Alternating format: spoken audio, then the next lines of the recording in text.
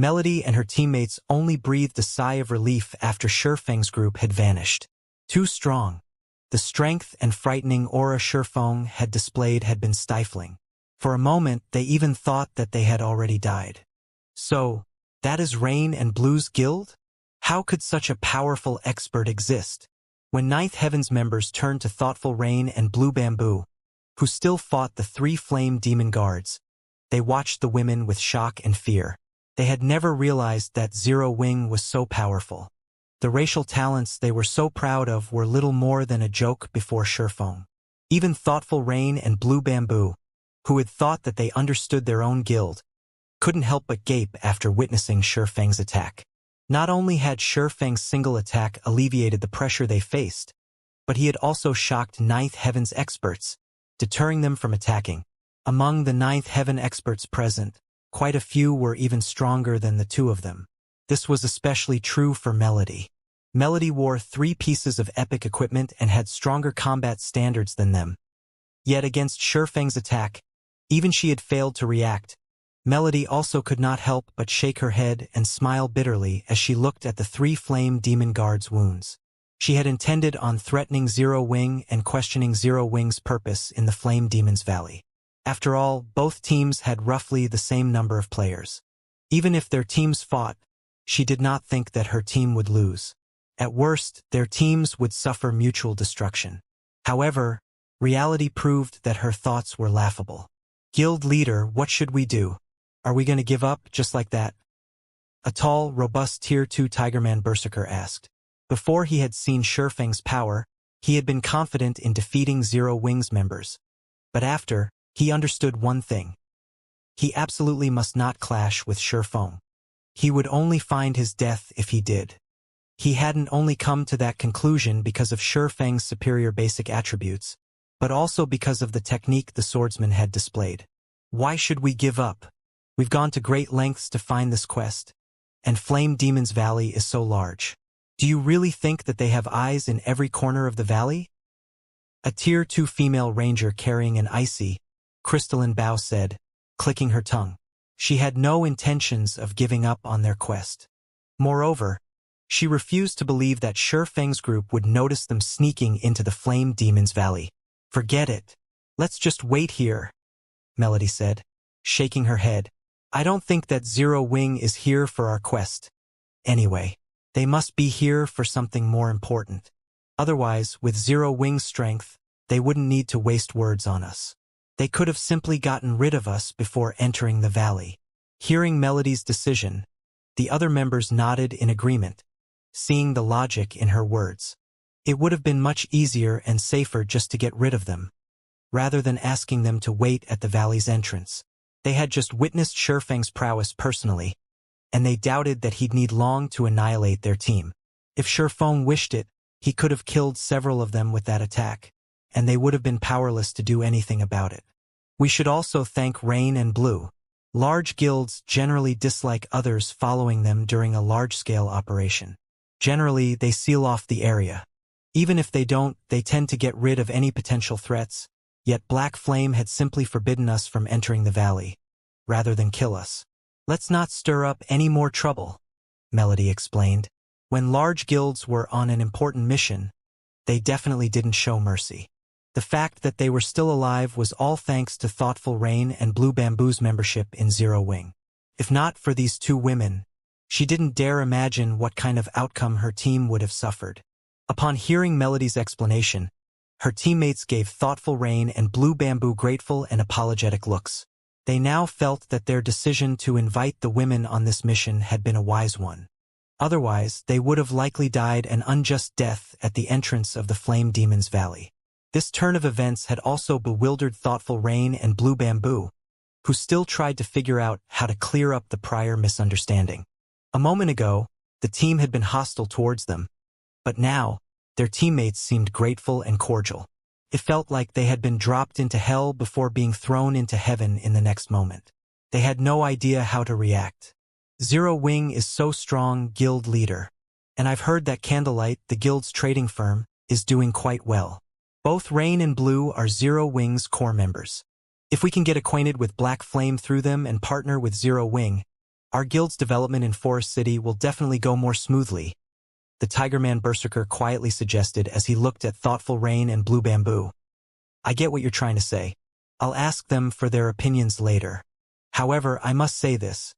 If they don't want to help us in that way or find it too difficult, you will let the matter rest. Melody nodded as she turned to the Tigerman Berserker in surprise. Previously, the Tigerman Berserker had been very opinionated about Thoughtful Rain and Blue Bamboo's participation in this operation. She had never expected him to suggest that they cozy up to the women. The Tigerman Berserker nodded silently in response. Meanwhile, in the Flame Demon's Valley, Shurfeng remained ignorant of the fact that his behavior had made Thoughtful Rain and Blue Bamboo VIPs in Ninth Heaven. He simply led his team toward the Flame Demon's Valley's core region. Although the Flame Demon's Valley didn't house a lot of flame demons, as a danger zone, its severe environment was incredibly uncomfortable for those who entered. Despite having equipped fire resistance items and drinking Master Flame resistance potions, Zero Wing's team sweltered in the heat. This prevented them from displaying their full strength. Although Shurfeng had been very careful in selecting their path, due to Aqua Rose and the others' low levels, they still attracted flame demons. They had no choice but to engage in a few fights, slowing their advance considerably. However, killing the flame demons also granted a bountiful harvest. Although the monsters lacked equipment drops, they did drop enough fire-type materials to earn a small fortune. This was especially true for the flame crystal the flame demons dropped. These flame crystals could be turned into flame gemstones, which could be equipped on weapons. When equipped, the flame gemstone gave the weapons an additional 10% flame damage. This was an excellent item for players like them, who struggled to increase their combat power. Unfortunately, the flame gemstones were consumable items unlike ordinary attribute gemstones which could be used indefinitely. Even so, the flame gemstones were an excellent item. After advancing for around 4 hours, Zero Wing's members finally reached the Flame Demon's Valley's core.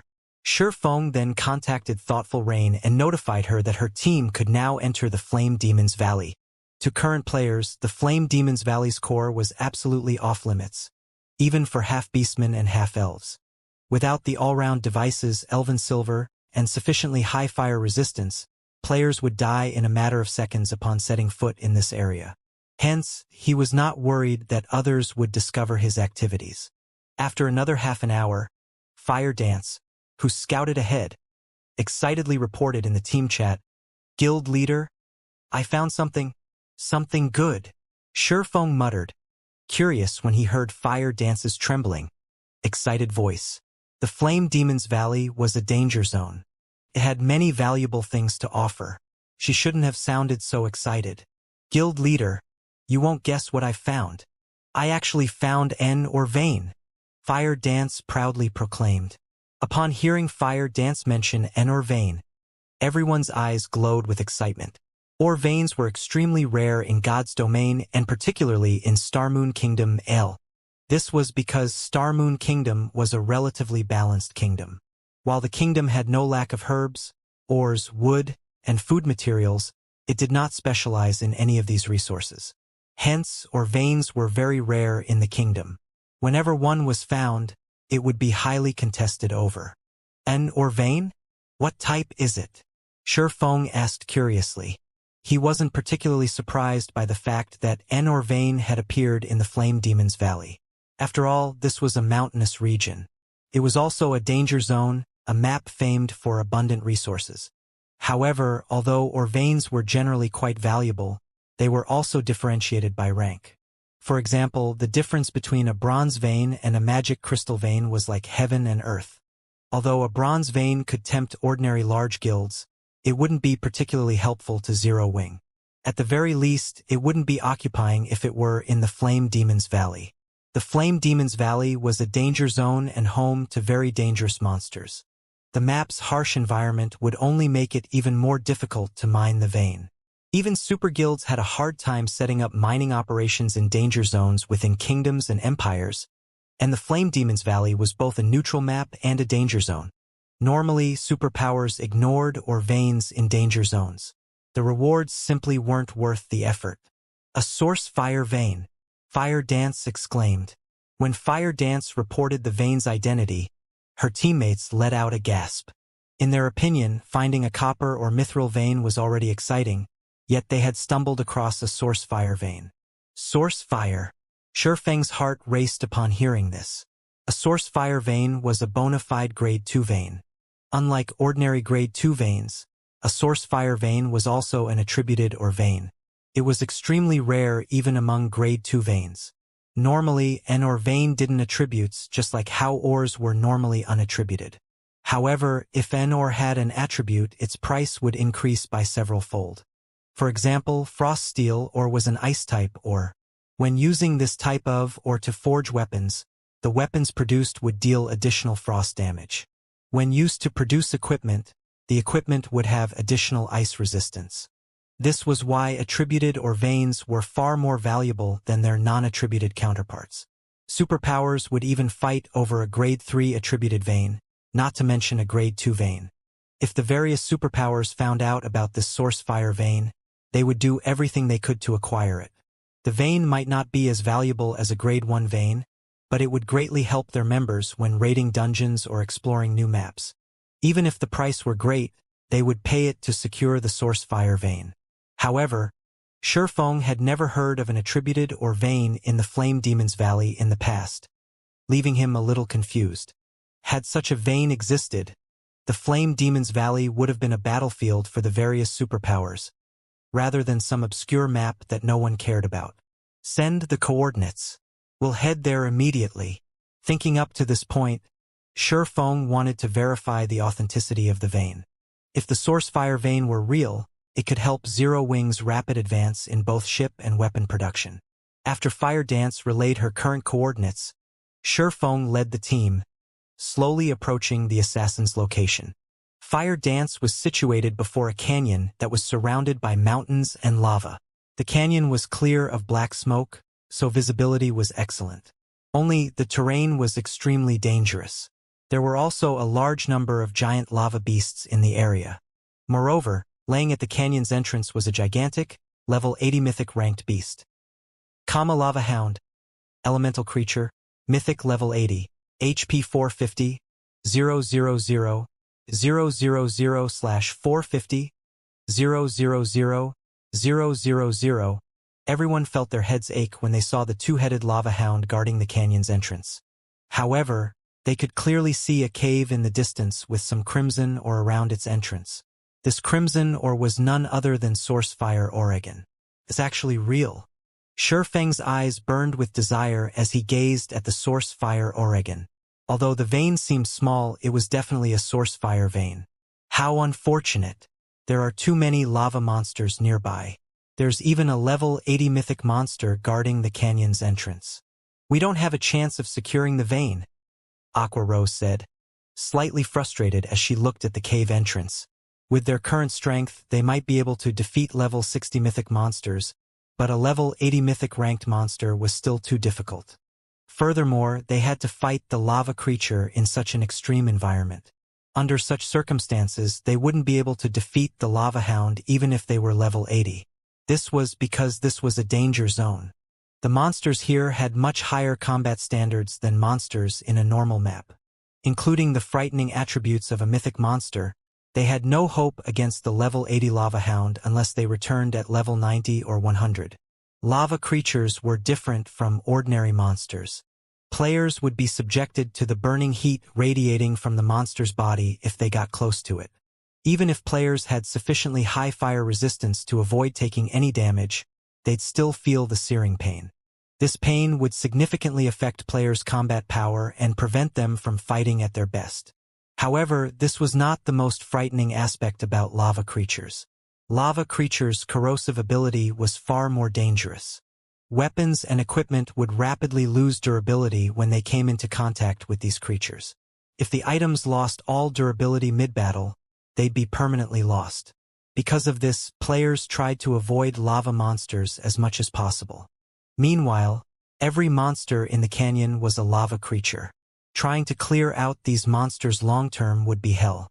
Not only would they fail to acquire the vein, but they would also sacrifice a large number of weapons and equipment. If they tried to construct a mining base here, A large number of monsters would assault the base during its construction. If the mining base were destroyed, all resources they had invested would be lost. On the off chance that they managed to construct a mining base here, there was also the problem of manpower. Zero Wing simply couldn't afford to station a lot of players here. This was the Flame Demon's Valley's core. Its harsh environment could easily kill the guild's players. Players needed sufficiently high fire resistance to survive here. They were only able to explore this area because they were fully equipped in fire resistance equipment and had consumed master fire resistance potions. If any other player stood in their place right now, the extreme temperatures would have long since claimed their lives. The rest of the team agreed with Aqua Rose's assessment, a little disappointed. While the source fire vein before them was a priceless treasure, they could only afford to view it from afar. Meanwhile, as Shifeng examined the roaming lava monsters, he fell deep into thought. Not many people knew the true value of an attributed or vein in God's domain yet. However, he did. The source fire vein would be particularly valuable to the current Zero Wing.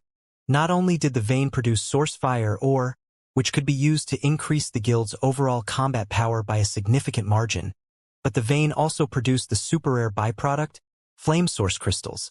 Flame source crystals were incredibly useful to master alchemists, but they were also one of the main materials to produce the epic set equipment, Broken Steel, a set exclusive to his Blade Saint class. Lava creatures? After carefully observing the terrain and the wandering lava monsters, Shifeng said, "While it would be impossible to set up a mining base here, it isn't entirely impossible to harvest the ore. Guild leader, can we really mine here?" Anticipation burned in Aqua Rose's eyes as she looked at Shifeng. Nowadays, fire resistance weapons and equipment were in high demand since the various large guilds had realized how necessary these items were to their development. If Zero Wing could harvest the source fire vein, it would definitely increase the guild's development speed.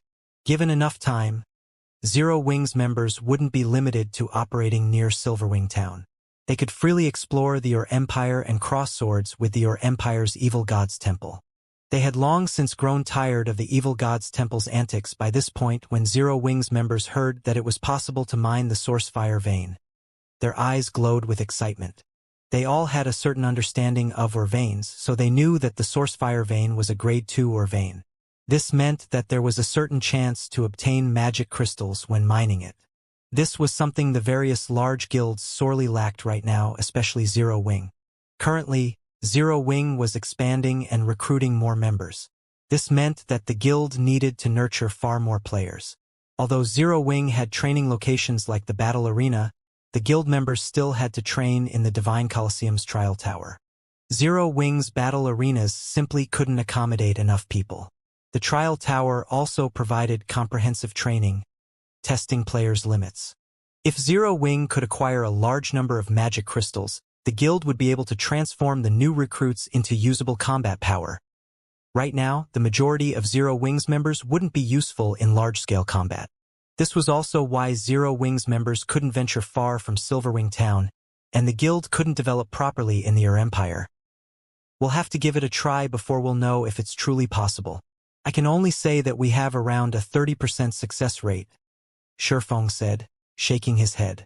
He wasn't particularly confident in his plan. While it was common knowledge that lava monsters were extremely difficult to deal with, not many knew that lava monsters also had obvious weaknesses: ice and water-type attacks. In addition, an ice or water-type environment would dull the lava monster's reactions to an extreme. Once the lava creature's reactions dulled, they'd become far easier to deal with. However, lava monsters filled the canyon before them. In addition, they were nowhere near the monster's levels. If they tried to lure a single lava monster, they'd likely attract a large group instead. They also had to worry about the level 80 mythic lava hound. Moreover, this was the Flame Demon's Valley. The environment was extremely hot. Even after equipping fire resistance equipment and drinking master fire resistance potions, the heat still affected them considerably, and they couldn't fully exhibit their combat powers. Picking a fight with the lava hound would be suicide. Hence, he wasn't confident in success. A 30% success rate? It's so high. Some hope is better than none at all. Guild leader, just tell us what you need us to do. When they heard their chance of success, the team grew excited, rather than disappointed. Even the various superpowers weren't likely to occupy this sourcefire vein, but if Zero Wing could, it could grow into a super first-rate guild within a short time. Zero Wing would then be able to compete for dominance over God's domain. It would no longer be limited to its status as a kingdom's #1 guild. Aqua Rose, who had once been an honorary elder in the veteran first-rate guild, Twilight Echo, had never thought that Zero Wing would one day have a chance of becoming a super first-rate guild. Despite so many years of development, Twilight Echo had never reached the point where it had the potential of becoming a super first-rate guild, yet Zero Wing already had. Alright, since everyone is in agreement, Aqua and those with the Sea God's legacy, ready your spells. You should have learned quite a few water-type spells. As for the remaining elementalists, prepare to use ice-type spells. Try to use as many AoE spells as possible. I don't need you all to attack. I just need you to transform this canyon into a world of ice and water. As long as you can change the environment, the lava monsters will weaken and become much easier to deal with. If you succeed, we'll have a chance of getting the vein. Cola, Turtledove, and Yiwumian, once Aqua and the others begin, you three need to do everything you can to lure the monsters away from the canyon's entrance. Cola, you'll be responsible for tanking the lava hound. All you need to do is lure it away. Everyone else will use the ice and water-type magic scrolls I'll distribute in a moment. I don't need you to buy a lot of time. 5 or 6 minutes will be enough. No matter what happens, do not use Power of Darkness. We'll need it later. When Shurfeng finished explaining his plan, his teammate gulped as they glanced at the 8-meter-tall lava hound. They had no confidence of defeating the mythic monster. The other level 70+ lava monsters shouldn't be an issue, but distracting a level 80 mythic monster for 5 or 6 minutes would be a massive challenge. An unsuppressed level 80 mythic monster would most likely kill them with a single slap, and they weren't allowed to use their berserk skills. Surprisingly, however, Cola brimmed with fighting spirit. If nobody has any problems, let's begin, Shurfeng said. After scouting the terrain for about 10 minutes, Aqua Rose and the other casters finally decided on their positions. Meanwhile, after Cola, Turtledove, and Yiwumian prepared to pull every monster's aggro in the canyon. Good. Let's begin, Shurfeng commanded once everyone was in position. Immediately, Aqua Rose and the others started to chant incantations and draw runes, drawing a large amount of water and ice-type mana towards them. The non-magical class players also activated their water and ice-type magic scrolls.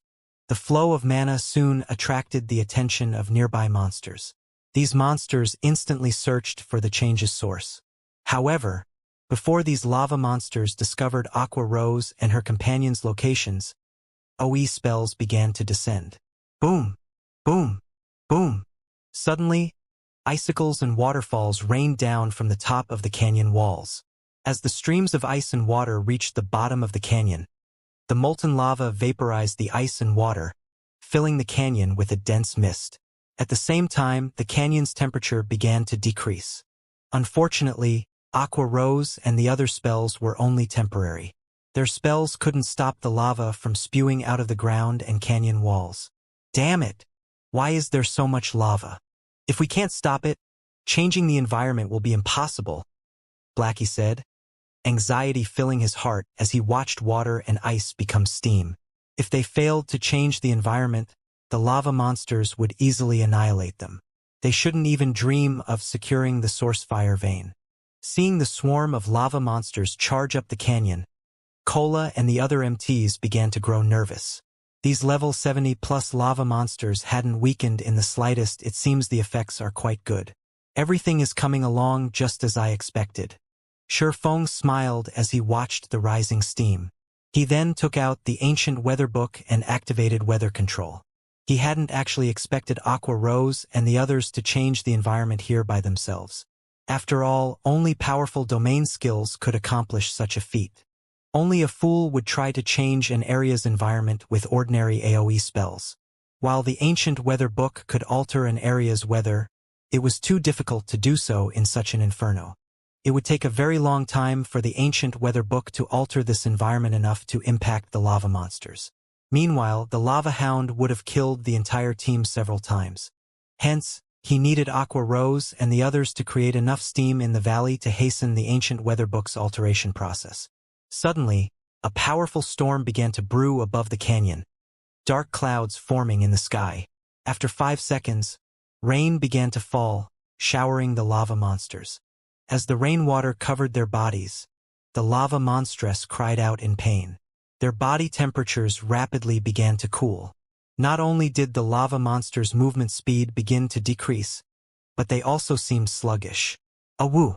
The lava hound raged as the rain drenched its body, its howl so powerful that it even pushed away the descending rainwater and rubble on the ground. The lava hound then charged for Shurfeng, swiping a paw as it pounced on the swordsman. "You're not getting past me." When the lava hound ignored him, Kola activated Titan's domain and ran at the beast with his shield raised.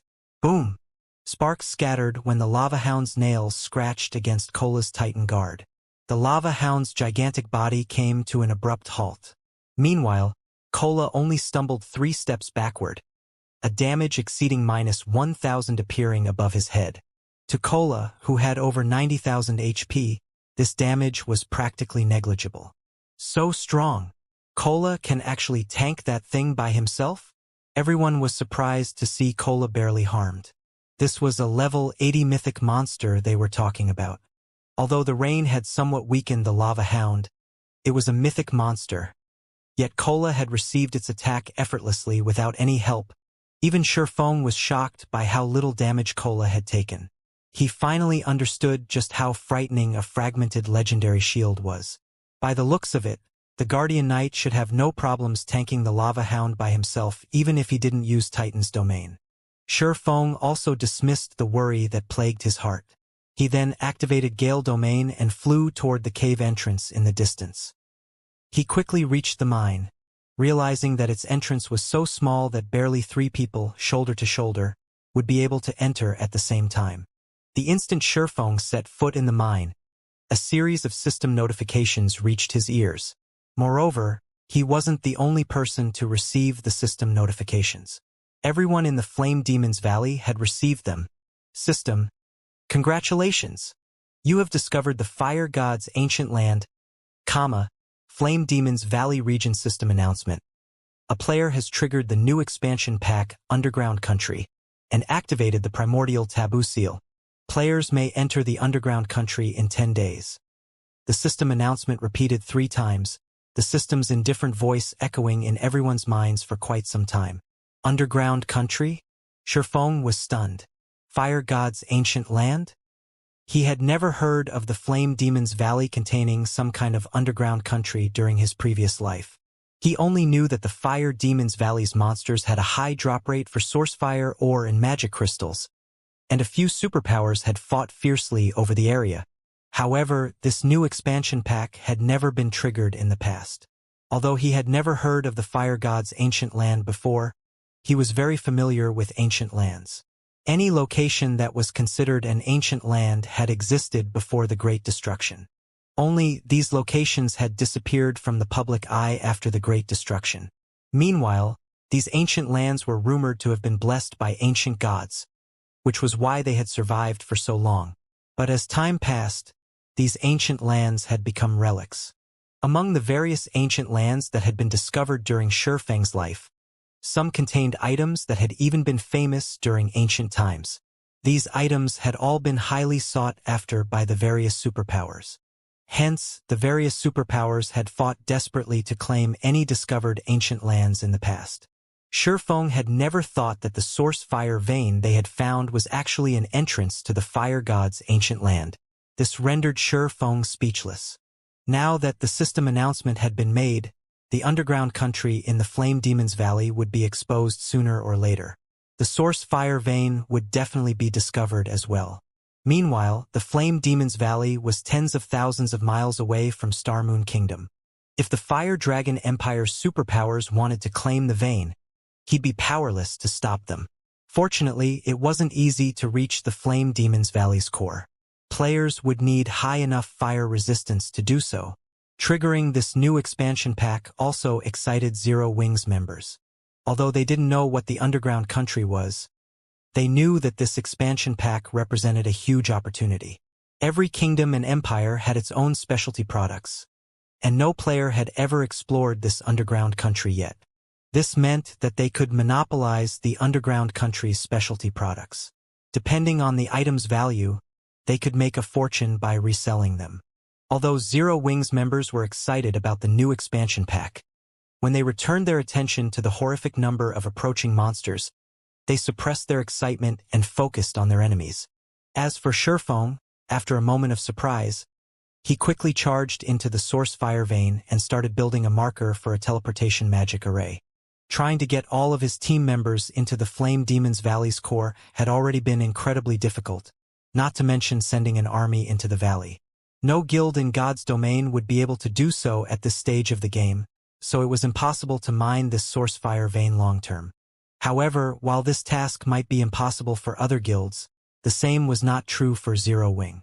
As long as he set up a teleportation marker, he could transport players via teleportation array.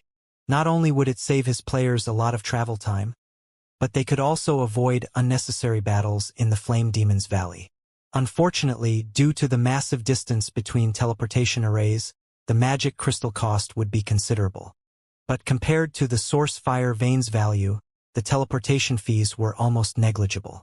Aside from the fact that magic crystals could drop from the source fire vein, the source fire ore was incredibly valuable.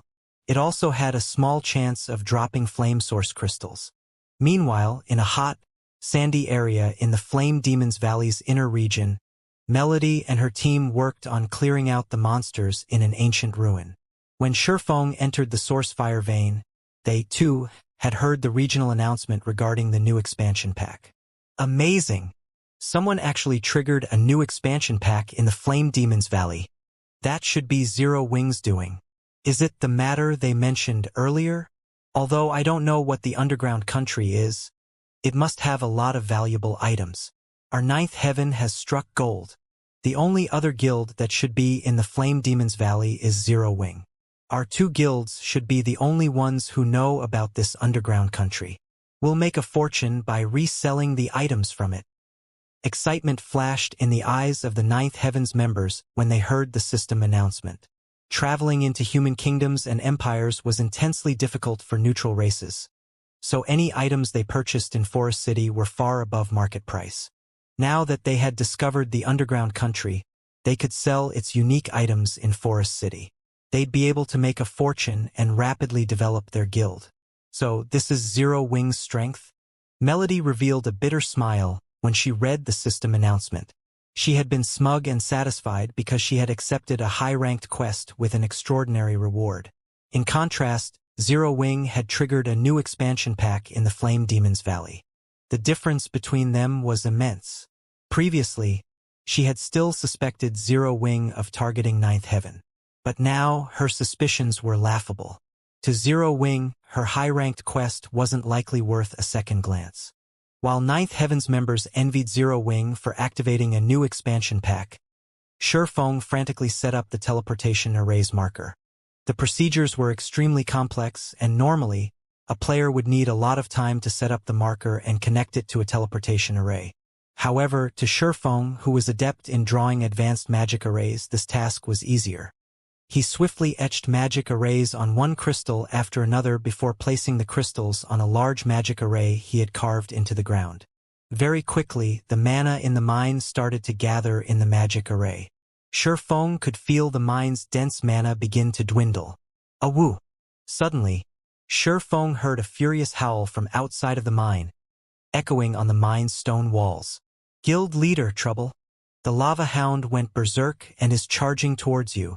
It's ignoring aggro completely. Aqua Rose shouted in the team chat when she saw the enraged lava hound rush back to the canyon. To current players, a berserk level 80 mythic monster was an absolute nightmare. Kola had tried to stop the lava hound with his shield, but had instantly lost over 30,000 HP when the boss had responded with an angry swipe.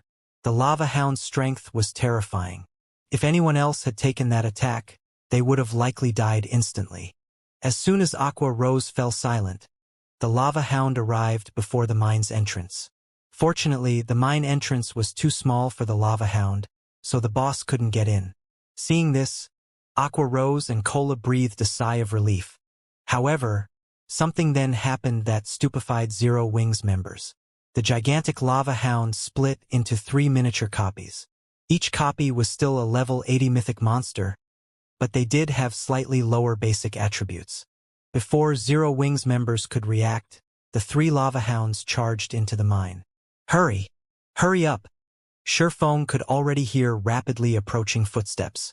It was obvious that the lava hound was almost to him. Meanwhile, he only needed to insert one last crystal into the ground to set the spatial coordinates. Unfortunately, the loading bar, which had swiftly filled before, felt extremely slow to Sherfong. It was only 70% full. While conducting the merging process, Sherfong couldn't do anything. He couldn't even activate a skill. When the loading bar reached 90%, 3 1-meter-tall lava hounds appeared before Sherfong. Despicable mortal! You dare violate this sacred ground. You'll pay for your crimes with your soul. The 3 lava hounds spoke in the human language, rage flaring in their eyes as they spat 3 scorching, white beams at Sherfong. Like lasers, the white beams vaporized everything in their path. Just before the 3 scorching beams slammed into Sherfong, the loading bar before him finally reached 100%. When the beams were less than 10 yards away from Sherfong, a barrier of divine runes appeared. When the 3 beams met the barrier, it shook violently. As for Sherfong, he shot backward like a cannonball. Boom! Sherfong crashed into one of the mine shaft's sturdy walls. What power! Sherfong was shocked as he stared at the mine shaft's deformed terrain. He had never thought that the lava hound would possess such frightening power even after dividing itself into 3 copies. They were currently inside a source fire vein. The walls surrounding them were sturdy and fire-resistant. Especially the source fire Oregon ordinary flames wouldn't melt it, let alone vaporize it. One could easily imagine how high the lava hound's flames were. If those white-hot flames struck a player's equipment, not even magically enhanced, dark gold equipment would survive. Only epic equipment might if he hadn't activated absolute domain in time. He likely would have died from that attack. Retreat! Everyone, retreat immediately! Sherfong shouted through the team chat once the flames dissipated. Cola could barely tank 1 lava hound. Now that they had to face 3 miniature lava hounds, which were only slightly weaker than the full version, he knew they couldn't stay here for a moment longer. After issuing his command, he switched the aura of Earth to the aura of space, preparing to teleport out of this map. Awoo!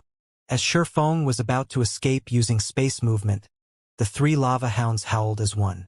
3 light red ripples radiated from the beasts, and as if space had frozen, the 7 luminaries' ring failed to open a tear in space. Spatial lockdown? Sherfeng's expression darkened when he saw the growing spatial tear before him disappear. A monster with such peerless strength and the ability spatial lockdown were a nightmare for players. Coming across one such monster almost guaranteed death. Monsters that possessed the spatial lockdown ability were extremely rare in God's domain. Normally, only NPCs at the peak of God's domain could execute the ability.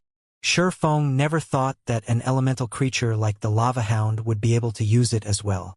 You have touched on the almighty fire god's taboo. Sacrifice your soul to beg forgiveness from the fire god. The 3 lava hounds spoke in a chilling tone before charging at Sherfong. Although the 3 lava hounds were small, their movements were so powerful that space itself trembled in their wake. Their strength could even rival the complete lava hounds. As the 3 lava hounds approached Sherfong, they split up and assaulted Sherfong from 3 different directions, transitioning into a battle formation as smoothly as NPCs. Is this a god's guardian? Sherfeng's expression turned somber as he watched the 3 lava hounds approach. It was normal in God's domain to find treasures guarded by powerful monsters, and there were some incredibly powerful existences among these guardian monsters. These guardians had been created by the gods. Normally, gods only created such powerful guardians to protect their wealth. Not only did these guardians have an eternal lifespan, but they were also undying. In addition, they commanded extremely powerful skills and spells. They were even more difficult to deal with than archaic species of the same rank and level. I can only give it a try. Shurfeng gritted his teeth and used Heavenly Dragon's power before activating Divine Steps. In the next moment, 10 doppelgangers with the exact same aura and attributes as Shurfeng appeared. Shurfeng and his doppelgangers then charged at the 3 lava hounds.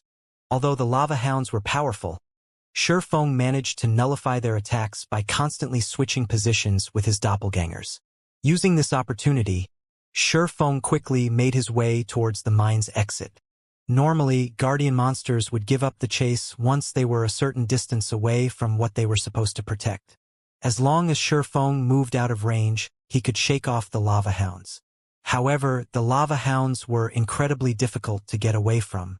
Not only was their strength incredibly high, but their speed was also impressive. They constantly interrupted Shurfeng's advance and left very little space for him to move forward. By the time Divine Steps' duration ended, Shurfeng had only crossed a little over 50 yards.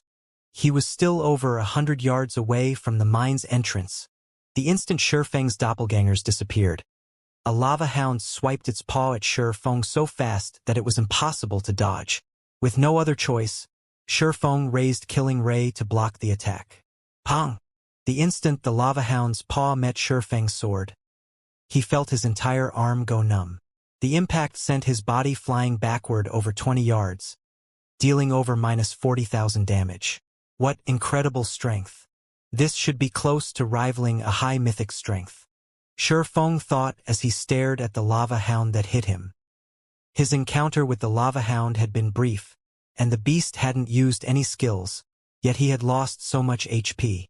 He had already activated Heavenly Dragon's power, as well drastically increasing his strength and defense.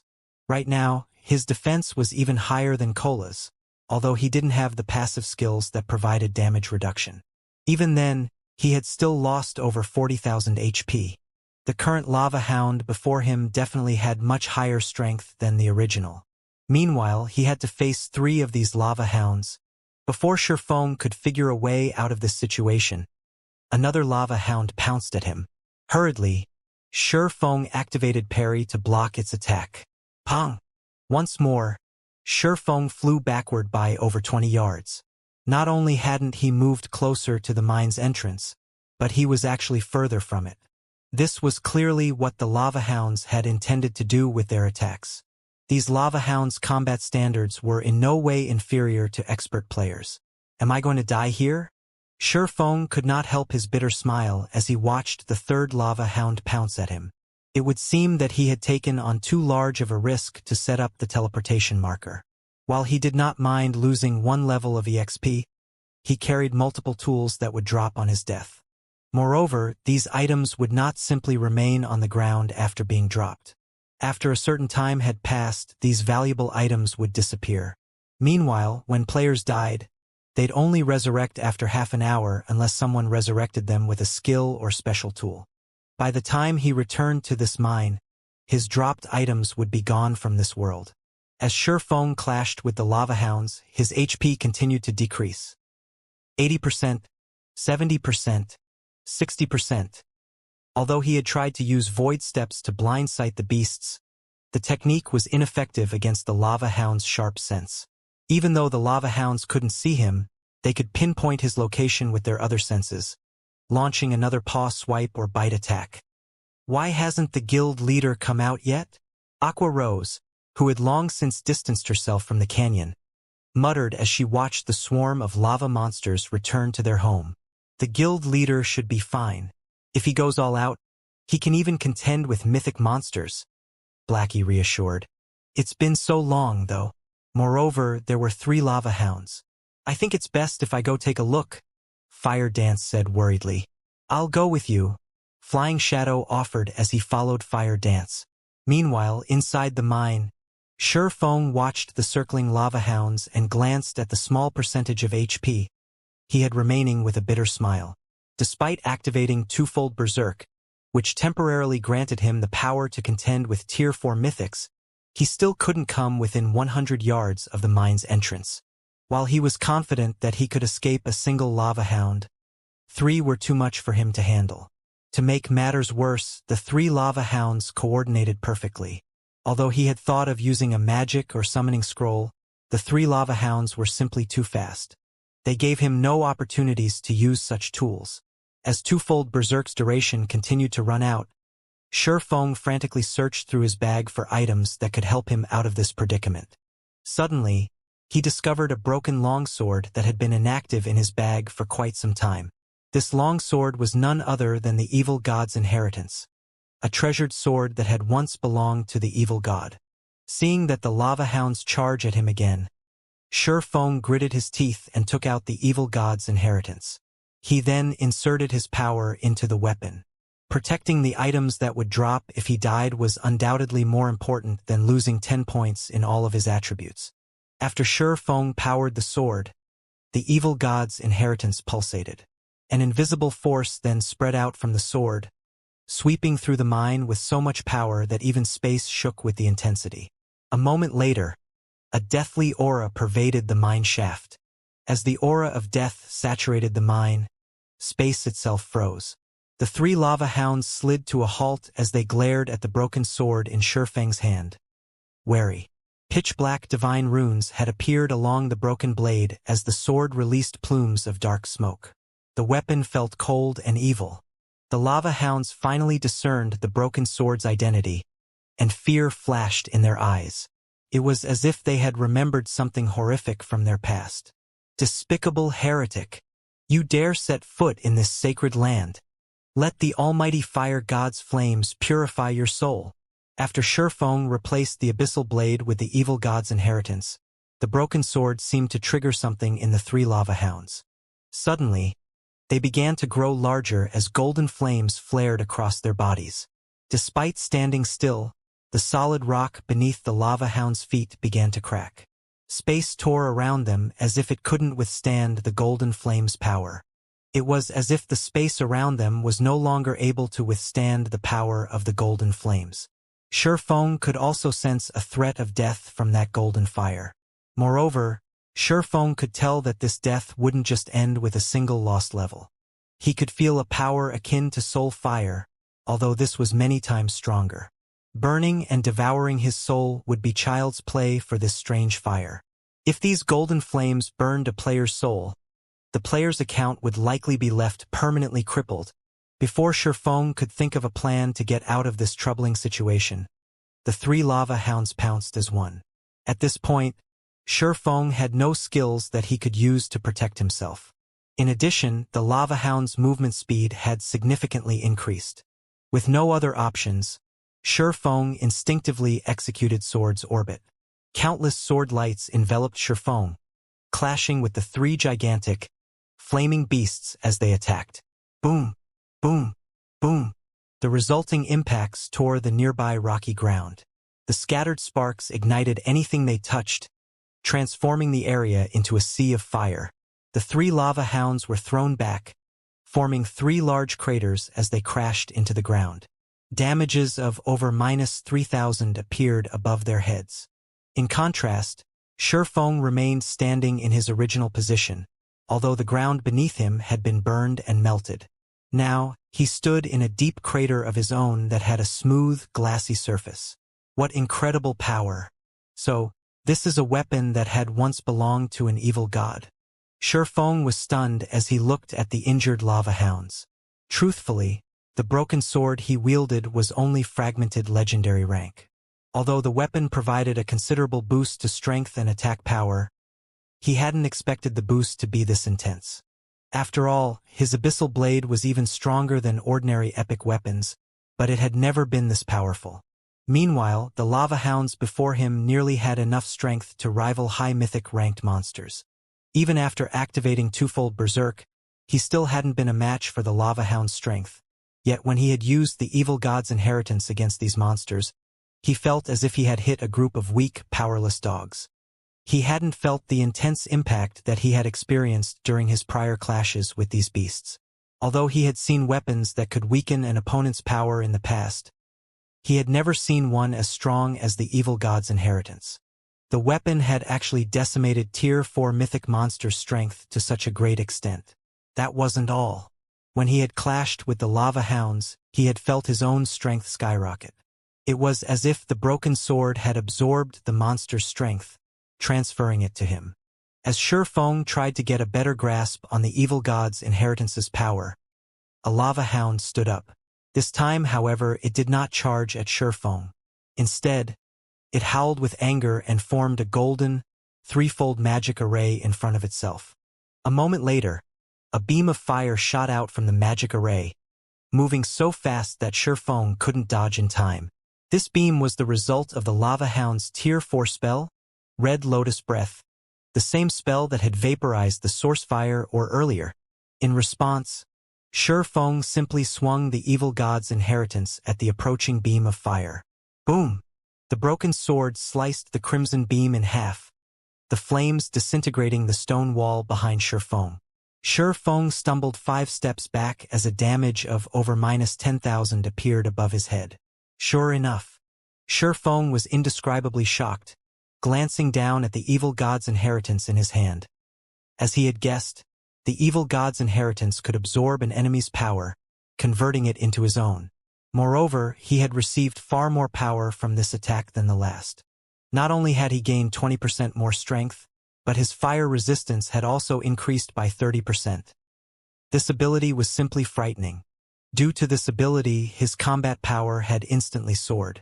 Moreover, he could sense that this still wasn't the evil god's inheritance's limit. Although he couldn't see the evil god's inheritance's exact attributes, when he wielded the weapon, he felt that he hadn't fully grasped the broken sword's power. The broken sword could grant him even more boons depending on the strength of the attack he received. However, the provided improvements were not without a flaw: their short duration.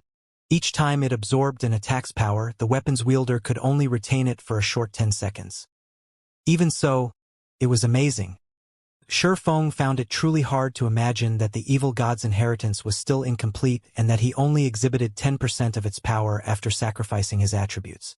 If he could exhibit the weapon's full power, the result would be unimaginable. Most likely, he'd be able to suppress the 3 lava hounds completely.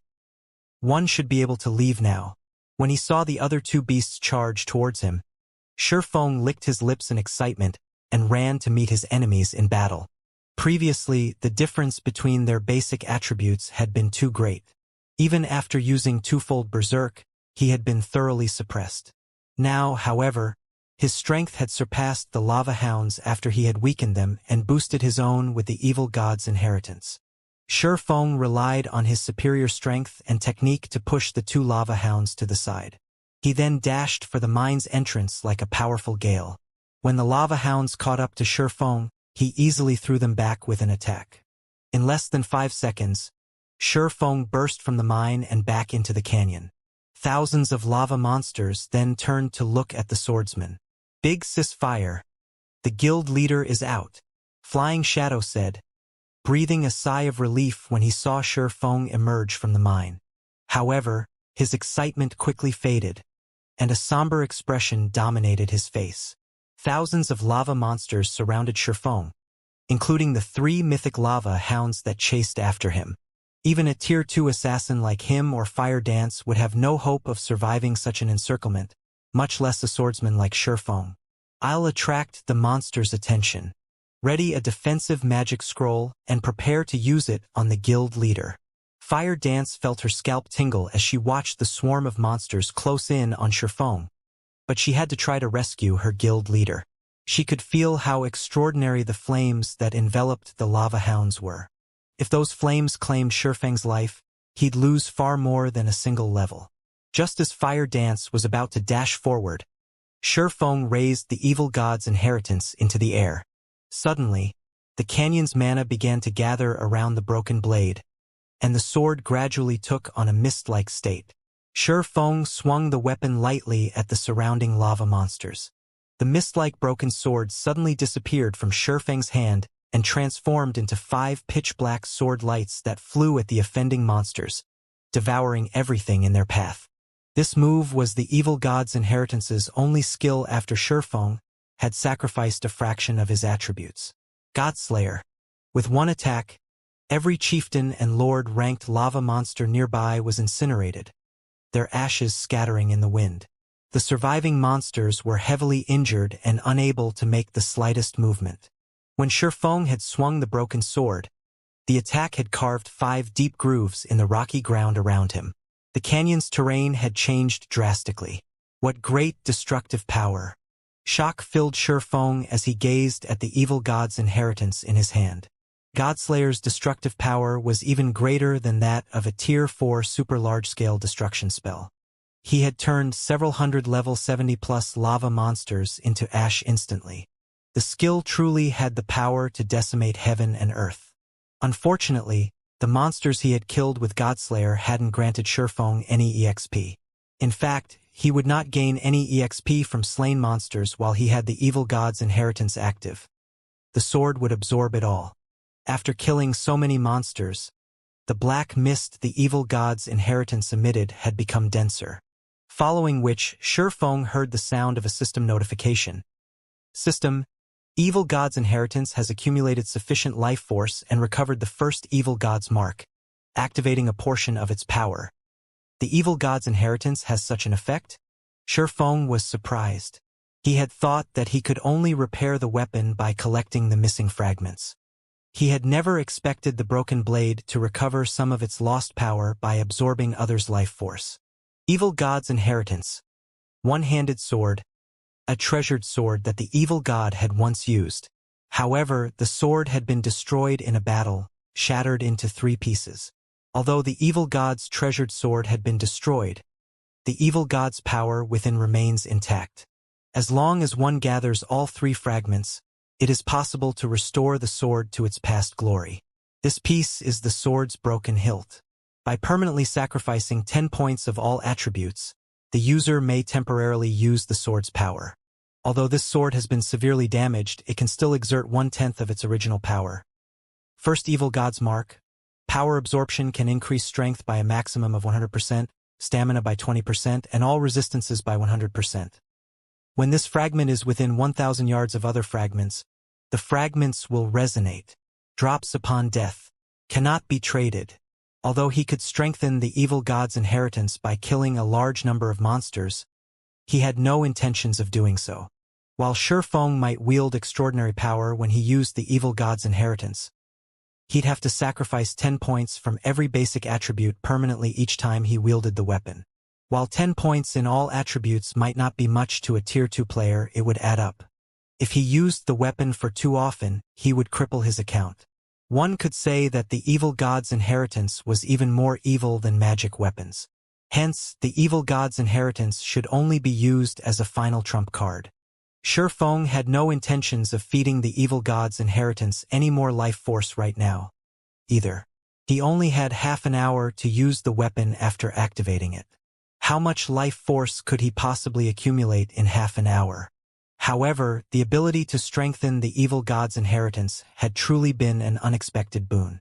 Following which, Shifeng charged out of the hole he had opened in the monster encirclement. Now that the evil god's inheritance had grown stronger, he had a much easier time dealing with the 3 lava hounds that chased after him. Is this the guild leader at his full strength? Flying Shadow, who watched from the valley's entrance, was astonished as he watched Shifeng take on 3 level 80 lava hounds without trouble. Even Fire Dance, who prepared to move out, was stunned. She had assumed that after so many battles and adventures, the distance between her and Shifeng had shortened. Looking at it now, however, it would seem that the gap was larger than ever. What the 2 assassins did not know was that Shifeng fully relied on the evil god's inheritance to command such power. Without it, he might not have survived even after activating twofold Berserk. Shifeng quickly escaped the lava hound's grasp, and although this further enraged the mythic monsters, they didn't dare leave their domain by as much as a centimeter. They could only watch until Shifeng left their sight. Despicable heretic! The almighty fire god will not let you get away with this. After Shifeng had vanished, the lava hounds released furious howls, the sounds echoing throughout the valley. At the same time, a system notification reached Shifeng's ears. System. You have incurred the RRE god's wrath. As long as you enter the fire god's territory, its guardians will hunt you to the death. How ruthless. Sure Feng could not help his astonishment as he read the system notification. He had only set up a teleportation marker in the fire god's ancient land, yet he was now prohibited from entering any location the fire god sheltered. This penalty was truly severe. After all, the fire god was a god who had left behind many areas in God's domain. The fire god had even been responsible for creating a number of other worlds. This penalty basically warned him that he could lose his life if he entered any of these locations. Unless he was strong enough to defeat the area's guardians, he shouldn't even consider exploring the locations. But after giving the matter some thought, Sure Feng didn't mourn the loss. Now that he had constructed a teleportation marker in the fire god's ancient land, he could lead a team to mine the source fire or without revealing themselves to the lava hounds as long as he prepared properly. In 10 days, he could also visit the so-called underground country, possibly obtaining another significant harvest. Overall, he considered this transaction quite profitable. After leaving the canyon, Sure Feng regrouped with Zero Wing's other members. He then briefed Aqua Rose about the teleportation marker and had her contact her subordinates to prepare. They would need enough fire resistance to survive in the Flame Demon's Valley's core region. Moreover, only intermediate miners or higher could mine the source fire, or they'd only be able to revisit the mine after fulfilling these two conditions. It would take quite some time to prepare. After the team rested for a short moment, Sure Feng led his team into the heart of the Flame Demon's Valley. Although they came across quite a few monsters on their way, and Sure Feng was currently weakened, the team advanced relatively quickly with their powerful MTs like Cola and Sure Feng summoned Tier 3 demons. As no one had explored the Flame Demon's Valley thus far, it was home to a lot of monsters, which, fortunately, provided far more EXP than normal. Moreover, a large number of treasure chests hid in the area. After venturing through the core region for 4 hours, some of the team's level 56 members had risen to level 57. Fire Dance and Flying Shadow had also discovered 6 treasure chests in the area. They had found 3 bronze treasure chests, a mysterious iron treasure chest, a secret silver treasure chest, and a fine gold treasure chest. The discovery surprised both Fire Dance and Flying Shadow, who frequently searched for treasure chests in the fields. It was common knowledge that treasure chests were extremely rare in God's domain. Normally, a map only had 2 or 3 at one time, yet after wandering in a small section of the core region, they had discovered 6. Moreover, one was a fine gold treasure chest. Past level 50, a bronze treasure chest would contain loot that could rival the items a High Lord dropped, while mysterious iron chests items were on par with a Great Lord, and secret silver treasure chests dropped items on par with a Grand Lord's loot. As for a fine gold treasure chest, its loot could rival that of a mythic monster. However, in the Flame Demon's Valley, both the monsters and the treasure chests offered weapons and equipment that were all level 70 or higher. Unfortunately, current players couldn't use these items unless they had weapons and equipment that could reduce level requirements by 15 levels or more. As Sure Feng activated the fine gold treasure chest, it released a light that illuminated the gloomy sky above the Flame Demon's Valley. Even players several thousand yards away could see the glow. The Flame Demon's crown? Sure Feng was flabbergasted when he saw the exquisite, flaming crown inside the treasure chest. Guild leader, did you find something good? Aqua Rose asked curiously as she watched Sure Feng's blank expression. The rest of the team turned to look at Sure Feng as well, anticipation flashing in their eyes. They all wanted to know what kind of treasure a fine gold treasure chest had to offer. A fine gold treasure chest was almost impossible to find in level 50+ maps. The best players normally found were secret silver rank. Meanwhile, even mysterious iron treasure chests could cause a heated struggle between guild teams. The higher quality treasure chest players found, the more of a commotion activating the treasure chest would cause. In turn, this would lead to more players finding out about the treasure chest. Moreover, after players acquired the items inside a treasure chest, there was a 2-hour period when the items would be guaranteed to drop upon death. Hence, whenever a treasure chest appeared in the fields, a slaughter would soon follow. Fortunately, Zero Wing's team didn't have to worry about being attacked. After all, this place was the Flame Demon's Valley. The only other players that might see the glow from the fine gold treasure chest were the Ninth Heaven members. Even if other players with hostile intentions discovered them, they had no fear that anyone would try to rob them. "Something good has dropped," Shurfeng said, laughing. He then retrieved the Flame Demon's crown and shared its statistics in the team chat. Flame Demon's crown, head, fine gold rank, equipment requirement, strength 800, agility 800, and intelligence 800 defense plus 100 additional passive /, Flame Demon's body. Allows the wearer to gain the body of a flame demon, increasing fire resistance by 200 and becoming immune to burning effects. Additional active /, flame avatar. Becomes immune to all flame damage for 1 minute. Cooldown, 10 minutes. After reading the Flame Demon's crown's details, the team lost their prior excitement. Guild leader, this crown is a scam. Not only does it have such a high equipment requirement, but it doesn't actually offer any basic attributes. The only good thing about it is its high fire resistance, but it isn't worth sacrificing everything else. I feel the same. The monsters in harsh environments are generally very powerful. Although this crown can provide sufficient fire resistance to survive in these maps, without the basic attributes, you'll have a difficult time dealing with monsters. It would be much better to equip several pieces of equipment that provide less fire resistance but have significant basic attributes. Its defensive properties are even more important. No matter how I look at this crown, it doesn't seem to have any. Everyone quickly discerned the pros and cons of the Flame Demon's crown. Even level 50 common cloth armor had more than 100 defense. The Flame Demon's crown's defense was practically a useless decoration. In addition, losing the basic attributes from a piece of equipment would reduce a player's attributes by around 10%. This would cause at least a 20% reduction in combat power. Moreover, due to the lack of defense in the head section, others would have a weakness to exploit. If one were struck in the head, it was entirely possible that they'd suffer a fainted state. As God's domain continued to update, the equipment players wore would have greater importance. Equipment would play a role in a player's defense beyond basic attributes. Take 2 players with the same defense, for example. If one of these players wore chest armor while the other player did not, the player without a chest piece would receive more damage when struck in that area and suffer additional negative effects. If a player took a blow to the head, they would feel dizzy and powerless, and their reactions would become sluggish. If one were stuck in the arm, it would go numb and become difficult to move. There were subtle differences in the negative effects depending on the materials of their equipment as well. An attack's impact was one such example. During the early stages of the game, these negative effects were barely noticeable, but as players took on higher-leveled monsters, these negative effects would become more prominent. As a result, players would have to choose their equipment carefully.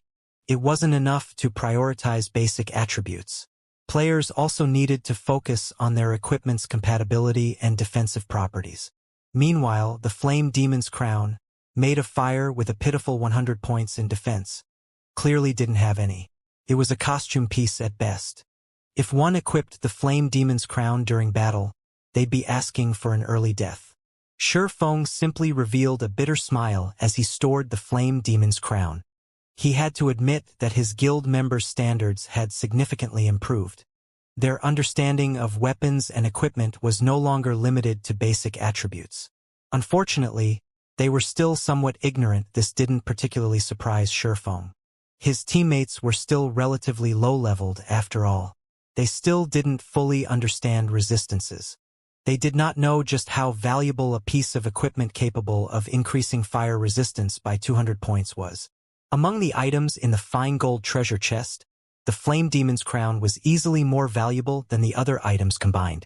By the time mainstream players had reached level 100 and beyond in the past, a Flame Demon's crown had sold for a whopping 5,000 gold.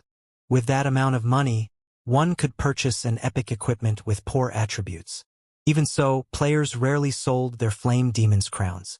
Equipment that added 200 fire resistance was extremely rare. Most importantly, the Flame Demon's crown's Flame Demon's body allowed its wearer to become immune to burning effects. In other words, no matter how hot an environment was, players would not suffer any negative effects. they could maintain their combat power at its peak. Of course, due to the Flame Demon's Crown's glaring weakness, it was only suitable for expert players. Ordinary players would be better off wearing several pieces of equipment that provided both basic attributes and fire resistance. Ordinary players already fought to get their basic attributes up to standard and as a result, struggled against monsters and in team dungeon raids. They would be asking for trouble by using a piece of specialized equipment like the Flame Demon's Crown. However, expert players were different. They would easily have enough basic attributes even without wearing a headpiece. When fighting in sweltering environments, it was far more important for expert players to have high fire resistance. Hence, during the later stages of the game, the various large guilds' main force members had stopped focusing on basic attributes. Instead, they had prioritized resistances and physique. Moreover, the Flame Demon's Crown was like an entry pass to the Flame Demon's Valley. As long as one had a Flame Demon's Crown, they could travel anywhere within the valley. They wouldn't even have any issues exploring the Flaming Valley's core. Originally, Shurfeng had worried that he didn't have enough fire resistance to survive in the central area, but now that he had the Flame Demon's Crown, he wasn't concerned. Now, only the Flame Demon King himself would be a problem. In God's domain, the Flame Demon King was categorized as a world boss. Counter to most expectations, world bosses were not much stronger than ordinary field bosses. The system did not grant world bosses any special traits, either.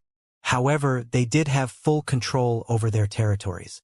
While in a world boss's territory, players would be prevented from using magic scrolls and magic arrays. It wasn't even possible to use magical tools. At most, players could use their weapons and equipment skills. It was a nightmare for most players. After emptying the fine gold treasure chest, Shurfeng and the others continued towards the central region. After traveling for a little over an hour, they finally arrived before a fiery world. White-hot flames danced along the mountain range before them. The ring of mountains resembled a burning sun, making it difficult to look at. "This place is so hot," Blackie exclaimed as he looked at the flaming mountain range. Despite standing some distance away from the mountain range, he felt as if like roasting meat. Everyone on the team felt the sweltering heat. Even walking exhausted their stamina. Meanwhile, a gigantic figure wielding a trident patrolled the center of this mountain ring. Every one of this figure's movements stirred the flames around it as lava rose into the air. Even from several thousand yards away, Zero Wings' team could feel the figure's fierce aura. When they saw the Flame Demon King's true appearance, they couldn't help their gasps. Even Shurfeng was shocked. Flame Demon King, Elemental Creature, Ancient Fiend, Mythic Level 83, HP 720, 000, 000/720, 000, an Ancient Fiend. How is this possible? Shurfeng was indescribably shocked when he saw the Flame Demon King's statistics. Shouldn't it be an archaic species? Guild leader, don't tell me we're supposed to fight that boss? Is that really a mythic monster? The Flame Demon King was a 50-meter-tall giant. Every one of its movements stirred up a storm in the sea of fire around it. Zero Wings' team could tell how terrifying this monster was just by looking at it. When he saw the Flame Demon King, Kola, who had brimmed with confidence, felt his scalp tingle. This boss could likely even slay a 1,000-man team of level 80, Tier 2 experts. Compared to the mythic monsters they've encountered thus far, the Flame Demon King was on an entirely different level. Could the new expansion pack I triggered have made the Flame Demon King stronger? Shurfeng pondered as he looked at the Flame Demon King. The more he thought about it, the more his theory seemed plausible. After all, the Flame Demon's Valley was only a level 70+ map. It wasn't a level 100+ map. An Ancient Fiend shouldn't be here. An Ancient Fiend was an elemental creature that had fully unlocked its bloodline and reverted to its ancestral form. Although Ancient Fiends were no match for dragons in terms of life rating, they were fully capable of rivaling ferocious beasts. Even an expert team that was 20 levels higher wouldn't be a match for a mythic-ranked Ancient Fiend, much less an expert team of the same level. In addition, the Flame Demon King had a world boss's special ability. Not even a 100-man team of level 100, Tier 3 players could defeat this monster. There's no helping it, I can only adjust my plans. Following which, Shurfeng addressed his team. I had thought that I could complete this quest and get everyone out of here safely, but that's no longer possible. I'll have to ask you all to sacrifice yourselves to lure the Flame Demon King away from its territory. Try to buy as much time for me as possible. Violet, you won't be joining the fight. I need you to hide in the distance. Once the battle is over, you'll be responsible for resurrecting the team. All he could do now was lure the Flame Demon King away from the World Gate. The players that would be responsible for buying time would die, but with the resurrection skill he had given Violet Cloud, they could reduce the death penalty his teammates suffered. I understand. Violet Cloud nodded. None of his teammates had any objections to Shurfeng's proposal. They were the guild's main force members. Their weapons, equipment, and levels had been granted by their guild. It wasn't unusual to die for their guild's benefit very quickly. The team followed Shurfeng's instructions. Kola would be the first player responsible for attracting the Flame Demon King's attention and luring it to the designated area. After Kola died, Turtledove and Iwumian would take over. Once all 3 MTs had died, the rest of the team would split up and flee, forcing the Flame Demon King to waste as much time as possible chasing them down. Move out! Shurfeng commanded once he was in position a short distance away from the valley's entrance. Following his orders, Kola charged into the flaming valley. Shortly after he had set foot in the sea of fire, a deafening roar echoed from the valley's center. Little human, you dare trespass in the Flame Demon King, Manakolan's territory. I'll show you just how frightening fire's anger is. As the voice faded, the Flame Demon King emerged from the raging flames, its movements causing waves of fire that washed over Kola. Not daring to be careless, Kola immediately activated Power of Darkness and hid behind Titan Guard. Boom! As the firestorm slammed into him, Kola stumbled 3 steps backward, a damage exceeding -20,000 appearing above his head. So strong, just its movements caused such a powerful attack. Aqua Rose, who watched from afar, could not help her shock when she saw Kola lose 1/8 of his HP despite his active Berserk skill. Normally, Kola could face a level 70 mythic monster head-on after activating his Berserk skill, yet he had just lost so much HP after an indirect attack from the Flame Demon King. The team's other members paled when they saw this. If they had received that indirect attack, they would have likely lost over 50% of their HP. They felt like ants before this world boss. As the Flame Demon King's frightening strength stunned Zero Wings players, the boss had arrived before Kola. The Flame Demon King then thrust its trident at the Guardian Knight with so much speed that the attack had been invisible to the naked eye. Fortunately, Kola had already raised Titan Guard and blocked the attack in time. After blocking the attack, however, Kola had lost all feeling in his arms. Like a cannonball, he had been thrown back, only stopping as he crashed into a massive boulder. Kola's HP instantly fell by over 80,000, more than half of his total. The team was stunned. Just one attack had left Kola so miserable. The gap in strength was despairing.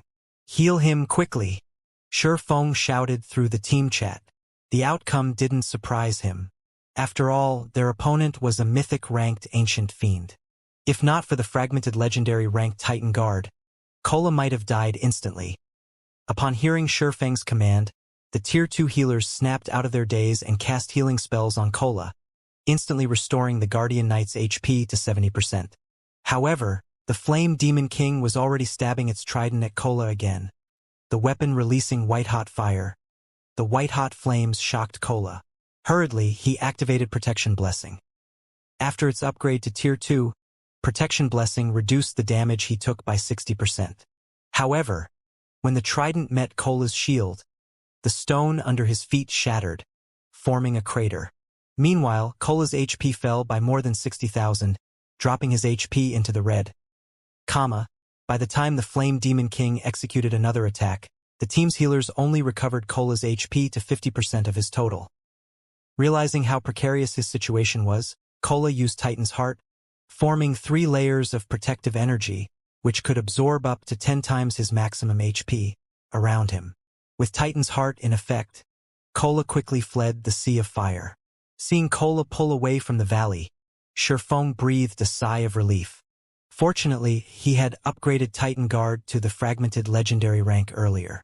Otherwise, the three MTs wouldn't be able to lure the Flame Demon King away before they died. Even if Kola, Turtledove, and Yiwumian worked together. Afterward, equipping the Flame Demon's crown, Shurfeng activated Gale Domain and charged into the flames that could even melt fine iron. As expected of the Flame Demon's crown, it really is wondrously effective. When Shurfeng soared through the fire, he only felt a little warm. He wasn't in any pain at all. Due to the additional 200 fire resistance the crown provided, he now had over 400 fire resistance. His HP only fell by a little over 100 each second he remained in the fire.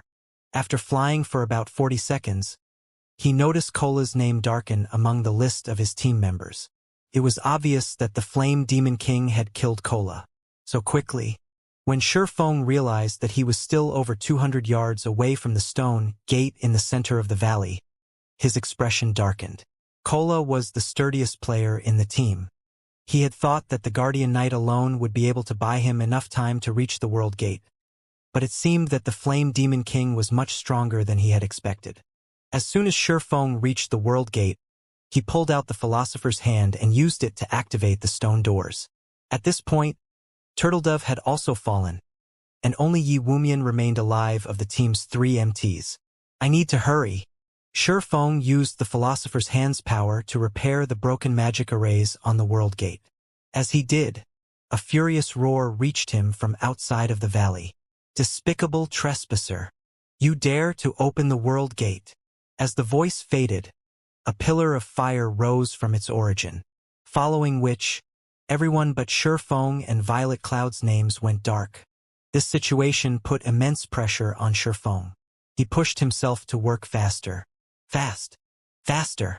While Shurfeng repaired the World Gate's magic arrays, he could feel the space around him boil.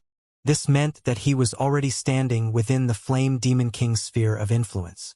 The ancient fiend's movement speed had completely exceeded his expectations. Despicable human! Vanish alongside your sins. When the Flame Demon King caught sight of Shurfeng, it threw its flaming trident at the swordsman. However, before the trident could reach Shurfeng, he activated the aura of Earth's absolute domain. Yes, it's done. Using the period of invulnerability absolute domain granted him, Shurfeng completed the final magic array. Following which, he placed a hand on the World Gate's main magic array and said, "Open, World Gate." With Shurfeng's command, the divine runes on the gigantic pair of doors before him began to glow with a purple-gold light a moment later. The divine runes released a beam of light that threatened to devour the Flame Demon King. No! Upon seeing the beam, the Flame Demon King, who was within 50 yards of Shurfeng, turned in a panic and tried to flee. However, the beam of light was much faster than the Flame Demon King. In the blink of an eye, the purple-gold light enveloped the world boss, and the ancient fiend cried out in pain. In the next moment, the Flame Demon King began to shrink, and the flames around its body gradually extinguished. A short moment later, the World Gate slowly opened. Some force sucked the valley's fire through the opening gates, and the Flame Demon King began to shrink even faster. From its original height of 50 meters, the Flame Demon King quickly shrunk to 40 meters, 30 meters, 10 meters. By the time the World Gate was fully open, the black hole within had devoured every last flame in the valley. The Flame Demon King had also been dragged towards the World Gate by the black hole's powerful gravity. "No!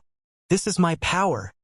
the Flame Demon King shouted, panicking as it used every shred of power to fight the black hole's pull. Seeing this, Shurfeng could not help but breathe a sigh of relief. He had no hope against a level 83 mythic-ranked ancient fiend right now. Fortunately, the World Gate could remove things that didn't originate from the continent of God's domain. While the World Gate had activated, the Philosopher's Hand had also undergone a transformation. The Philosopher's Hand had originally been made of translucent crystal, radiating an ominous feeling. Now, however, Not only had the ominous feeling disappeared, but the translucent hand had also transformed into a blood-red bead. What pristine mana! As Shurfeng held the blood-red bead, he could feel incredibly pure mana emerge from it. This mana was even purer than that from the 7 luminaries crystals. Suddenly, Shurfeng heard the sound of a system notification. System, congratulations! You have completed the epic-ranked main storyline quest, Philosopher's Wish, before level 80. Rewarding Philosopher's Hand plus 40% EXP of current level, 5 legacy skill points, 30 free mastery points, 30,000 subclass proficiency points, and 1 subclass dark gold design. When the system notification ended, Shurfeng's experience bar rose to 52% of level 68. However, obtaining the complete Philosopher's Hand excited Shurfeng far more than the bountiful EXP. This was a bona fide legendary item. Any superpower in God's domain would easily go mad over this. Moreover, Shurfeng was surprised by the additional reward for completing the quest before reaching level 80. 5 legacy skill points were no small matter. In addition, the awarded 30,000 subclass proficiency points would save him a lot of time when upgrading his Forger subclass. After reaching the master rank, players would still need a ridiculous number of proficiency points to rise from a basic master to an intermediate master. While ordinary master lifestyle players might not have trouble earning the required proficiency points, it was a different story for Shurfeng. Shurfeng had many matters he needed to deal with, and he only had a small amount of time to invest in his forging. As a result, he didn't obtain forging proficiency points very quickly. However, the most valuable of the rewards had to be the subclass Dark Gold design. This subclass Dark Gold design wasn't like ordinary designs. Not only could it upgrade a design to Dark Gold rank, but the new design would be a player creation. It was common knowledge that becoming a master lifestyle player was incredibly difficult. Players needed to create completely new items, which had to meet certain requirements. To accomplish this feat, players needed a certain understanding of items and materials. This was also the case when players tried to rise from a basic master to an intermediate master. In fact, the promotion to an intermediate master was even more difficult since players would have to create 1 dark gold item or 3 fine gold items. This hurdle had been the end of the line for many basic master lifestyle players during Shurfeng's previous life. In the past, when one had referred to a master lifestyle player, they had generally meant basic masters. The majority of God's domain's master lifestyle players had been basic rank. After 10 years in the game, basic masters hadn't received as much attention from first-rate guilds, although they were still VIPs in second-rate guilds. At most, they would be treated slightly better than the average lifestyle player. Only intermediate masters had earned first-rate guilds' respect. Now that he had a subclass Dark Gold design, he had received a free pass to become an intermediate master. Of course, an intermediate master that reached the rank by using a subclass Dark Gold design wasn't as capable as a player that reached the rank through their own hard work and original items. The latter had solidified their foundation, while the former had none. A player who became an intermediate master, though their work would have a higher possibility of creating more Dark Gold items in the future, soon becoming an advanced master. On the other hand, the intermediate master that did not possess a sturdy foundation would struggle to advance. The only real benefit of using such a cheap method to become an intermediate master was the higher production success rates that came with the rank. Even so, many basic master lifestyle players had spent their entire life savings to get their hands on a subclass Dark Gold design during Shurfeng's previous life, since they had already reached their limits. As Shurfeng celebrated his additional rewards, the World Gate began to close. By the time the World Gate had shut, the valley was void of fire. Only the scorched earth remained. Despicable human. Took me hundreds of years to accumulate that power. And now it's all gone. You will pay for this with your soul. I will turn you into a puppet that will forever live under my command. The Flame Demon King bellowed as it glared at Shurfeng. Currently, the Flame Demon King was only 8 meters tall. It looked like an infant compared to its previous size. Its aura was also much weaker. Flame Demon King, elemental creature, mythic, level 81. HP 32, 000, 000/32, 000. The Flame Demon King didn't even have the HP of a mythic monster anymore. A mana depletion debuff also graced its status bar, lasting for a whole hour. The World Gate has robbed it of so much energy? Shurfeng was astonished when he saw the enraged Flame Demon King. The valley's flames had originated from a higher plane, containing unparalleled power. The fire had been highly sought after by fire elementals since they could increase the elemental's power. The Flame Demon King had only grown so strong because it had continuously absorbed these flames' power. Now that the World Gate had returned these flames to their source, the Flame Demon King had lost the power it had accumulated over the years. With the energy that had bolstered its physical form gone, it was only natural that the Flame Demon King had weakened. Only Shurfeng never thought that the Flame Demon King would grow this weak. Thinking up to this point, Shurfeng abandoned all thoughts of escape. This was a once-in-a-lifetime opportunity.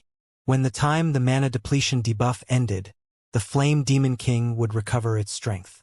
Although it wouldn't be as strong as it had been, it would still be beyond current players' capabilities.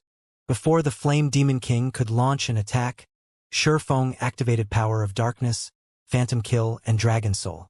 A level 68 High Lord ranked Black Dragon should have 0 chances against a level 80 Mythic monster, but now the Black Dragon had the upper hand against the weakened Flame Demon King. While the Black Dragon kept the Flame Demon King busy, Shurfeng activated every skill he had to the weakened boss. Thunder Flame Explosion, Flame Burst, 9 Dragon Slash, Lightning Slash. Although the weakened Flame Demon King was still a world boss, whose ability prevented players from using external tools, it no longer mattered. The Flame Demon King's defense had drastically fallen after all. Now, Shurfeng's normal attacks dealt over -30,000 damage, while critical hits dealt over -70,000 damage. Even the weakest of his skills inflicted over -100,000 damage. Even when the Flame Demon King used its powerful AoE attacks, Shurfeng, who had over 400 fire resistance, only took a little over -3,000 damage from each hit. The Flame Demon King's HP continued to fall. 80%, 50%, 20%. When the Black Dragon's duration was almost over, the Flame Demon King had around 10% HP remaining. Once the Black Dragon was gone, Shurfeng would have to fight the world boss head-on.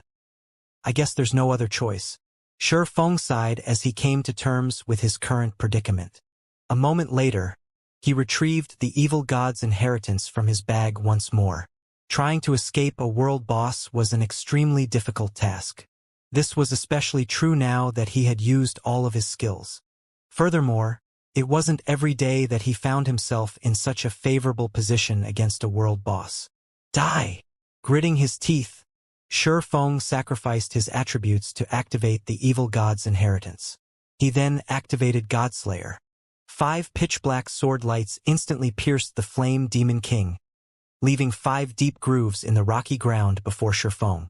Despicable human! If the World Gate hadn't taken my power from me. The Flame Demon King's eyes burned with rage as it glared at Shurfeng, but despite its fury, the Flame Demon King's HP didn't stop depleting before it eventually reached 0. Boom! As the Flame Demon King fell to the ground, its fiery body started to dissipate. A short moment later, only Shurfeng remained in the scorched valley. After the Flame Demon King died, the rampaging mana in the valley settled down. It's finally dead.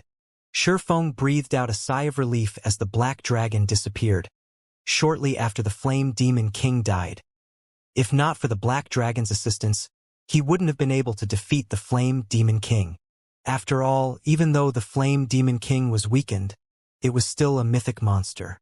The boss had possessed not only superior strength but also far more HP.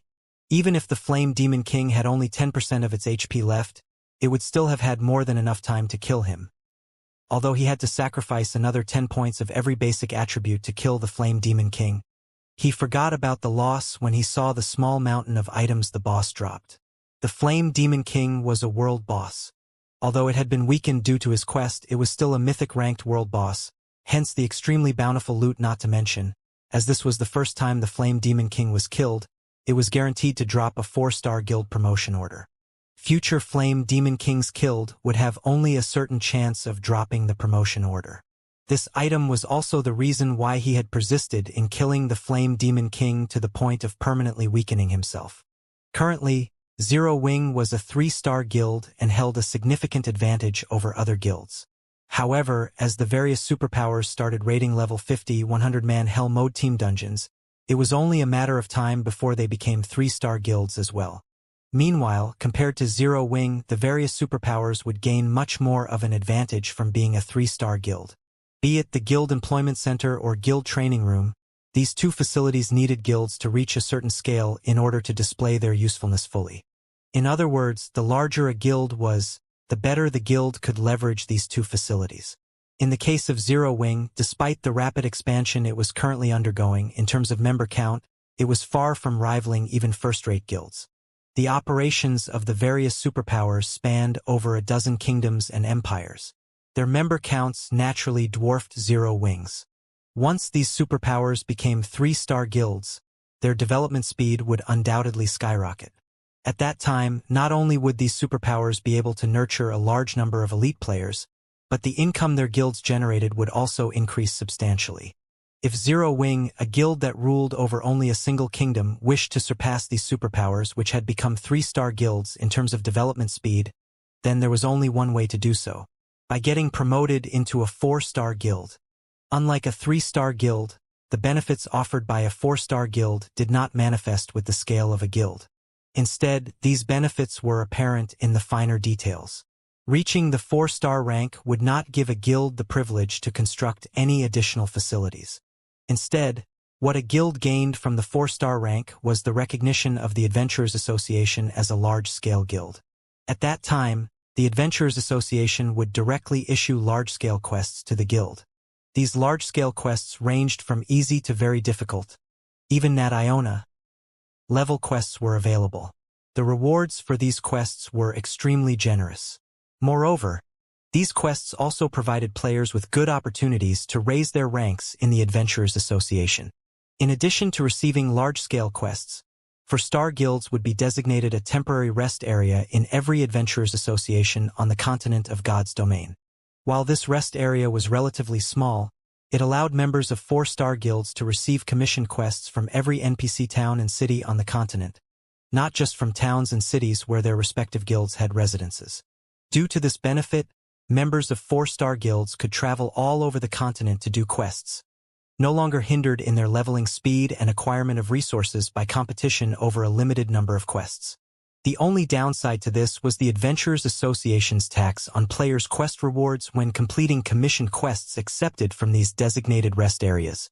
This, in turn, reduced the guild's income from these quests. Even so, this benefit would still help guilds generate much more wealth than before. At the same time, guilds would also be able to raise their popularity in the various NPC kingdoms and empires significantly, killing two birds with one stone. This was the distinguishing feature of a 4-star guild. After reaching the 4-star rank, a guild's development would no longer be tied down to the territories they controlled. Of course, the consequence of this feature was also very obvious. The amount of competition guilds had to face would increase drastically. However, so long as Zero Wing managed to become a 4-star guild ahead of others, it would seize a significant advantage over the other guilds, hence Shurfeng's persistence in killing the Flame Demon King. Following which, Shurfeng started going through the Flame Demon King's loot just like he expected. There was indeed a 4-star guild promotion order among the dropped items. So long as a 3-star guild possessed 200,000 guild popularity, it could be upgraded into a 4-star guild using this promotion order. As expected of a world boss, its loot sure is bountiful. Shurfeng was inwardly astonished as he looked over the statistics of the other dropped items. The Flame Demon King had dropped over 100 items in total, the majority of which were rare materials, including the extremely rare 7 Luminaries crystal. Although only 3 7 Luminaries crystals dropped, the equivalent often units, the value of these 7 Luminaries crystals still exceeded that of the other materials by a large margin. The rest of the loot were level 70+ weapons and equipment. Practically every one of these weapons and equipment was of fine gold rank. Only one of them was epic rank.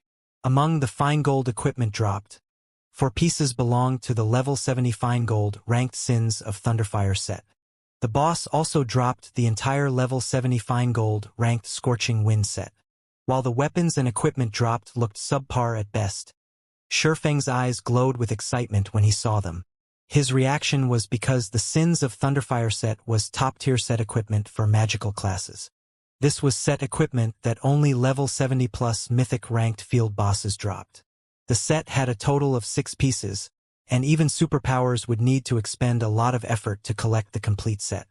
As for the Scorching Wind set, it was similarly top-tier set equipment but for plate armor classes instead of magical classes.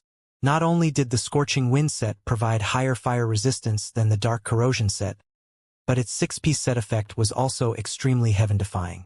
It allowed players to transform into a war god of fire and acquire a life rating that could rival archaic species.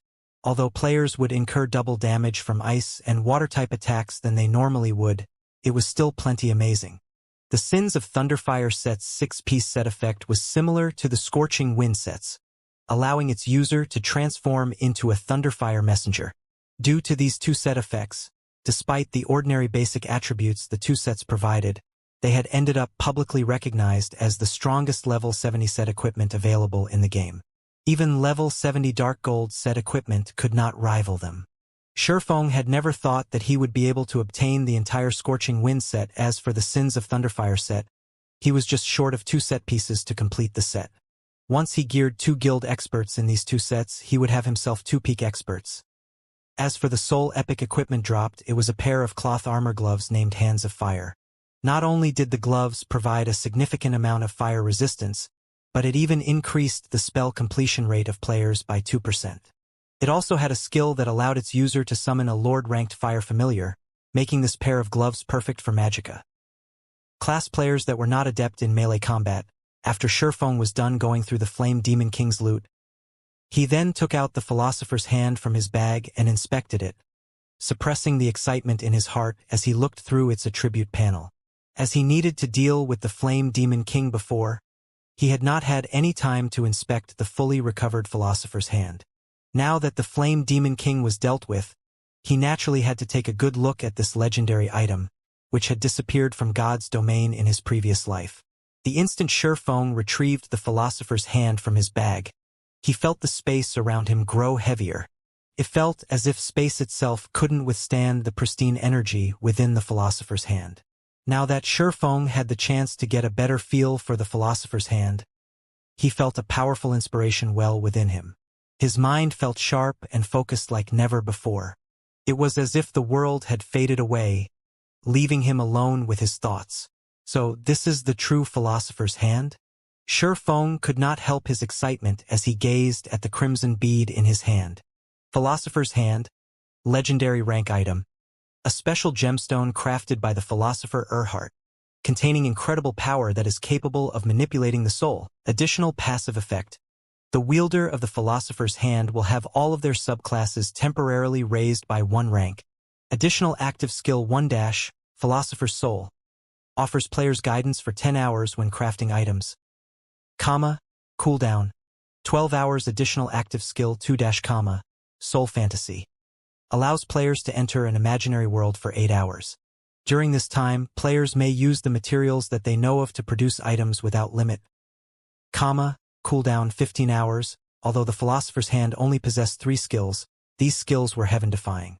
Based on Shurfeng's knowledge, only the epic-ranked Icarus's Heart could temporarily raise a lifestyle player to master rank.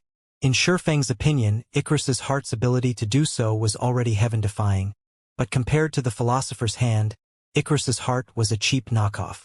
However, compared to the Philosopher's Hand, Icarus's Heart couldn't even be considered a cheap knockoff.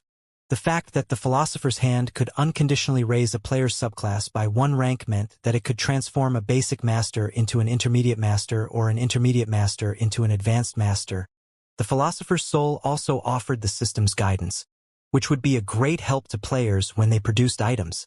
Originally, the skill had been limited to a 1-hour duration. Unfortunately, it was almost impossible to accomplish anything useful in that time. Crafting items was a time-consuming process, after all, especially complex items. How many items could players possibly make within 1 hour? Now that the skill's duration had increased to 10 hours, players could attempt to craft far more complex items with the system's guidance. Lastly, Soul Fantasy granted players access to the main god system's resource warehouse. After seeing the Philosopher's Hand's 2 active skills, Shifeng finally understood why the item was capable of producing so many lifestyle masters. Regardless of the subclass, any lifestyle player would require materials to craft new items. Although some tools allowed players to participate in simulations, these simulations couldn't truly replicate the material's properties. At most, these simulations allowed players to get a feel of the production procedures. An actual attempt would still require real materials. Meanwhile, to reach the master rank, players needed very high-ranked items. Hence, the material requirements were quite high. However, high-ranking materials were not easy to obtain, and players would need these materials in large quantities.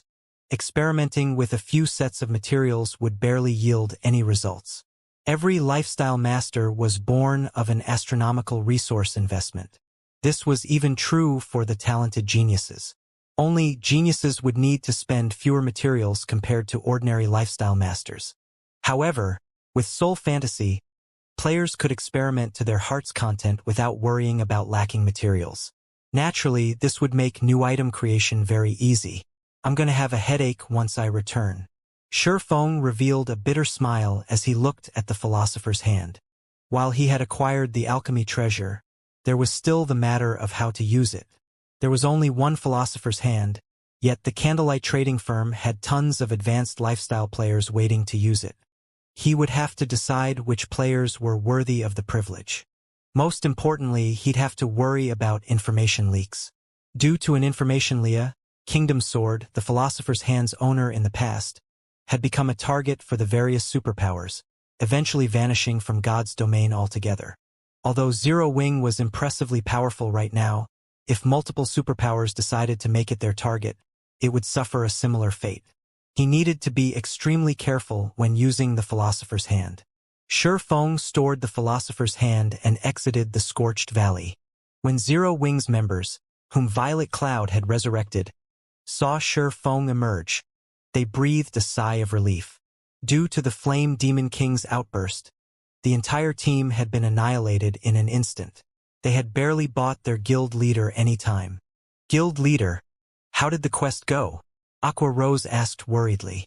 Not only were high-ranked quests incredibly dangerous, but they also gave players very few chances of success.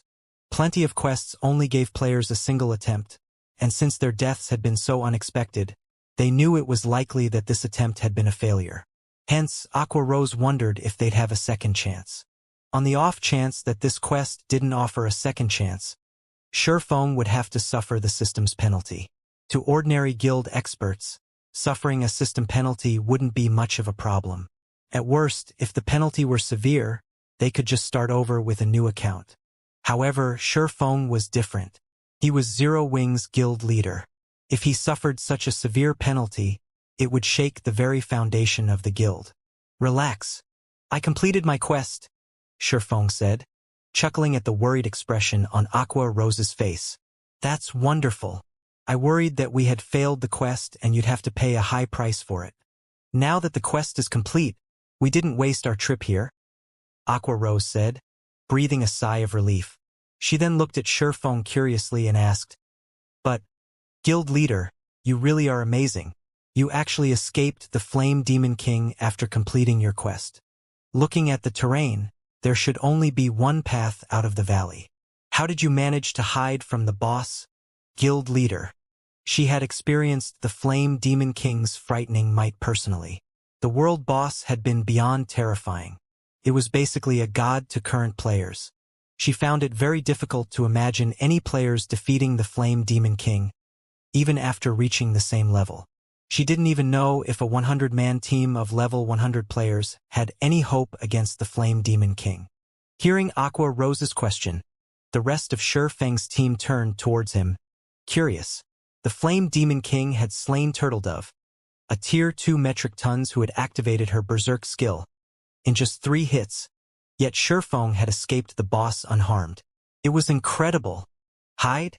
I wish I could have hidden from it. But the valley is only so large. Where would I possibly hide? Shifeng said, shaking his head. Huh? If you didn't hide from it, how did you get away safely, guild leader?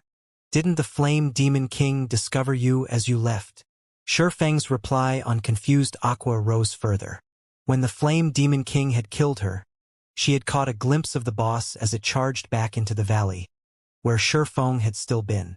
It discovered me, of course, Shifeng said, smiling.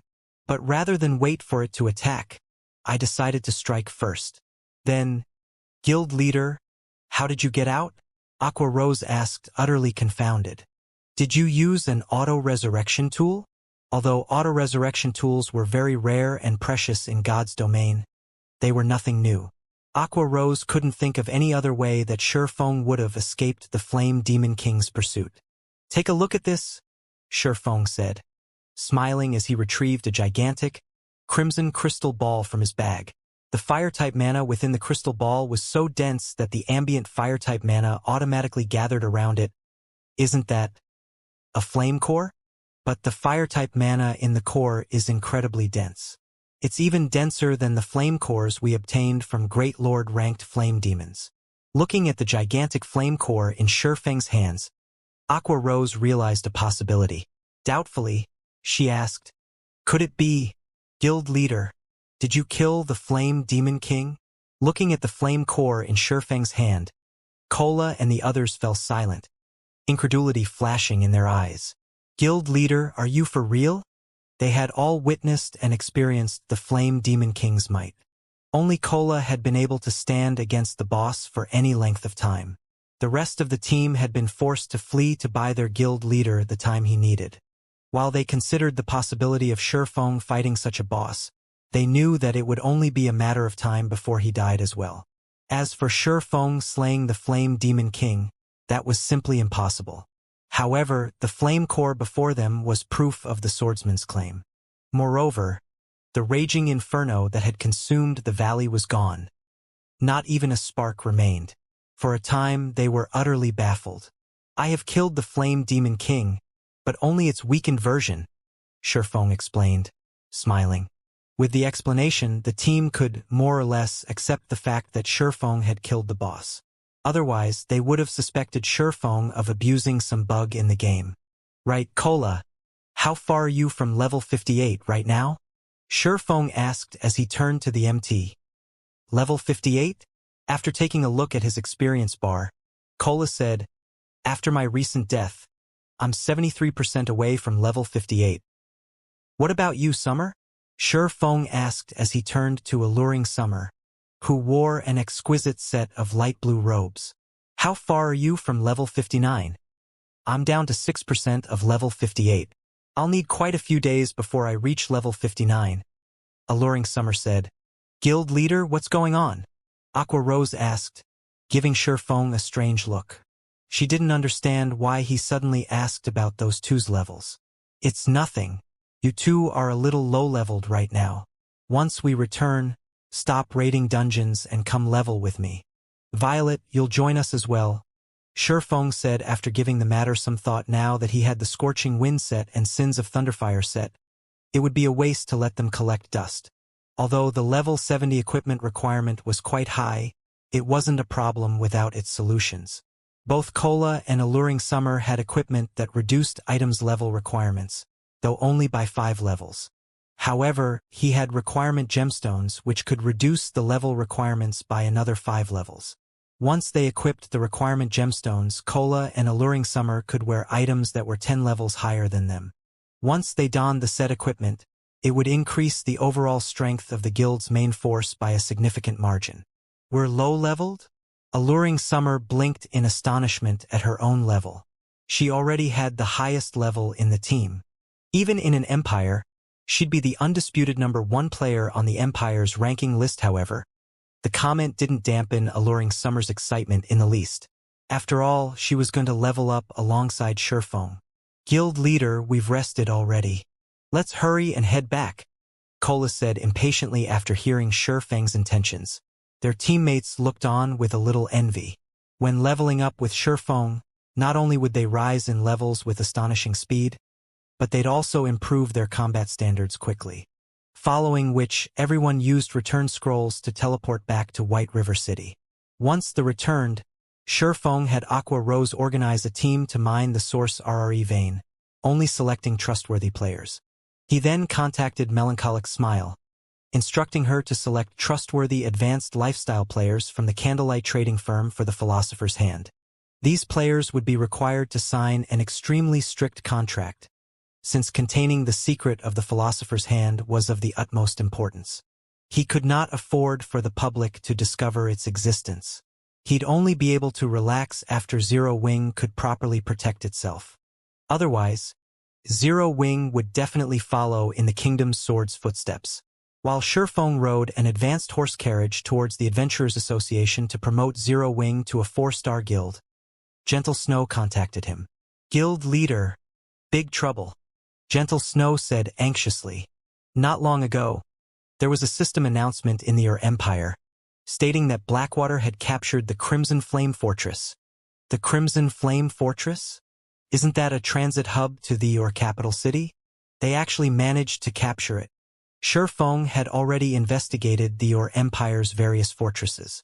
Each fortress varied in its importance. The more important it was, the more ores it would contain. The Crimson Flame Fortress was a crucial transit hub for the Empire. Players heading for the capital city or other kingdoms or empires through the Empire would have to pass through this fortress. Because of this, the Crimson Flame Fortress was invaluable to the Empire. According to player reports, over 700,000 ores were stationed there, including 4 mythic ores. One of these 4 mythic ores even had a special bloodline, which made it far stronger than ordinary mythic monsters. In addition, the Crimson Flame Fortress was protected by powerful war weapons and defensive walls. Current players shouldn't be capable of raiding the Crimson Flame Fortress, even with Beast Emperor's help. We don't know how they managed to do it exactly, but based on the current reports, Blackwater has already dispatched a large number of players to garrison in the Crimson Flame Fortress.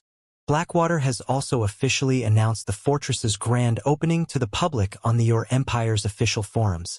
In addition, Blackwater has placed a bounty on every Zero Wing member.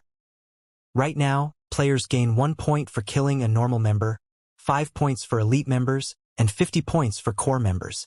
These points can then be traded for coins or weapons and equipment. In addition, depending on how many points a player has collected, they can get discounts for the Crimson Flame Fortress's teleportation arrays. Players will receive a 10% discount for 500 accumulated points, 20% if they accumulate 3,000 points, and 30% if they accumulate 10,000 points. Those with over 10,000 points will even enjoy the benefits of a Blackwater core member. Shortly after this forum post was uploaded, a large number of players swarmed towards the Crimson Flame Fortress. The Empire is in chaos. I doubt it will be long before this news reaches players in the neighboring kingdoms as well. Even more players will join this madness. I've also heard that a large number of dark players have set their sights on our members. As he listened to Gentle Snow's report, Shifeng's expression darkened. They're being so ruthless? Shifeng also could not help his surprise at Blackwater's generosity. To secure a share of the pie known as God's Domain, the Blackwater Corporation had invested heavily into the Blackwater Guild. That investment enabled the guild to offer its members even greater benefits than other superpowers. As a result, many expert players had sought to join the guild, especially when they had learned of its core member benefits. The benefits were so generous that even large guilds' upper echelons envied Blackwater's core members. However, becoming a core member in Blackwater wasn't easy. It wasn't enough to be an expert player. One also needed a list of noteworthy achievements. Moreover, Blackwater limited the number of core members the guild could have at a single time. With how many expert players Blackwater had, it was easy to imagine how difficult it was to become a core member. Even so, a vast number of players did everything they could to achieve that status. Now that Blackwater offered those same benefits for kill points, how could players ignore the temptation? Moreover, by doing so, Blackwater could scout for true peak experts. Even if Blackwater couldn't convince these peak experts to bear the responsibility of a core member, the guild could persuade these experts to become allies. Guild leader, should we limit our guild members' activity within the Empire? Gentle Snow suggested. No. Shurfeng shook his head. We're already limited to a small area. If we reduce that further, our members in Silverwing Town won't be able to level up. Since Blackwater has already declared war against us, then we'll prepare for war as well. Post an announcement on your Empire's forums, stating that Zero Wing will offer the same point system as Blackwater. But Blackwater has too many advantages over us. Even if we establish a similar system, I'm afraid that very few people will side with us, Gentle Snow said worriedly. Relax. I have a surprise for Blackwater, Shurfeng said, smiling. Shurfeng disconnected the call as the carriage arrived before the Adventurers Association. After alighting from the carriage, he walked into the building, brimming with confidence. Dark Knight Empire, Light Shadow City, Dark Soul's main headquarters. Zero Wing is quite interesting. I don't know if this guild is brave or overestimates itself. It's provoked so many powers that nobody usually dares to. Not only has Lu Xinglua targeted Zero Wing now, but Blackwater also wants to exterminate the guild, Tigerbreaker said, smiling as he read the report he had just received regarding Blackwater's official declaration of war against Zero Wing. This latest move from Blackwater was particularly vicious. Not only could Blackwater's bounty destroy Zero Wing's members regardless of rank, but the guild would also be able to lure a large number of players to the Crimson Flame Fortress, earning considerable profits. In addition, it would have its pick of peak experts, killing 3 birds with 1 stone. Although Zero Wing's foundation was sturdy, Blackwater was on an entirely different level. It wouldn't be long before Zero Wing's economy crumbled. Alliance Master, should we proceed with our original plan? Pathless, the Tier 2 Elementalist, quietly asked from beside Tigerbreaker. Of course. We had only accepted Starlink's commission, but now that Blackwater has joined the fray, not only are we going to proceed with our plan, but we'll also increase the number of participating members, Tigerbreaker said, snorting. We suffered quite a loss at Zero Wing's hands. It's time for Zero Wing to pay back that debt tenfold. Notify every adventurer team and tell them to send their experts to your empire. I'll take command of the operation personally. We'll teach Zero Wing to fear Dark Soul. Understood. Pathless nodded slightly, a hint of excitement flashing in his eyes. Since Dark Soul had grown famous, his and Tigerbreaker's adventurer team, the strongest in the Alliance, had rarely taken action. Normally, they left the toughest commissions to the Dark Hunters and Shadowclaw adventurer teams. White River City, Adventurers Association. As soon as Shurfeng entered the building, he noticed players crowding the lobby, chatting about Blackwater and its Crimson Flame Fortress. Blackwater is amazing. It actually captured the Crimson Flame Fortress so quickly. Exploring your empire will be much easier now. I've also heard that the Crimson Flame Fortress can teleport players to any nearby locations like Zero Wing City. We'll be able to avoid the ores inspection points in the Empire's inner region and reach its core area. That's right. I've heard that the Empire's core area is basically a treasure trove. It has a lot of rare ores and herbs, and the monsters in that area provide far more EXP than in the inner region. If we can get into your capital city, we'll have an even greater time. I've heard that the monsters in the regional dungeon have a chance of dropping magic crystals. I've heard that as well. The capital city is an extremely rare Azura mode regional dungeon. Moreover, it's a level 50 to level 100 super large-scale regional dungeon. Including the fact that it's in a neutral map, it'll offer far better loot than any regional dungeon available right now. Zero Wing is in trouble this time. Now that Blackwater has made such a vicious move, I'm afraid Zero Wing will struggle to survive in your empire. I've heard that quite a few known and top adventurer teams were doing everything they could to garrison in Silverwing Town, but those that succeeded probably regret their decisions now. When the players in the lobby spoke about the Crimson Flame Fortress, their eyes glowed with excitement and anticipation. When they spoke about Zero Wing, their tone carried disappointment and pity.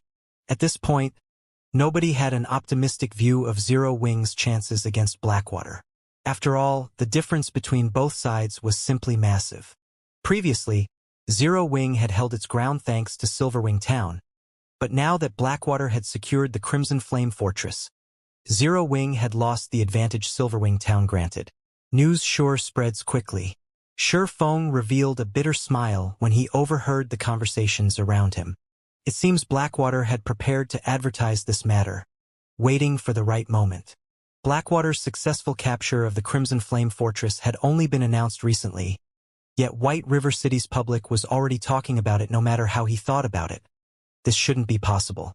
While it wasn't unusual that the various major powers' upper echelons had learned of the situation very quickly, they had intelligence members everywhere, but the same couldn't be said for ordinary players. Most ordinary players only learned about other countries' news through other players. Normally, it took a few hours or even days before White River City's populace would learn of something happening in the Ur Empire.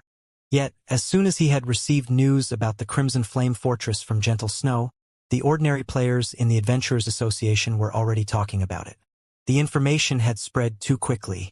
The only explanation was that Blackwater had sent some of its members to White River City to talk about the news, secretly spreading the word. However, Shi Feng did not particularly mind as he headed toward the association's second-floor hall. As Shi Feng arrived before the VIP counter on the second-floor hall, he received a call. The caller was none other than Phoenix Rain. Guild leader Black Flame, I've just heard about Blackwater's declaration of war on Zero Wing. As an ally, how can I be of help? Phoenix Rain asked. Zero Wing's development had progressed well lately. Moreover, Zero Wing's naval force continued to grow stronger, assisting her on Thunder Island. This help gave her more leeway. Now that Zero Wing was in such a predicament, she had to pay back the debt she owed.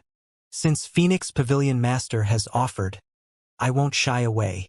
I've been informed that Blackwater has been quite close with Nine Dragons Emperor recently. I'm guessing that Nine Dragons Emperor helped the guild capture the Crimson Flame Fortress. I hope that you can help me hinder Nine Dragons Emperor as much as possible, Shi Feng said, his gratitude obvious in his voice. That won't be a problem. I'll send some people to cause him some trouble. We'll make sure that Nine Dragons Emperor has no time to assist in the Ur Empire, Phoenix Rain said, nodding. However, Blackwater and Beast Emperor are still allies. Their combined forces should not be underestimated. I can have Blue Phoenix lead a team of experts to assist you. Although they wouldn't be enough to contend with Blackwater and Beast Emperor's forces, they can deter dark players from participating. That won't be necessary. Blue Phoenix is your capable and trusted aide. She must have a lot to do as well, Shi Feng said, chuckling. As for Blackwater, Beast Emperor, and the dark players, I have a plan to deal with them.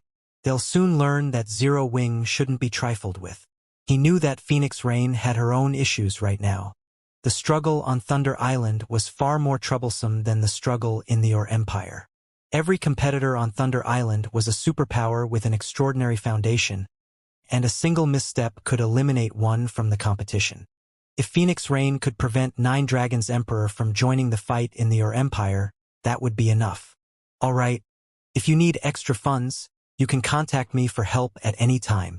Phoenix Rain was a little surprised that Shi Feng had rejected her goodwill, but it wouldn't be right to insist on sending him reinforcements. After discussing the Dark Corrosion set, Phoenix Rain disconnected the call. Big Sis Rain, how did things go with Zero Wing? Should I lead some of my men over? Blue Phoenix asked curiously. Not at the moment. It seems that Zero Wing has already prepared for this. However, since Blackwater has decided to go all out, I doubt those preparations will last very long. It's best if you are ready to head out at a moment's notice, Phoenix Rain said. I understand. Blue Phoenix nodded. She felt as if Zero Wing was being too stubborn this time. Blackwater had occupied the Iron Empire, and its development speed was ridiculously fast. Even the great Pavilion Master was awed by Blackwater's success. Blackwater even had more experts than the Dragon Phoenix Pavilion right now. The guild only lacked Domain Realm experts. However, while Blackwater didn't have Domain Realm experts, it had countermeasures for such monstrous players. Otherwise, it wouldn't have been able to remove the super first-rate guilds that had occupied the empire. Meanwhile, inside a VIP room of White River City's Adventurers Association, Lord Protector, how may I be of service today? An NPC senior administrator asked Shurfeng respectfully. I wish to promote Zero Wing to a 4-star guild. Here is the promotion order, Shurfeng said. He then retrieved the 4-star guild promotion order and placed it on the table for the senior administrator to inspect. Promotion to a 4-star guild? That won't be a problem, the NPC senior administrator said as he turned his eyes towards the purple golden token on the table. Once he saw the token, however, a look of surprise flashed across his face as he asked, Lord Protector, do you really intend to use this advanced 4-star guild promotion order? Is something wrong with it? Shurfeng asked. Although he had noticed that the 4-star guild promotion order he had acquired was a different color than those he had seen in his previous life, it was a 4-star guild promotion order. He hadn't paid it much attention, assuming that the promotion order was slightly different since it had dropped from a world boss. Lord Protector, advanced 4-star guild promotion orders were produced when the Adventurers Association had first established. There are only 22 of these advanced promotion orders in existence scattered across God's Domain's continent. They are considered a trial for adventurer guilds, and the more advanced promotion orders an adventurer guild collects, the higher its status will be, enjoying greater treatment in the Adventurer Association once it becomes a 4-star guild. If an adventurer guild collects 3 advanced 4-star guild promotion orders, it will be treated as a city-state level guild. If an adventurer guild collects 7 advanced promotion orders, it'll be treated as a kingdom-level guild. Currently, you already have 1 advanced promotion order. If you collect another 2, the Adventurers Association will recognize your guild as a city-state Lord Protector. However, if you promote your guild now, you will lose the opportunity and will have to climb the ranks slowly, starting as a town-level guild. Are you sure that you want to use this advanced 4-star guild promotion order now? After listening to the senior administrator's explanation, Shurfeng looked at the purple gold token on the table, a little surprised. So, the Adventurers Association has this kind of method to elevate a guild status. Shurfeng understood what the statuses the senior administrator had mentioned represented. Other guilds would only come to learn and value the information after they were promoted to 4-star status. Once guilds reached 4-star status, they'd open a path in the Adventurers Association, gaining a temporary residence in every Adventurers Association across the continent of God's Domain. From then on, members of 4-star guilds' base of operations wouldn't be limited to one or a few locations.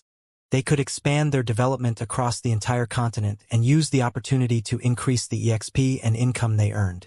This so-called path meant recognition from the Adventurers Association as an official guild. Official guilds would then be able to engage in adventurer guild work. However, even after becoming an official guild, guilds would receive varying benefits from the Adventurers Association. When a guild first became a 4-star guild, it would be treated as an ordinary level guild. If the guild wished to receive more support from the association, it would have to raise its status. The simplest method of doing so involved upgrading the guild status from ordinary to town level, city-state level, kingdom level, and finally empire level. Depending on the guild's rank in the Adventurers Association, the guild would have access to different degrees of problems. At the ordinary level, guilds would be commissioned to solve civilian problems. Generally, these problems were similar to large-scale guild quests that required guilds to wipe out some demonic beasts harassing the civilian population. Only they might reward more EXP than ordinary large-scale guild quests. After an adventurer guild reached the town level, the Adventurers Association would acknowledge the guild's ability to solve a town's problems. Normally, town-level guilds would receive commissions from town nobles, and the rewards would be much better than ordinary-level commissions. Even when a town-level guild accepted a civilian commission, the quest would reward more than what an ordinary-level guild would receive. After all, a town-level guild was much stronger than an ordinary-level guild. When a guild reached city-state level, it proved to the Adventurers Association that it was strong enough to solve issues that plagued an entire region. Commissions city-state level guilds generally received involved crusades against the dark forces in a particular area. Normally, to rise from ordinary level to city-state level, a guild had to complete a significant number of large-scale guild quests, slowly accumulating prestige in the Adventurers Association. Large-scale guild quests only awarded 3 to 5 prestige points, but becoming a town-level guild required 700 to 1,000 prestige, depending on where the guild's main headquarters was located. The number and quality of large-scale guild quests would differ depending on the size of its NPC city. So the more prosperous the city was, the more prestige a guild needed to increase its rank. "Thank you for the advice, but I have decided to go through with the promotion," Shifeng said after giving the matter some thought. The revelation was indeed surprising. After all, just one advanced promotion order was enough to promote a guild to town level. Normally, it would take a large guild several years to achieve such a feat. As for reaching the city-state levels, not many large guilds would rise so high within their lifetimes.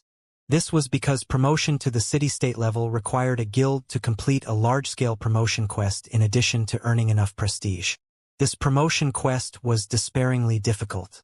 In the past, only a small number of second-rate guilds had completed the quest, yet a guild only needed 3 advanced promotion orders to become a city-state level guild. As for kingdom level, only a small number of first-rate guilds had reached that rank in the past.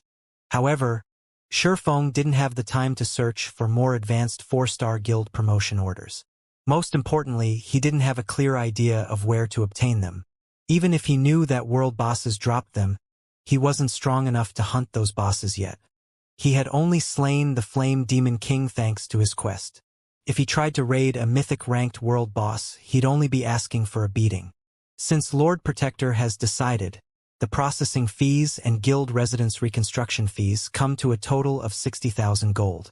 However, due to your status, we can offer you a discount of 10,000 gold, dropping your total to 50,000 gold, the senior administrator said after making some calculations. 50,000? Doesn't a normal promotion to 4-star status only cost 12,000 gold? Shifeng had already begun to retrieve the money from his bag, but after hearing the total cost, he froze with shock. As you are using the advanced 4-star guild promotion order, the promotion will require more work than usual. We also have to notify the various cities' nobles and announce the officialization of the Zero Wing Guild. Hence, the procedural fees are slightly higher, the senior administrator said. How fraudulent. The senior administrator's statement rendered Shifeng speechless. However, when he thought about how Zero Wing would instantly become a town-level guild, he considered the cost relatively low. This was basically spending money to save time. Following which, he obediently took out 50,000 gold and handed it to the NPC. While he had seen to his quest, Phoenix Rain and Unyielding Heart had paid off the materials they had purchased, earning him another 120,000 gold. Otherwise, he wouldn't have been able to afford the promotion fees. Once the NPC confirmed Shifeng's payment, a series of system notifications reached Shifeng's ears. Star Moon Kingdom Region System Announcement. Congratulations to Zero Wing for becoming Star Moon Kingdom's first 4-star guild. Rewarding 1 set of intermediate guild defensive magic arrays, 3,000 gold in guild funds, and 50,000 guild popularity. Guild emblem upgraded to Mysterious Iron rank. Star Moon Kingdom Region System Announcement. Congratulations to Zero Wing for becoming the first guild to own a 4-star guild residence. Rewarding 100 Adventurers Association prestige and 20,000 guild popularity. Guild battle flag upgraded to bronze rank. Upon hearing the system announcements, Star Moon Kingdom's players couldn't help but gasp. I'm not hearing things, am I? Zero Wing actually became a 4-star guild. Zero Wing is amazing. I haven't even heard of a 3-star super guild, yet Zero Wing has already been promoted to a 4-star guild. Zero Wing's members are so lucky. I've heard that joining a 3-star guild will help new players quickly become elites. The Bronze Guild emblem even increases the buffs when you're in a party with other guild members. A 3-star guild receives more high-ranked quests than a 2-star guild, too. What kind of benefits will a 4-star guild enjoy? I don't know, but the benefits are definitely going to be better. Moreover, Zero Wing's guild emblem has been upgraded to Mysterious Iron rank. The buffs the emblem provides will be much stronger. Maybe I should try my luck with joining Zero Wing. As expected of Zero Wing, Blackwater has just declared war on the guild. Yet Zero Wing has retaliated with such power. Blackwater will likely find Zero Wing a difficult opponent. There's no doubt about that. I just received some insider information from a friend of mine. He just got his mysterious Iron Guild emblem from the guild residents, and he says it's much stronger than before. The bronze emblem only provides 3% more HP and 1% more attack power, but the mysterious iron version provides up to 2% to all basic attributes, attack power, defense, and EXP gain. As long as 6 or more guild members are within 150 yards, players will enjoy the maximum buff. There's no need to be in the same party. Right? There's also the bronze-ranked guild battle flag. That's basically a treasure for raiding dungeons. As long as you purchase it, you can plant it in a dungeon, and all guild members within 200 yards will receive a 10% increase to all attributes for 5 minutes. After seeing the system announcements, Star Moon Kingdom's independent players engaged in a heated discussion on the official forums. Many players had abandoned the thought of joining Zero Wing after Blackwater's declaration of war, but now that Zero Wing was a 4-star guild, it offered even better benefits. When these independent players learned about these benefits, they began to reconsider their positions. Zero Wing's new benefits were simply too tempting, especially the guild emblem. Previously, the Bronze Guild emblem had offered free teleportation between guild residences and increased attributes when in a party with other guild members. Not only did the Bronze Guild emblem save Zero Wing's members money, but it also made it easier to grind monsters. Now that the guild emblem had been upgraded to Mysterious Iron rank, its effects had more than doubled. Moreover, the guild now had access to the Bronze Guild battle flag. With the battle flag's help, Zero Wing's members would have a much easier time with dungeon bosses. After all, not every player in the game had the opportunity to learn a Berserk skill. Meanwhile, the guild battle flag's buff was akin to a mini Berserk skill for the entire team.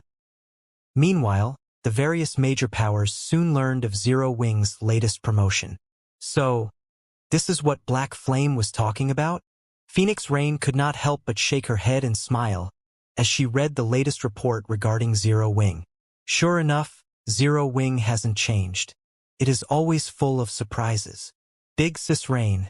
I wish I could see the expressions of Blackwater and Nine Dragons Emperor's people when they hear about this, Blue Phoenix said, giggling. Even she was tempted by the benefits a 4-star guild enjoyed, not to mention independent players. She could already imagine the massive crowd that would form outside of Zero Wing's guild residences. Zero Wing would definitely increase its strength in a short time. Moreover, with the Mysterious Iron Guild emblem and Bronze Guild battle flag, she could already foresee Zero Wing's members improving significantly in a short time. After all, both items would drastically reduce the difficulty of raiding team dungeons. Players that had struggled to increase their attributes could now raid these dungeons, acquiring better weapons and equipment. These players could then use these weapons and equipment to raid team dungeons of greater difficulty and acquire even better items, creating an endless cycle. Black Flame's latest trump card is certainly impressive. With the benefits of a 4-star guild hastening its development, Zero Wing has a chance in a war of attrition against Blackwater in the Ur Empire.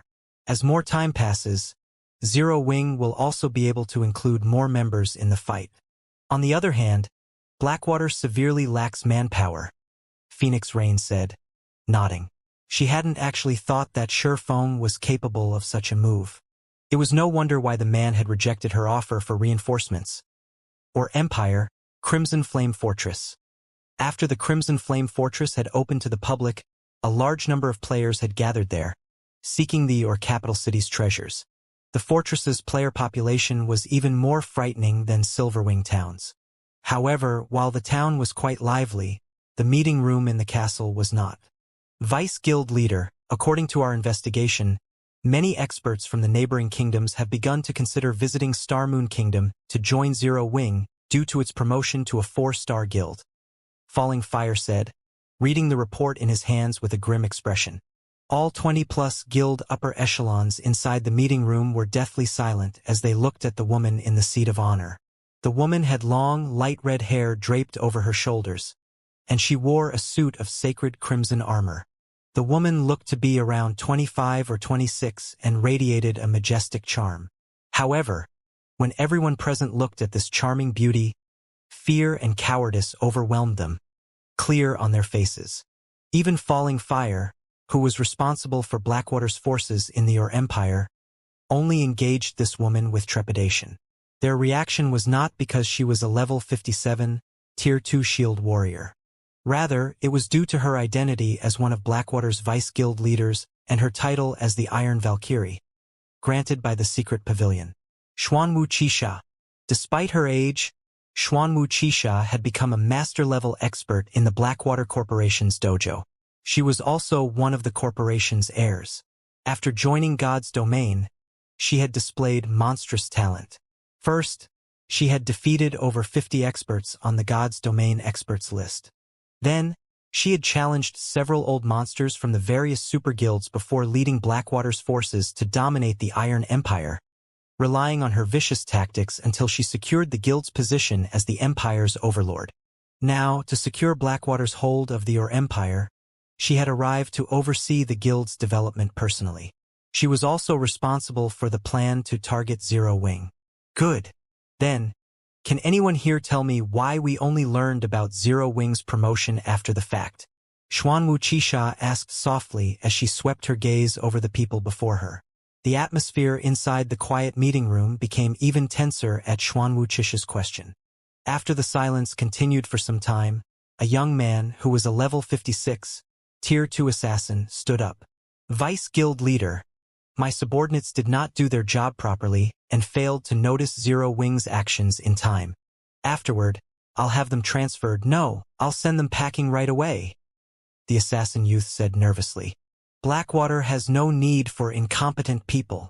When everyone present heard the intelligence team leader's decision, they did not express any opinions about it. Neither did they feel surprised by it. After all, the vice guild leader before them was extremely vicious in her actions. Moreover, her viciousness wasn't limited to her enemies but extended to her allies as well. Xuanwu Qixia did not tolerate mistakes from her subordinates. A subordinate that slipped up would incur terrifying consequences. Not to mention, Zero Wing's promotion to 4-star guild was a huge incident, yet the intelligence team spying on Zero Wing had actually failed to get any hint of it. Well said. Xuanwu Qixia smiled, clapping her hands as she walked up to the assassin youth. In that case, you can also get lost now. Following Xuanwu Qixia's words, everyone in the room received a notification that the assassin youth had been expelled from the guild and was no longer a member of Blackwater. Vice Guild Leader. When the assassin youth saw the expulsion notice, he turned to Xuanwu Qixia in shock. He had never thought that she would actually remove a managerial figure like himself just like that. Just as the assassin youth was about to say something more, Xuanwu Qixia suddenly unsheathed the sword hanging from her waist and sent a dark purple arc cutting at him. Before the assassin youth could even react, his vision started darkening. A moment later, the assassin youth's body collapsed to the ground, and multiple weapons and equipment dropped beside his body. After the assassin youth died, his corpse slowly disintegrated, transforming into dark purple smoke. The smoke then flowed into Xuanwu Qixia's sword.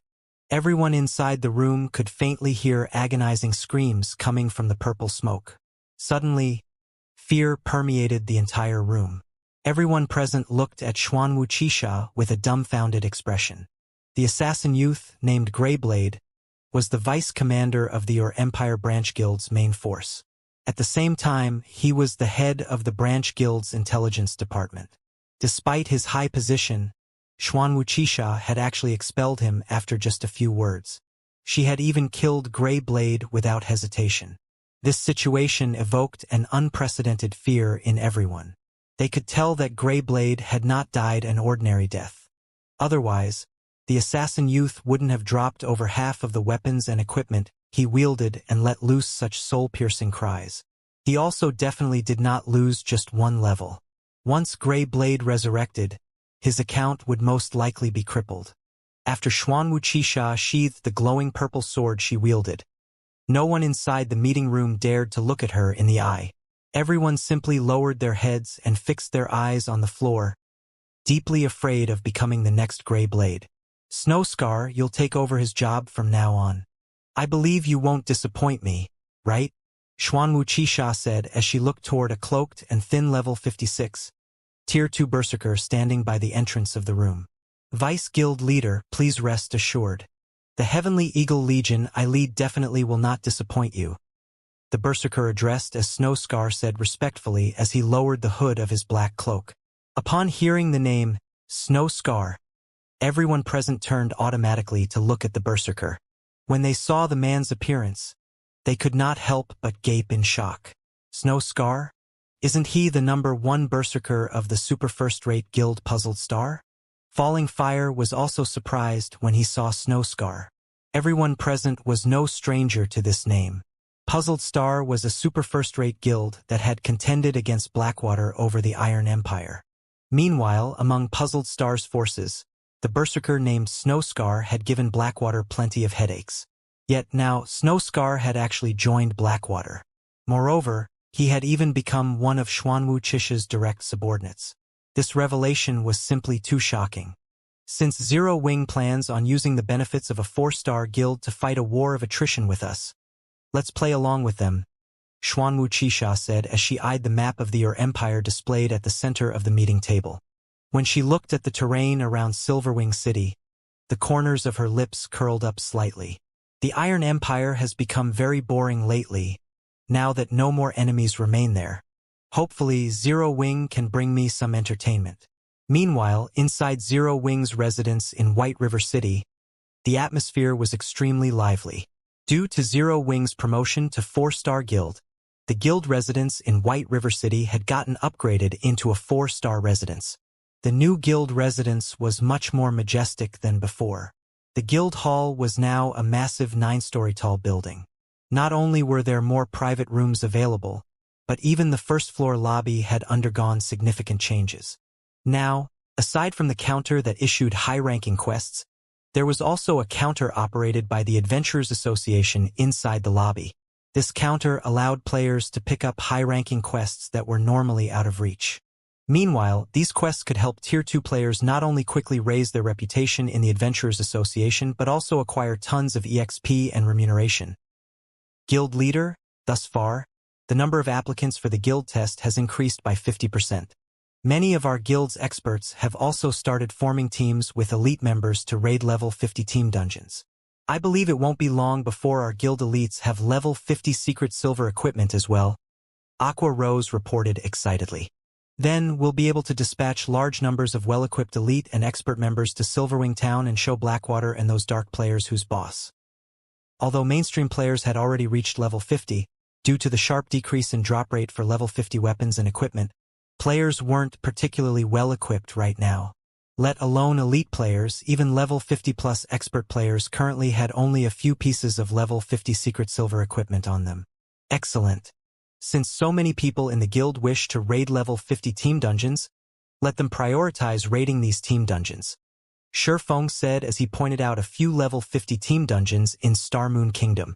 Although these team dungeons did not drop the best weapons, equipment, and materials, they were sources of fire essence stones, ice crystal water, and Titan Oregon. These 3 materials were extremely rare and were very difficult to acquire from the market. However, they were also the main materials necessary for the Hell Tank. Currently, due to Zero Wing's promotion to 4-star guild, the guild's fame had skyrocketed, and the guild's growth potential had risen considerably. As a result of this change, however, the guild had also earned the attention of many superpowers. Originally, he had planned on directly taking control of the Secret Stone Fortress. However, if he did so now, the consequences would be extremely severe. The various superpowers coveting the fortress would definitely go crazy over the matter. Hence, what he needed to do right now wasn't to take control of the Secret Stone Fortress, but to boost the guild's combat power. Meanwhile, the simplest way to do so was to expand the guild's arsenal of war weapons. Currently, he had 2 new war weapons he could make. One was the Guardian Puppet, while the other was the Hell Tank. He had just acquired the Philosopher's Hand, and it would take Melancholic Smile some time to select trustworthy advanced lifestyle players. Nurturing these advanced lifestyle players into masters would also take quite a lot of time. The production of the Guardian Puppet required too many masters.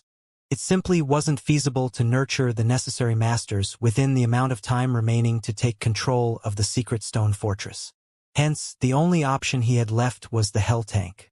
with sufficient hell tanks, although these wouldn't allow Zero Wings members to roam the Empire uncontested. Defending the secret stone fortress should not be a problem. I understand. I'll have our guild members focus on raiding these dungeons, Aqua Rose said, nodding. She then started making the necessary arrangements. Meanwhile, after Shurfeng was done assigning tasks, he went to White River City's teleportation hall and teleported to Star Moon City, then headed to the capital city hall. Lord Protector, how may I be of service to you today? An NPC senior administrator greeted Shurfeng as soon as he entered the building. Hello. I wish to construct an airport linked to Star Moon City in Silverwing Town. Here is my airport's construction certificate. Shurfeng replied as he retrieved an ancient parchment from his bag. After the senior administrator verified the airport building order's authenticity, he presented a list of airport designs for Shurfeng to choose from. Unlike other advanced constructions, players only needed an airport building order to construct an airport. The airport size would depend on the player's budget. Players had 3 sizes to choose from: small, medium, and large. The larger an airport was, the more airship docks it would have. Moreover, the system would allocate higher quality airships. How expensive? As Shurfeng examined the various airports' prices, he felt like a poor bastard. The cheapest airport on the list, the senior administrator had provided, cost 50,000 gold to construct, whereas the most expensive small airport cost 150,000 gold. Needless to say, the medium and large airports cost even more. Although he had known the minimum price for constructing a small airport, he hadn't expected such a large price disparity between the cheapest and most expensive small airports available. Of course, the most expensive small airport was worth every coin. The 50,000 gold airport looked shabby next to the 150,000 gold option. The 50,000 gold airport only had 4 small docks, which were only available to ordinary small airships. The 150,000 gold option had 6 small docks, and all 6 housed small bronze airships. Not only were small bronze airships 30% faster than ordinary small airships, but their load capacity was also 50% higher. The profits a small bronze airship could generate was more than double that of an ordinary small airship. However, after deducting the promotion fees he had paid earlier, he only had a little over 90,000 gold on hand. It was obviously not possible to construct the best small airport available right now. Moreover, if he wished to become the Secret Stone Fortress's advanced manager, he needed to fork over another 60,000 gold. He still had 2 days left before he had to pay the 60,000 gold for the Secret Stone Fortress. Although he could earn a lot of money through the guild's territories and selling the rare materials from the Ice Crystal world, he should have barely enough money for the cheapest airport and the required fees for the Secret Stone Fortress with the total profits. It seems I have no choice but to go with the cheapest option for now and rebuild a better one once I have the money to do so. Shurfeng could not help his sigh as he read the list. As long as players qualified to build an airport in a town, they could build whatever kind of airport they wished. However, once an airport had been constructed, it couldn't be upgraded. If players weren't satisfied with their small airport and wanted to construct a medium airport, they'd have to remove the current construction and build the desired airport from scratch. In other words, players would have to pay the full price for a medium airport, rather than the price difference. This was why even super guilds didn't dare to expand their airports casually. Lord Protector, as you are the first heaven-blessed individual in Star Moon Kingdom to construct an airport, we have 2 additional small airport models and 1 medium airport model we can offer. May I know if you are interested in seeing them? The senior administrator asked, smiling at Shurfeng, who was deep in thought. Let me take a look. Shurfeng's eyes glowed with interest when he heard the NPC's offer. This additional recommendation was the equivalent of a bonus reward. Naturally, he wouldn't ignore the potential opportunity. The senior administrator then retrieved a second list, handing it to Shurfeng. Although the list only had 1 page, listing only 3 airport variations, descriptions covered the page. Only a fraction of the descriptions included simple introductions, while rules and regulations took up the majority of the page. Model 024, Small Airport, Price, 150,000 gold, has 5 small docks, each equipped with a small bronze airship, has 1 medium dock, equipped with a medium bronze airship. Installment plan, down payment of 60,000 gold and pay an additional 200,000 gold within 1 month. If payment is not completed within that time, the airport will be repossessed. Model 039, small airport, price, 180,000 gold, has 6 small docks, each equipped with a small bronze airship, has 1 medium dock, equipped with a medium bronze airship. Installment plan, down payment of 80,000 gold and pay an additional 240,000 gold within 1 month. If payment is not completed within that time, the airport will be repossessed. Shurfeng couldn't ignore the temptation of these 2 models. Not only could he pay in installments, but the small airports even had a medium dock and a medium bronze airship. Normally, this benefit was only included with medium airports. A medium airship wasn't just larger than a small airship. It also allowed NPC merchants to transport large and special cargo that small airships couldn't handle. As for the medium airport the NPC recommended, Shurfeng had instinctively ignored it. 500,000 gold was more than enough of a reason to pass the option by. Lord Protector, are you satisfied with the airports listed? The senior administrator asked. If you cannot decide or lack sufficient funds, we can reserve these 3 options for you for 3 days. No need. I'll go with Model 024, Shurfeng said without hesitation. He definitely couldn't afford the medium airport, even if he bankrupted himself. As for Model 039, he would have chosen it if he could have. After all, it only cost an additional 30,000 gold, or a total of 60,000 if he chose the installment plan, for an additional small dock and small bronze airship. However, if he paid the 80,000 down payment, he would have a very difficult time collecting the 60,000 gold required to claim the secret stone fortress. Hence, he had chosen Model 024. Although playing the remaining 200,000 gold within 1 month would be a little troublesome, with Zero Wing's current development rate, it wasn't entirely impossible. Moreover, with an additional medium dock and medium bronze airship, his airport would likely generate enough income to cover a significant portion of his debt. Furthermore, the airport's construction would increase the income from Silverwing Town's other facilities. Lord Protector, the Model 024 you have chosen comes to 150,000 gold. Would you like to issue a one-time payment or pay in installments? The senior administrator asked respectfully. I'll pay in installments, Shurfeng said. He then retrieved 60,000 gold from his bag, leaving him with just a little over 30,000 gold. All right. Once the senior administrator confirmed the payment, he explained, I have received the 60,000 gold. I will soon send people to Silverwing Town to start the construction.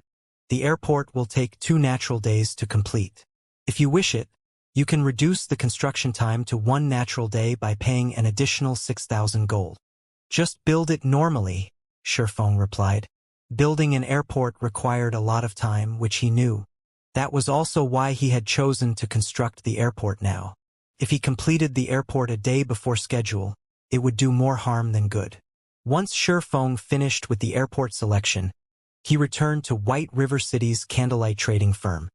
He had to set aside his original plan of helping Kola and alluring Summer level up, sending the 2 to Beslow Hills, a neutral map near Star Moon Kingdom. Once they had formed a 6-man party instead. The Beslow Hills was a level 70 neutral map and home to the undead.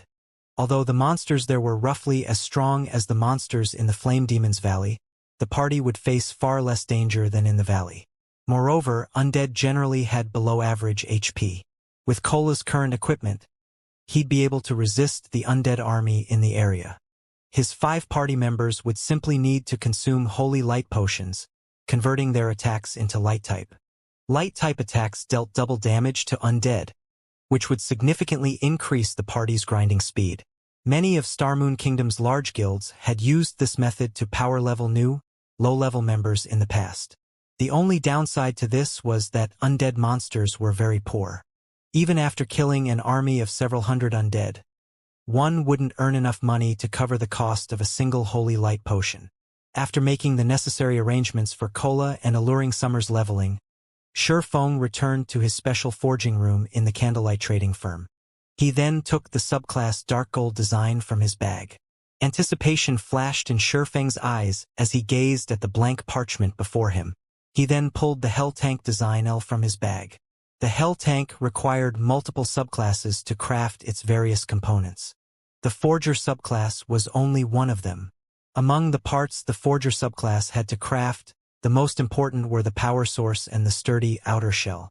As an intermediate tank, both were fine gold rank. If he could upgrade one of them to dark gold rank, it would definitely improve the overall Hell Tank. With his current forging standards, modifying the Hell Tank's power source or outer shell would be impossible. Not even an advanced master forger was guaranteed to accomplish the task. However, the subclass dark gold design before him could forcefully modify and upgrade a low-rank design to dark gold rank, making the impossible possible. Of course, he had never actually heard of anyone achieving the feat, so he wasn't sure if it was possible. But if he succeeded, the Hell Tank would become far more powerful. Improving the outer shell will only increase the tank's defense and durability, but the tank's offensive abilities are more important. Let's go with the power source. After examining the Hell Tank design before him for some time, Shifeng decided to upgrade the tank's power source. Shifeng activated the subclass Dark Gold design and designated the Hell Tank's power source design as the target. A loading bar then appeared as the system analyzed and modified the design. Please succeed. Shifeng silently prayed as he watched the loading bar slowly fill. As the light blue loading bar filled, the analysis began to take more time to complete. Once the analysis reached 90% completion, each subsequent percentage took over a dozen seconds. Don't tell me it's going to fail? Shifeng couldn't help his growing nerves as he watched the loading bar. Blank subclass designs generally had a 100% modification success rate, but as far as he knew, no one had ever tried to modify parts of a design. The subclass design was a one-time use item, vanishing regardless of whether the modification succeeded or not. Nobody would take the risk of losing an opportunity to upgrade their subclass to the next rank. Finally, after more than 10 minutes, the modification finished. And Shifeng heard the sound of a system notification. System, congratulations! You have modified the Hell Tank's power source and acquired the Dark Gold ranked Hell Tank power source design. System, congratulations! You have created the Dark Gold ranked Hell Tank power source design. Wonderful! Shifeng was ecstatic as he watched words and diagrams appear on the blank parchment before him. Now that he had created a new Dark Gold item, he only needed to accumulate 100,000 forging proficiency points to become an intermediate master forger. Following which, Shifeng eagerly clicked to inspect the Dark Gold power source design. The upgrade would improve the power source's transfer of energy throughout the Hell Tank. Not only would this increase the Hell Tank's movement speed, but it would also increase the power of the tank's cannons. Amazing! It's so much stronger after the modification. Shifeng was astonished as he inspected the upgraded power source. At the fine gold rank, the power source could supply anywhere from 200 to 300 units of energy per second. This energy would power the Hell Tank's movement, defenses, and attacks.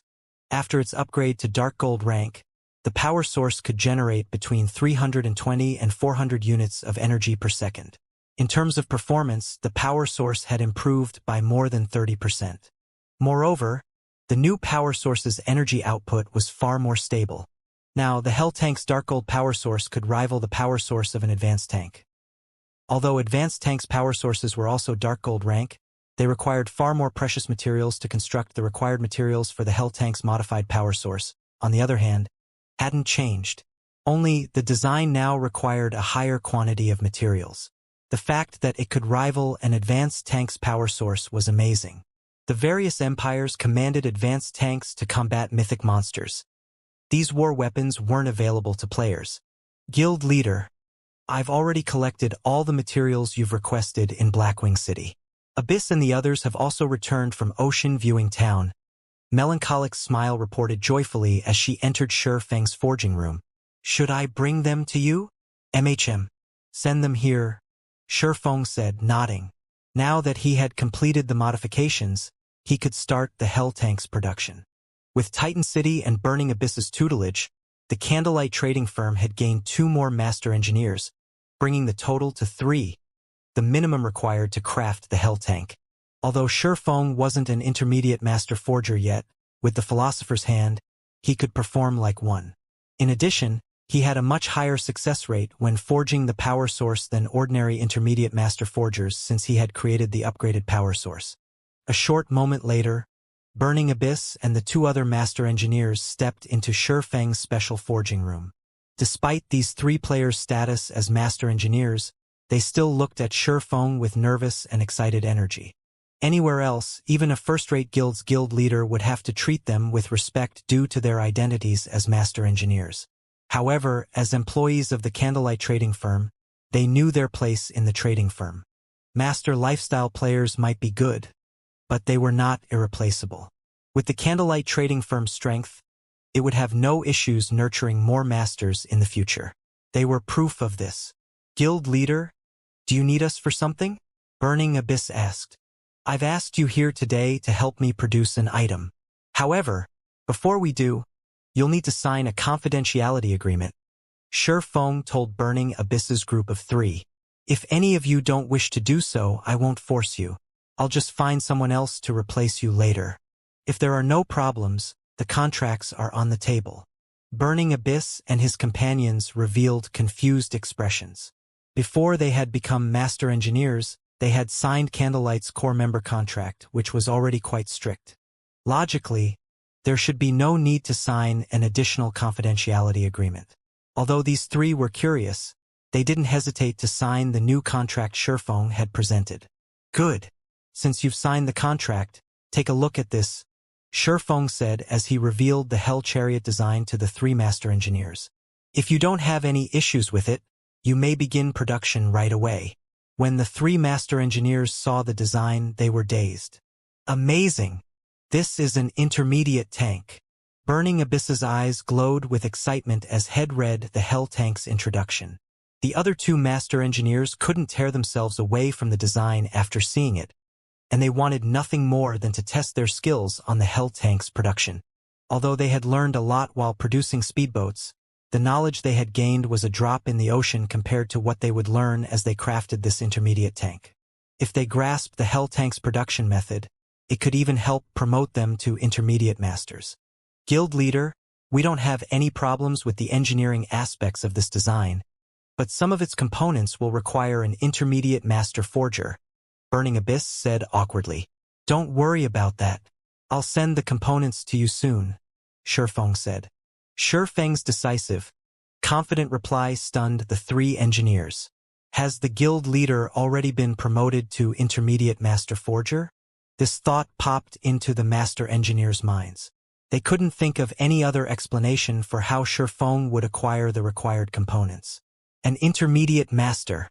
They had only become basic masters after a long struggle, and even now, they had no idea how to become intermediate masters. They didn't even know if they could reach the intermediate master rank, yet Shifeng had just hinted that he had already become one. Alright, you guys should get to work on the basic components. I'll have the forging components sent over soon. Naturally, Shifeng knew what these 3 were thinking, but he didn't bother to refute their assumptions. Although he wasn't an official intermediate master, he wasn't far from becoming one. After all, he only lacked sufficient proficiency points. He could easily deal with that by investing time into forging items.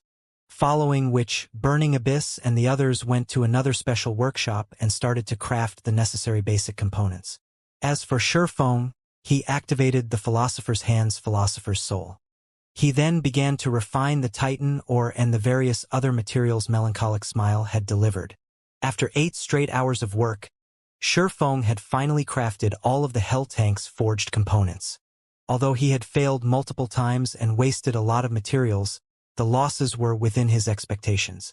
Burning Abyss and his engineers had long since completed their part, and once they received the forged components, the trio carefully began to piece it all together. As Shifeng watched the 3 master engineers combine the individual components and transform them into a full-fledged tank, he could not help his growing excitement. The Hell tank was crimson and 4 times the size of a tank in the real world.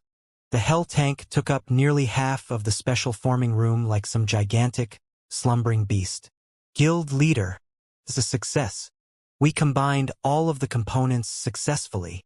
Burning Abyss shouted in elation as he inserted the final piece and received a notification from the system. Burning Abyss's joyful voice echoed inside the spacious and messy special workshop. When the other two master engineers saw the cold, pitch-black hell tank before them, they, too, could not help but become excited. As the makers of the hell tank, they knew very clearly just how amazing it was. The hell tank's armor was made from Titan, or an incomparably tough material that was basically indestructible to current players. If players couldn't damage the hell tank's armor, then they wouldn't be able to reduce its durability either. With the frightening mana output of the hell tank's power source, the tank would be capable of rolling over any Tier 3 monsters in its path.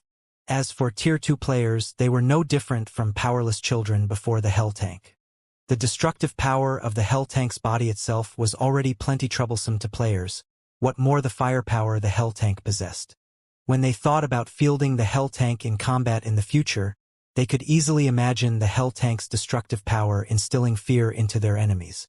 They really wished they could put the hell tank to use right away. Excellent! Shifeng also could not help a little excitement as he looked at the completed hell tank. Burning Abyss and the other two only understood that the hell tank was a very powerful weapon.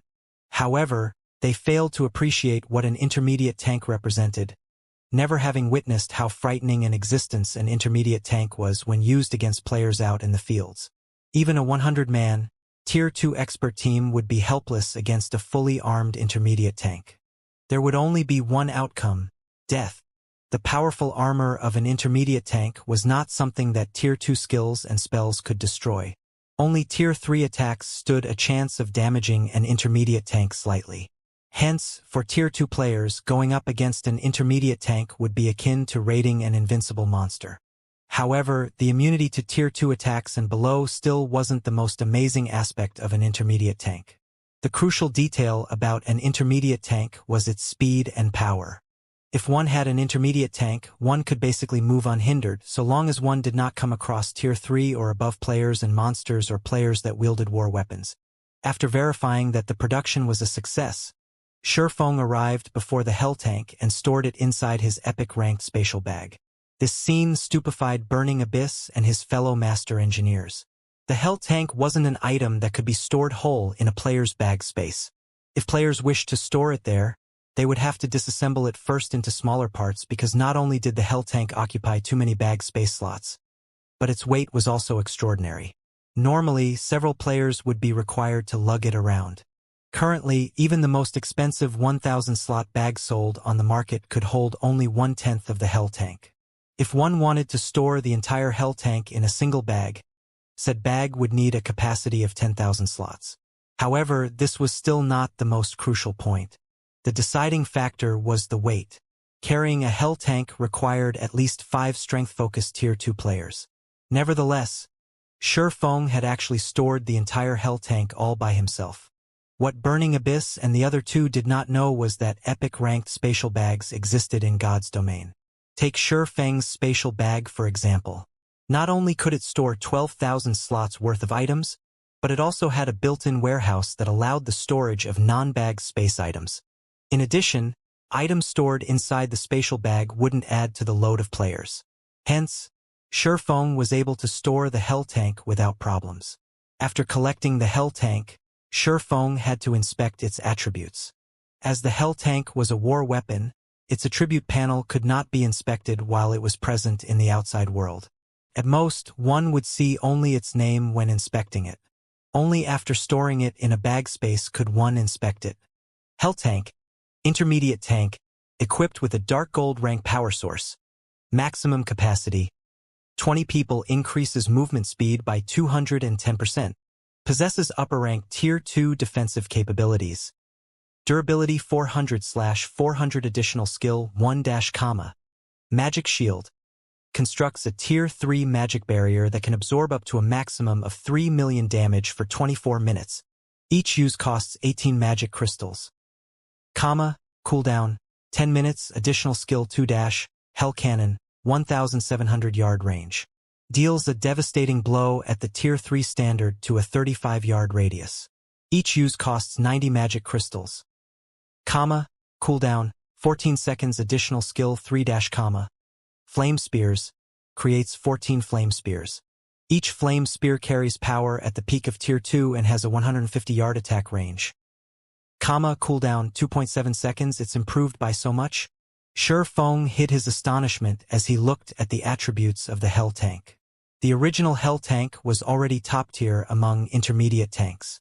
However, upgrading its power source to Dark Gold rank had improved it significantly in every aspect. Not only did the higher mana output bring a 30% increase to its movement speed, but it also amplified the magic runes carved on the Hell Tank's armor, boosting the Hell Tank's defensive capabilities from Tier 2 to upper rank Tier 2.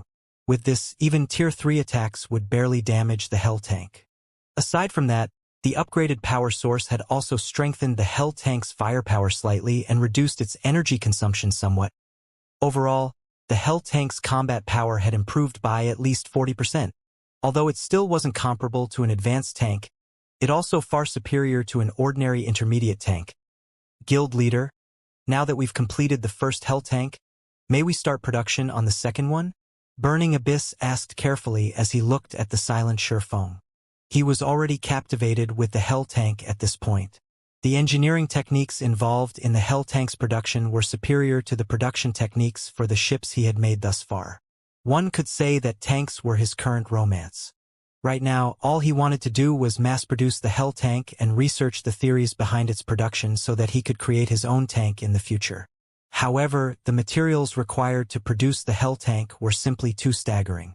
Just the engineering materials needed were already extremely difficult to acquire, not to mention the forging materials. Without permission from the guild, the Hell Tank was not something he could produce as he wished. Of course, currently what you all need to do is produce the Hell Tank's engineering components from the materials on hand. If you run out, you can ask Melancholic for some more. I'll also try to have the forging components delivered to you as soon as possible. Shi Feng replied, nodding. After seeing the Hell Tank's strength, he was even more certain of its necessity.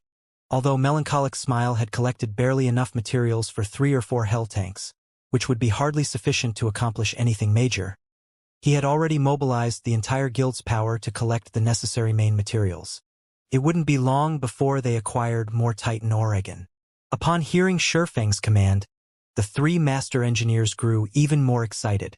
Without hesitation, they rushed back to their respective workstations and resumed producing the engineering components. As for Shi Feng, he returned to his special forging room and crafted the forging components. He wanted to fabricate as many Hell Tanks as possible before the airport's completion. Like so, 2 days passed by in the blink of an eye. During this time, Zero Wings members were continuously raiding the dungeons Shi Feng specified and collected a large amount of Titan ore, including the other rare materials Melancholic Smile sourced from other kingdoms and empires, which were integral to the Hell Tank's production. Shi Feng and the others had managed to build 5 more Hell Tanks. Now, a total of 6 Hell Tanks were sitting inside the Candlelight Trading Firm's underground warehouse. Looking at the 6 Hell Tanks, Shi Feng found them to be a spectacle to behold.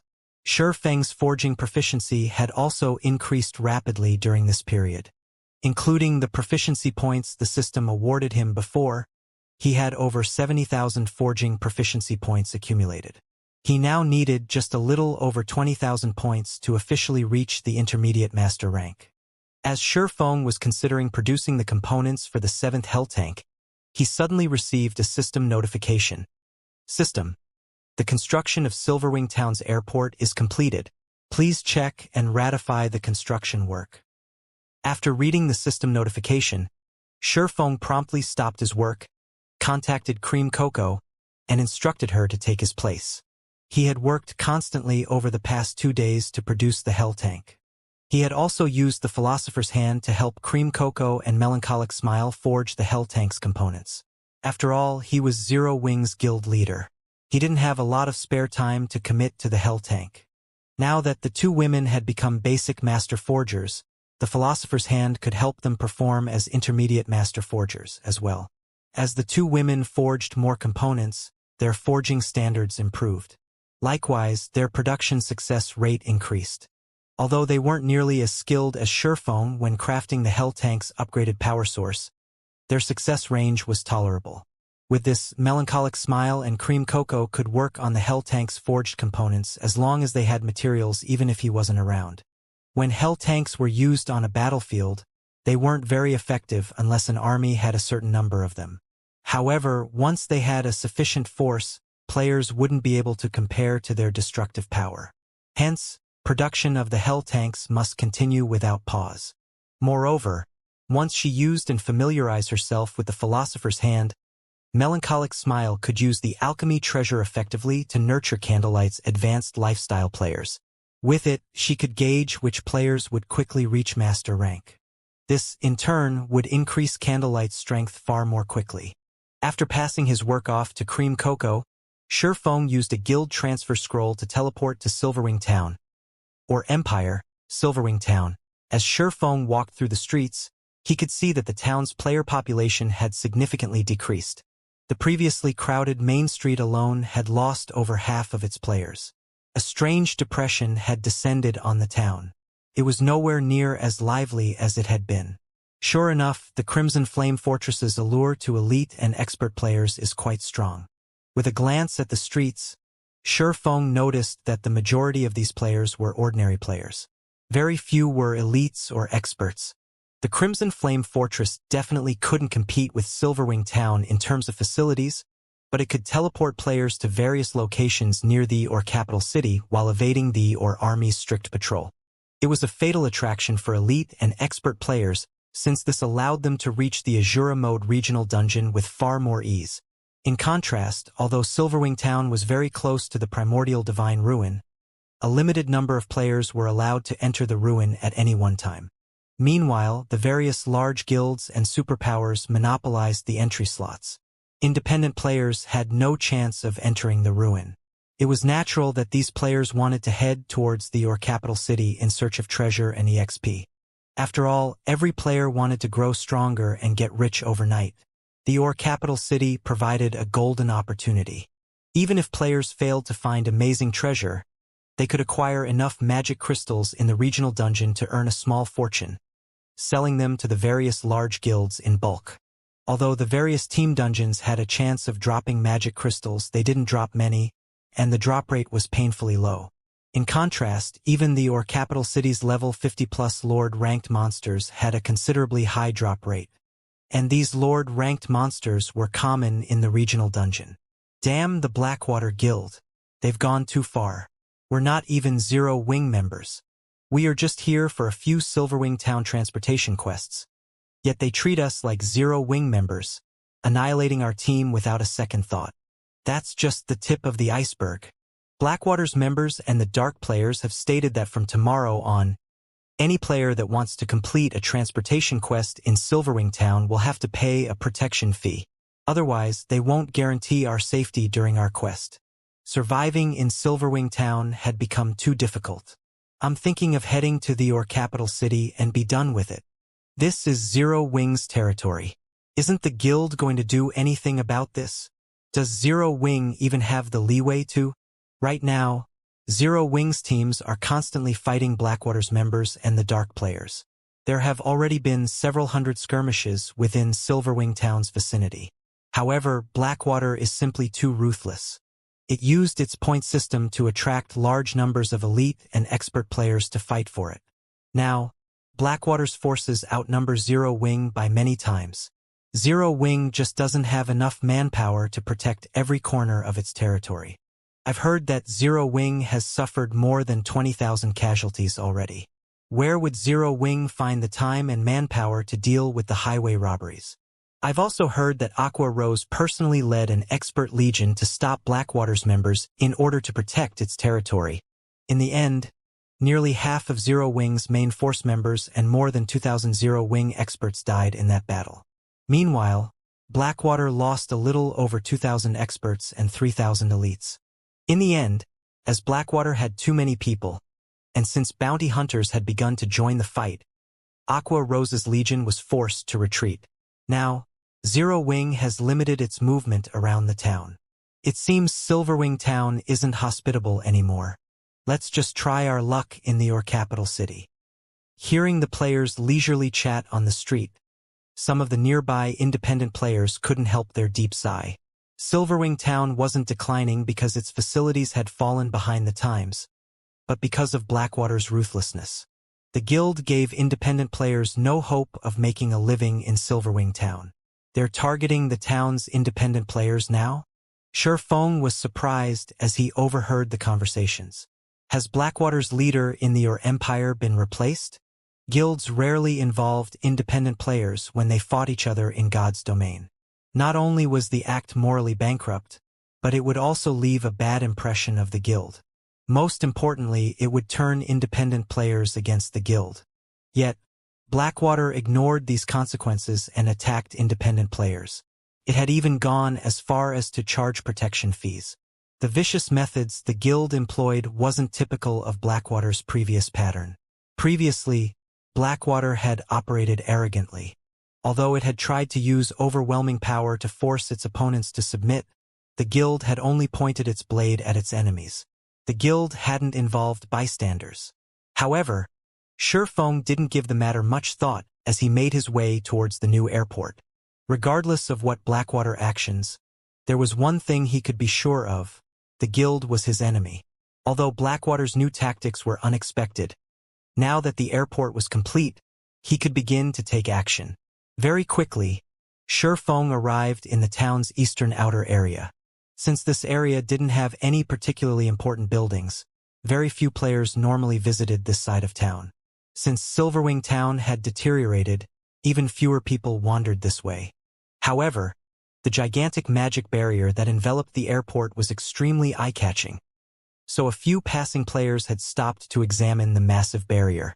Recently, over a dozen level 100 NPC guards had gathered at the mountain-like barrier's entrance, attracting even more attention. Lord Protector, I am the guard team's Knight Captain Fleisch. I will be responsible for guiding you once we're inside. Fleisch, a Tier 3 Knight Captain, respectfully introduced himself as Shi Feng arrived. I'll have to trouble you, then, Shi Feng said, nodding, as he followed Fleisch into the magic barrier. The moment he entered the magic barrier, a luxurious, spacious airport appeared before his eyes. Icy cold, metallic airships, radiating a manufactured aura, filled the airport, which could practically rival the medium airports he remembered from his previous life. The only difference was the airport size. It was just a little smaller. Lord Protector, this is a special model small airport. It has a total of 5 small docks and 1 medium dock. Each dock comes with its own airship. The airport's operation will require 150 people and 50 people to guard it. The 5 small airships will require 25 intermediate machinists to fly, and the medium airship will require 8 advanced machinists. Once the personnel has been assigned, the airport can open to the public, Fleisch explained as he guided Shi Feng through the airport. As you are a city protector, we can help recruit these people for you. However, you will have to pay a monthly employment fee of 4,000 gold. All right, let's go with that. Shi Feng had, more or less, learned about airport's personnel requirements during his previous life. Finding the required staff to operate the airport was relatively easy, but finding the appropriate machinists wasn't. The machinist subclass was quite special and rare. It required one to have the engineer, forger, and magician subclasses. Ordinary players already had plenty of trouble developing one subclass, let alone 3. Moreover, one needed to know how to merge the 3 subclasses techniques. It would take far more time to nurture a machinist than other subclasses as well. With how suddenly he had acquired the airport, he hadn't prepared for this aspect naturally. The fact that the system was willing to handle this issue was a welcome reprieve. Following which, Shi Feng paid the 4,000 gold monthly employment fee. I have received the 4,000 gold. All staff members will arrive in 10 minutes. Once they do, we can open the airport to the public when you're ready. If there are no issues, I will take my leave, Fleisch said before turning to exit the airport. Following which, Shi Feng toured the airport to pass the time. 10 minutes flew by in the blink of an eye. System, do you wish to open the airport to the public?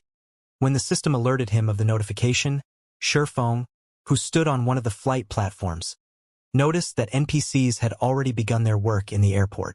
He then called up the airport system interface and chose to open the airport to the public. Immediately, the pitch-black barrier that enveloped the airport began to disintegrate. As it did, it revealed a colossal building, which was over 100 meters tall and as large as a stadium that could accommodate 50,000 people. 6 airships were suspended on their flight platforms, which were located on the airport's top floor. In the blink of an eye, the airport had become the most iconic building throughout Silverwing Town. Crap! Is that an airship? How is this possible? How does Silverwing Town have airships? I thought only NPCs could have them. What's going on? Zero Wing has constructed an airport in Silverwing Town. The airport's revelation shocked every player in Silverwing Town. It was difficult to ignore since the 6 airships were so eye-catching. The town's players would see these massive vessels by simply lifting their heads, especially the medium airship.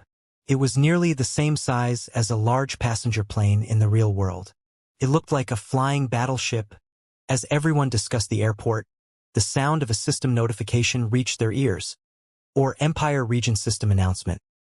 Congratulations to Silverwing Town for being the first to construct an airport in your empire, rewarding Silverwing Town 30,000 popularity and 1 city passage order.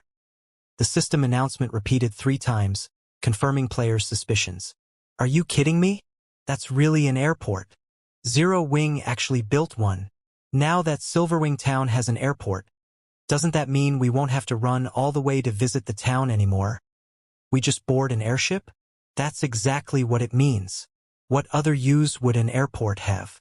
I wonder which NPC city this airport is connected to.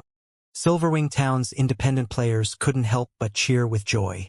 They might not know an airport's exact purpose, but they knew that it would make travel to Silverwing Town far easier and more convenient. Instead of running from their home countries to their empire, they could simply board an airship to Silverwing Town.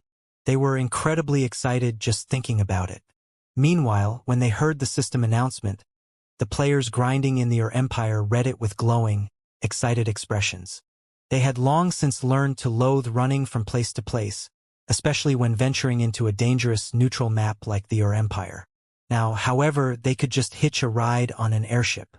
This new convenience would allow them to travel between their empire and their home countries frequently, saving on repair fees, particularly because the repair fees in their empire were unusually high. Meanwhile, a large number of Dark players fought Zero Wing's members on a gravel hill not far from Silverwing Town. However, due to the unexpected system announcement, the battling Dark players froze in shock. Big Sis Aqua, our guild leader, is simply too awesome. He actually got his hands on an airport as well. Operating in your empire will be much easier now. With the airport, players that had avoided your empire due to the troublesome travel can take an airship straight to Silverwing Town. As more players visit, these Dark players will have a harder time near Silverwing Town. Moreover, with so many independent players, it'll be impossible for Blackwater to continue suppressing Silverwing Town, Turtledove exclaimed as she watched the Dark players slide to a halt. Since so many Dark players had gone overboard, even Zero Wing's main force members, such as herself, had been forced to take action. Not only were there so many of these Dark players, but there were also a few extremely powerful experts among them. They moved stealthily as well, making them incredibly challenging to defeat. This had given their team a huge headache. However, with Silverwing Town's new airport, their problems could be easily solved. It wouldn't be long before the news of the airport reached the neighboring countries. The Dark players' momentum continued to increase because normal players had such difficulty visiting the Ur Empire. In contrast, since the Ur Empire was allied with the Dark forces, Dark players could teleport to the Ur capital city directly. However, now that Silverwing Town had an airport, normal players could travel into the Ur Empire with relative ease. To Dark players, this was definitely not good news. This would turn the tables on them in the Ur Empire. Not only would this allow normal players to earn glory points by killing Dark players in the Ur Empire, but they could also acquire the Dark players' weapons and equipment, killing 2 birds with 1 stone. Once the airport gained popularity and independent players flooded into the Empire, Dark players would have an even worse time in the Ur Empire than they did in human kingdoms and empires. Indeed, but we can't let down our guard. Blackwater and Beast Emperor are our main enemies. Based on the latest reports, Blackwater has dispatched its capable vice guild leader, Xuanwu Qixia, to lead the fight in the Empire. Xuanwu Qixia's actions thus far have been minor tricks to wear us down. If Xuanwu Qixia takes this seriously, we'll definitely be in trouble. Aqua Rose nodded in agreement with Turtledove's estimation when she saw the Dark players' panicked expressions, but she also offered her teammates a warning. Neither Blackwater nor Beast Emperor had taken any direct action yet.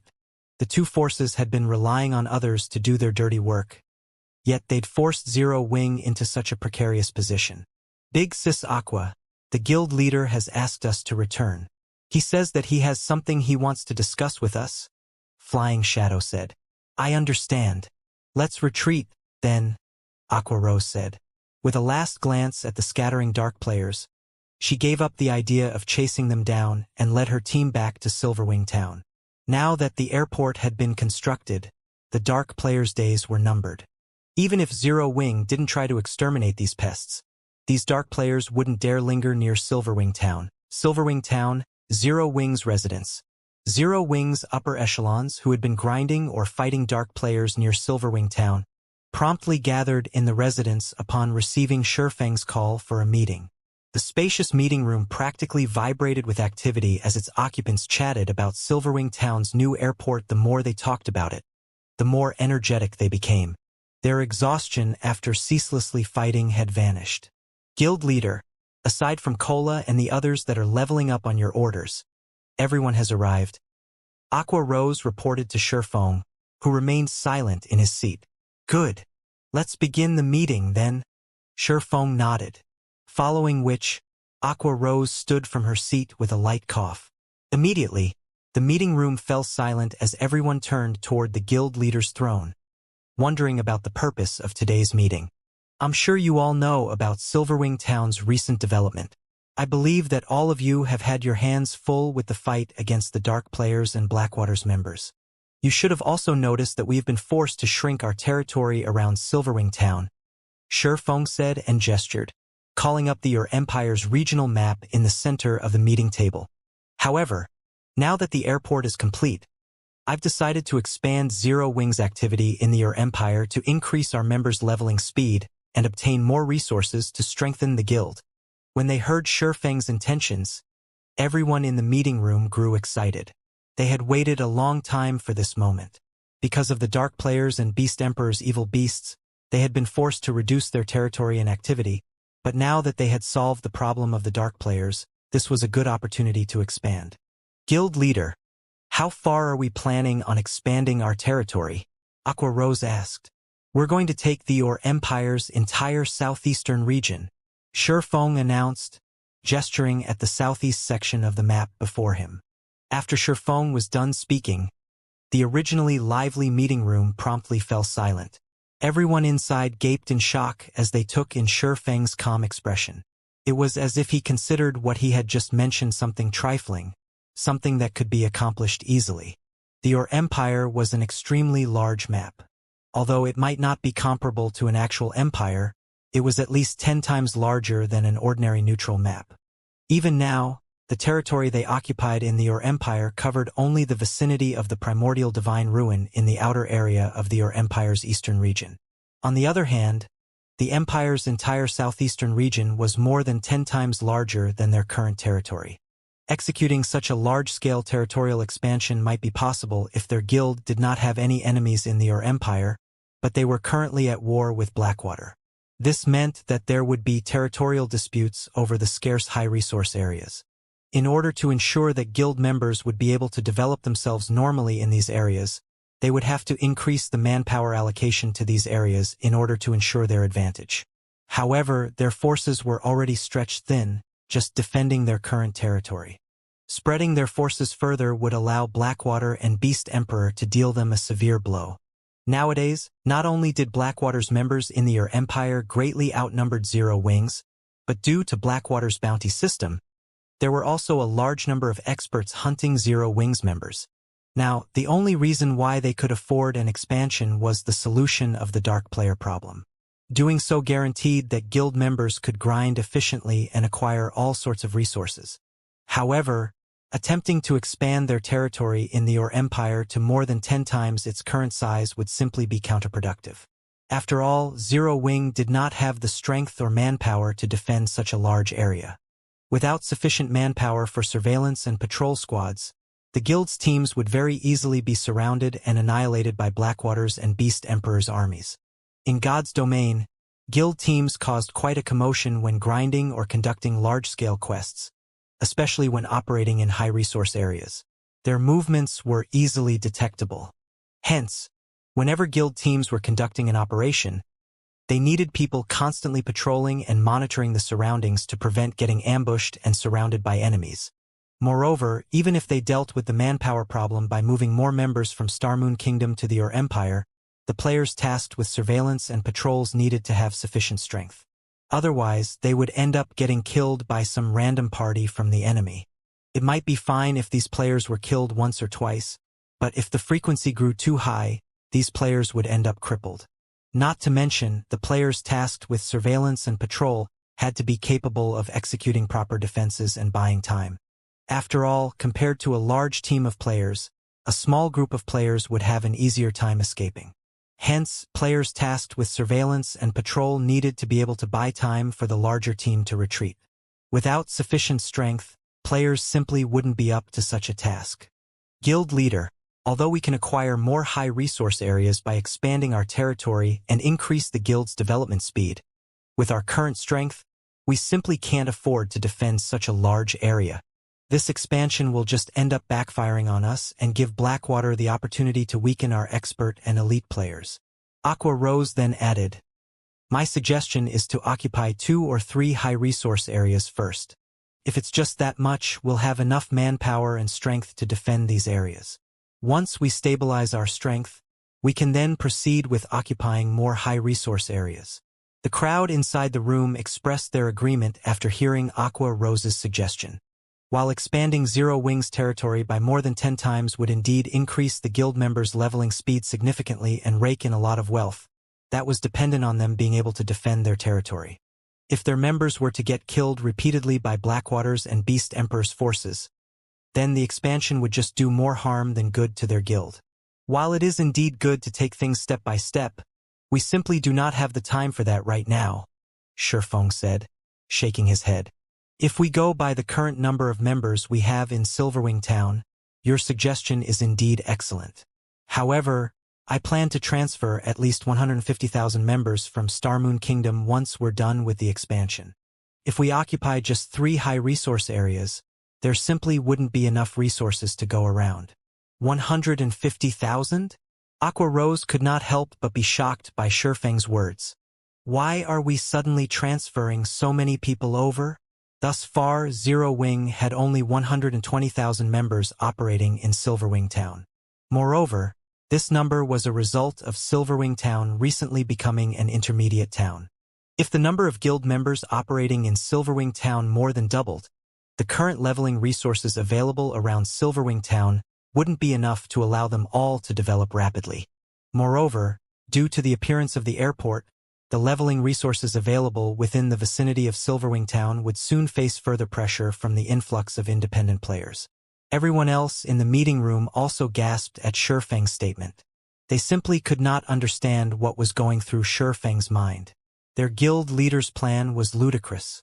While increasing the number of guild members operating in the Empire would bolster Silverwing Town's strength, at the end of the day, God's Domain was still a virtual reality game. In every virtual reality game, leveling resources were finite. Each leveling area had only so much resources available. Too many players sharing them would impact the leveling speed of these players. Although transferring so many guild members over would increase Zero Wing's momentum in the Empire within a short period, as more time passed, Zero Wing's members would fall behind Blackwater's members in terms of both levels and equipment. This was also the reason why the various superpowers did not concentrate all their members in a single location, despite having a huge advantage in strength and numbers. Even if a superpower were trying to target a power in a particular area, it would only dispatch a small number of expert and elite members. This way, not only would it increase the guild's overall strength in the area, but it also wouldn't affect the other guild members operating in the affected area.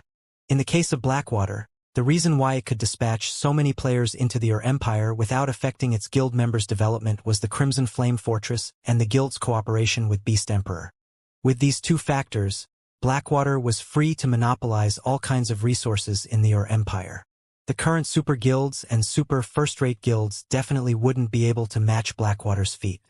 I believe you all know about the secret stone fortress that recently appeared in the Ur Empire, Shifeng said. MHM. It's the only NPC fortress in the Ur Empire operated by the human race.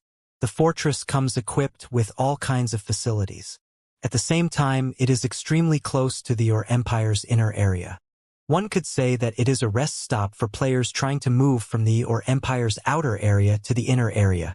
Moreover, it is also close to the inner area's Copper Mountain Fortress, which is extremely rich in resources. If we utilize the Secret Stone Fortress's teleportation ability, we could teleport to the vicinity of the Copper Mountain Fortress. Due to this reason, many guilds have set their sights on the Secret Stone Fortress already. They are thinking of ways to raise their status in the fortress so that they can garrison it and use it as a foundation to capture the Copper Mountain Fortress. After hearing Shifeng's sudden non sequitur, Aqua Rose gave a detailed introduction of the Secret Stone Fortress. At this point in time, the Secret Stone Fortress was already a competition ground for the various large guilds. Particularly, after witnessing the Crimson Flame Fortress's daily income, the various superpowers were extremely eager to control a fortress of their own. That's right. Originally, I wanted to keep this matter a secret. However, there is no longer a need to do so, Shifeng said, nodding. He then swept a glance at everyone present and added, through completing a quest, I have already acquired the rights to garrison the Secret Stone Fortress. I believe you all should understand what this entails. The garrison rights to the Secret Stone Fortress? What? With the rights to garrison the Secret Stone Fortress, doesn't that mean our guild is now the fortress's manager? Upon hearing Shifeng's words, everyone immediately revealed surprised and excited expressions. The various large guilds were currently contesting crazily over the Secret Stone Fortress. They were all looking for ways to become the fortress's manager, so that they could use it as a springboard to acquire the nearby resources, particularly those around the Copper Mountain Fortress. A fortress allowed players to gain control of an area much more easily than a town. This was because the fortresses in the Ur Empire allowed players to teleport to anywhere within their vicinity. In other words, a fortress's entire teleportation range was its defended territory, and guilds could send large numbers of reinforcements at any time. With this, enemy players would have difficulty mounting ambushes or encirclements. In addition, the Secret Stone Fortress was partly managed by human NPCs, which made it the safest location in the entire Ur Empire. It was not a fortress that current players could threaten. Hence, becoming the manager of the Secret Stone Fortress was equivalent to taking control of an impregnable fortress. Due to this reason, the various large guilds were doing everything they could to become the fortress's manager. Yet now, Shifeng suddenly informed them that he had already acquired the garrison rights to the Secret Stone Fortress. How could this revelation not surprise them? I understand. I'll head back to White River City immediately and start gathering the required manpower. Aqua Rose's eyes glowed brightly when she heard Shifeng's words. At this moment, she finally understood why Shifeng wanted to transfer an additional 150,000 guild members over to the Ur Empire. The acquisition of the Secret Stone Fortress meant that Zero Wings territory had grown to include all areas within the Secret Stone Fortress's teleportation range. The current number of guild members they had in the Ur Empire was naturally insufficient to fully take advantage of all that territory. Moreover, with the increase of so many guild members in the Ur Empire, Zero Wings' strength in the Empire would also skyrocket. Hold on for a second. Wait till you're done listening to my plan, Shifeng said. He could not help but shake his head and laugh when he saw Aqua Rose's eagerness to occupy the Secret Stone Fortress now. Having a large number of guild members garrison the Secret Stone Fortress is only the first step. Our true goal is the Dark Witch's Tower, in the southeastern region of the Ur Empire. The Dark Witch's Tower was originally an abandoned tower. However, after the Dark Forces and the Ur Empire became allies, it became a temporary teleportation point for the Dark Forces. Due to the existence of this tower, Dark players have easy access to the Empire's southeastern region from the or capital city. Destroying this temporary teleportation point would not only hinder Dark players' operations in the Empire's southeastern region, but also prevent them from cooperating with the Blackwater Guild in targeting us. Although everyone in the room agreed with Shurfeng's sentiments, they still had to shake their heads in disapproval after giving the matter some thought. Guild leader, although the Dark Witch's Tower's defenses aren't comparable to a fortress's, it is still guarded by Dark NPCs. A large number of Dark players normally gather there as well. The various superpowers have also thought about destroying this gathering point before, but Beast Emperor simply isn't giving them any chances. He has dispatched a large number of evil beasts and evil demons to guard the place long-term. Even if we double the forces we currently have in the Empire, the likelihood of us succeeding in destroying that gathering point is very low. That's right. Moreover, if we execute such a large-scale operation, there's no way that Blackwater won't find out about it. At that time, Blackwater will no doubt dispatch its own army to launch a pincer attack on us. At this point in time, the Dark Witch's Tower had become a target of hatred of normal players operating in the Empire's southeastern region. Many wished they could burn it to the ground. Unfortunately, their hatred was useless. Not only did Dark NPCs guard the Dark Witch's Tower, but there was also the presence of Beast Emperor's minions. Current players couldn't do anything about the place. If not for these reasons, the various superpowers would have long since eliminated the tower from God's domain and curbed the activity of Dark players in the Empire. Relax. I've already thought about this point. When the time comes, Aqua, you'll lead an army of 100,000 players and 200 miniature ballistas to assault Beast Emperor's ancient rock city. If we do that, Beast Emperor will definitely gather his minions to defend the fortress, drawing down his forces at the Dark Witch's Tower. Not to mention, those Dark players will no doubt come seeking to take advantage of the siege battle, which will further reduce the number of players defending the tower. When the time comes, I'll personally lead a 1,000-man team and thoroughly destroy the Dark Witch's Tower, Shurfeng said. Destroy the Dark Witch's Tower with just 1,000 players? Guild leader, isn't this too dangerous? After all is said and done, that place is a gathering point for the Dark forces. No matter how deserted it becomes, there should still be around 2,000 or 3,000 players inside the town. Not to mention, there are also several hundred Dark NPCs there. Everyone in the room chimed in worriedly. A team of 1,000 is just right. Any more and our movements will be discovered very easily. Plus, even if our team of 1,000 is discovered, our enemies will just treat us as a team that's going out to grind or do a quest. They will never think that we are actually going to destroy the Dark Witch's Tower, Shurfeng said, shaking his head. For the operation this time, the key point will be whether the main army will be able to lure away the evil beasts and evil demons. The more monsters lured away, the higher my side's chances of success. Guild leader, leave it to me. I'll definitely make our movements known. I'll let Beast Emperor and Blackwater think that we're going for a final stand. At that time, they'll surely spare no effort in trying to deal us a heavy blow, Aqua Rose said. Only, are you really fine with just 1,000 players? 1,000 is more than enough, Shurfeng replied, chuckling. If nobody has any problems, we'll start the operation right away. With this battle, Zero Wing will claim the entire southeastern section of the Empire in one fell swoop. The 1,000-man team he planned on bringing with him to the Dark Witch's Tower wasn't actually meant for battle. The team would be there only to serve as support and scouts. The main actors in this operation would be the 6 hell tanks he produced. Although 6 hell tanks were still far from enough to siege a city, destroying a small gathering point for Dark players would not be a problem for them. Moreover, he also wished to take a good look at the power of the hell tanks. Understood. Everyone felt their blood boil with excitement at Shurfeng's words. Although they weren't sure whether Shurfeng was actually capable of destroying the Dark Witch's Tower, they had been waiting a long time for such a large-scale war. The fights they fought before had been scuffles at best.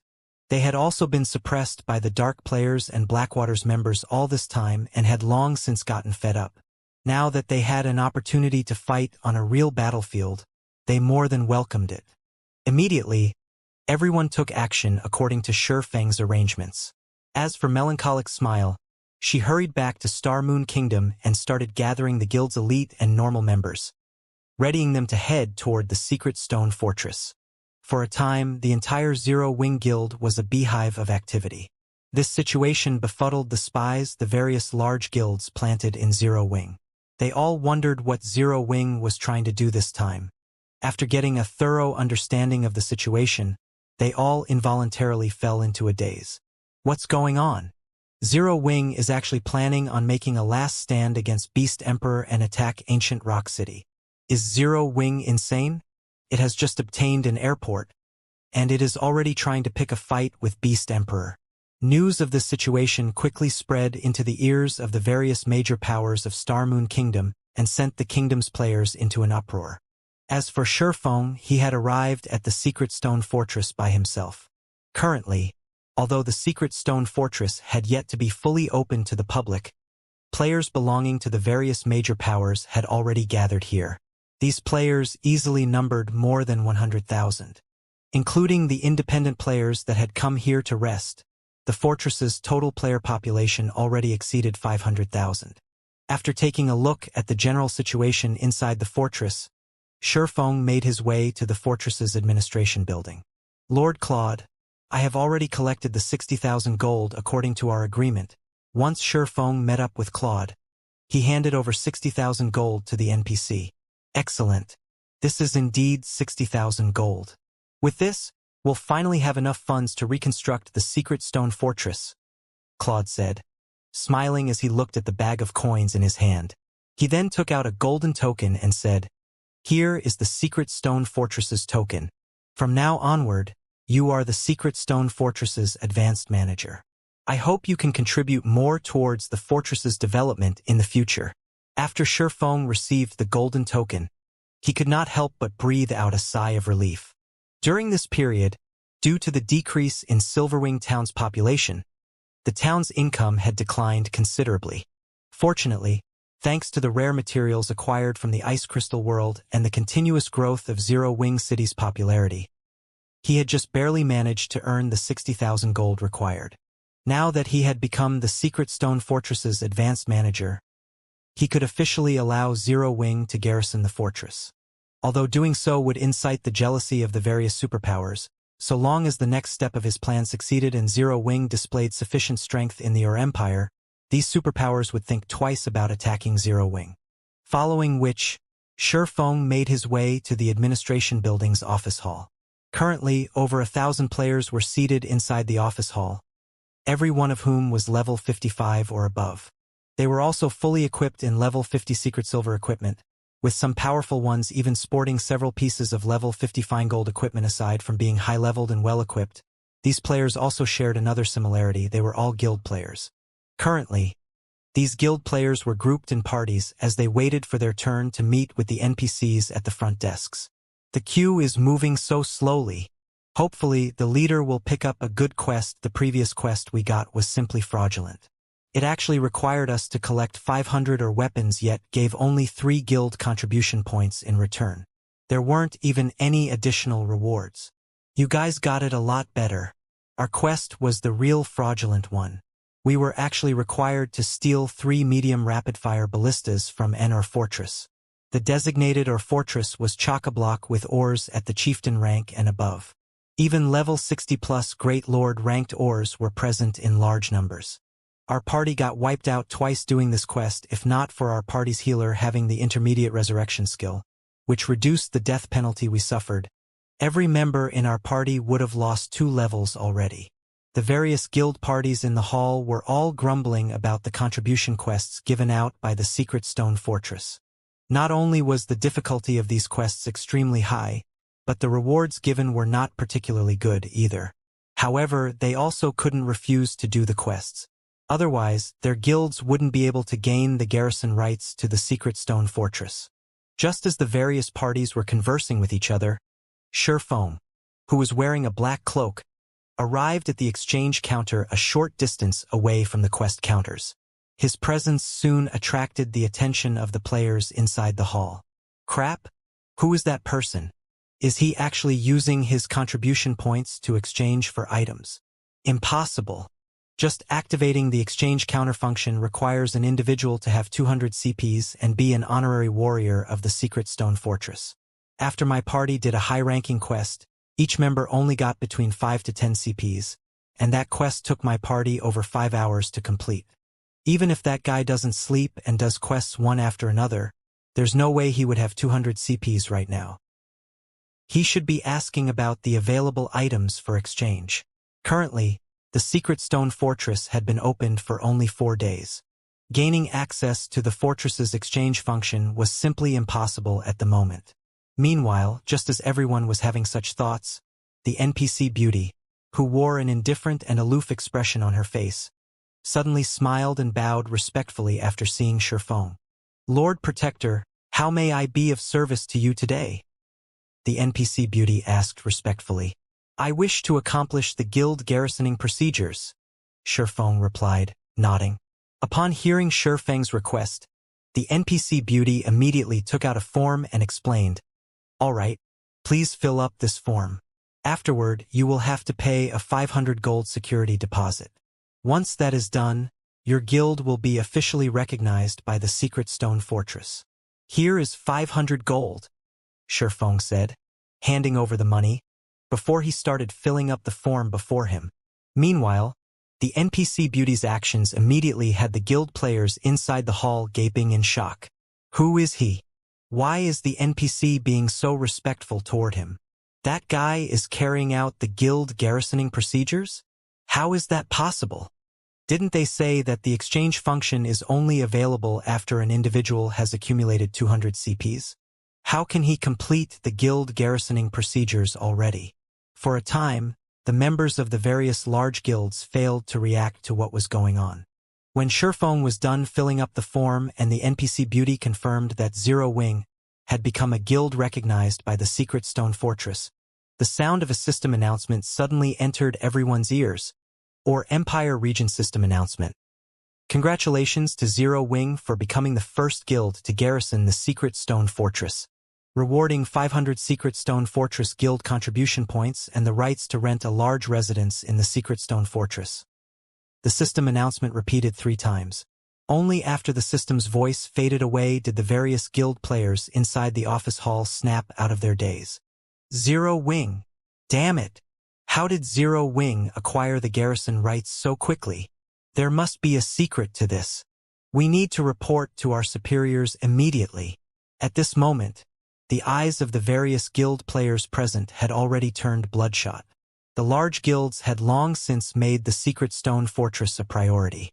In order to secure the garrison rights to the fortress, their guilds had invested a ridiculous amount of manpower. However, even now, their guilds still had little to show for their efforts.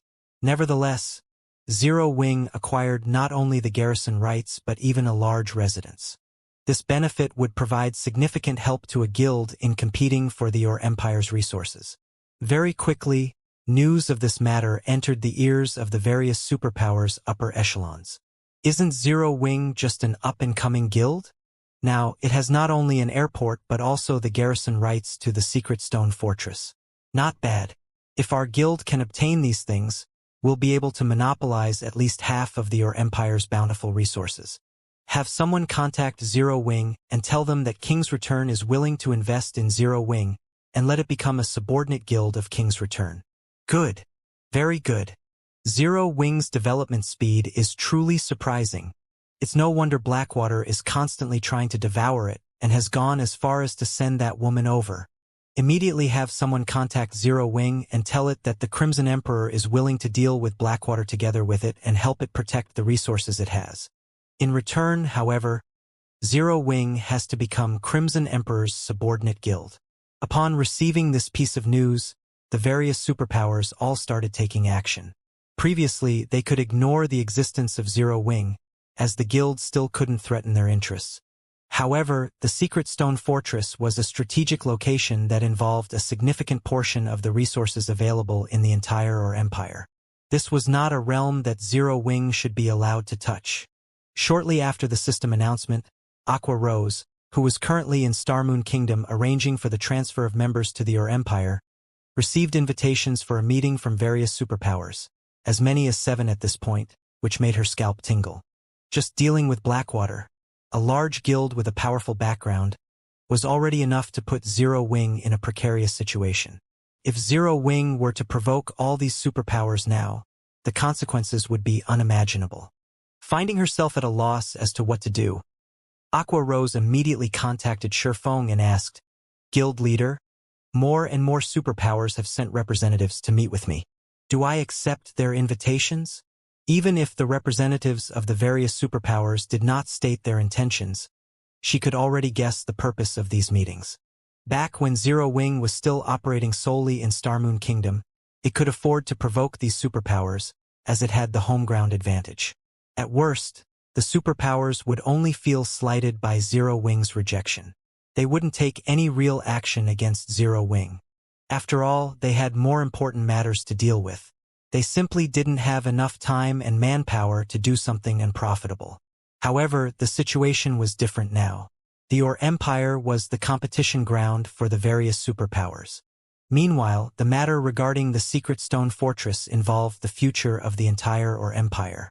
Hence, these superpowers would not take Zero Wing's refusal lightly.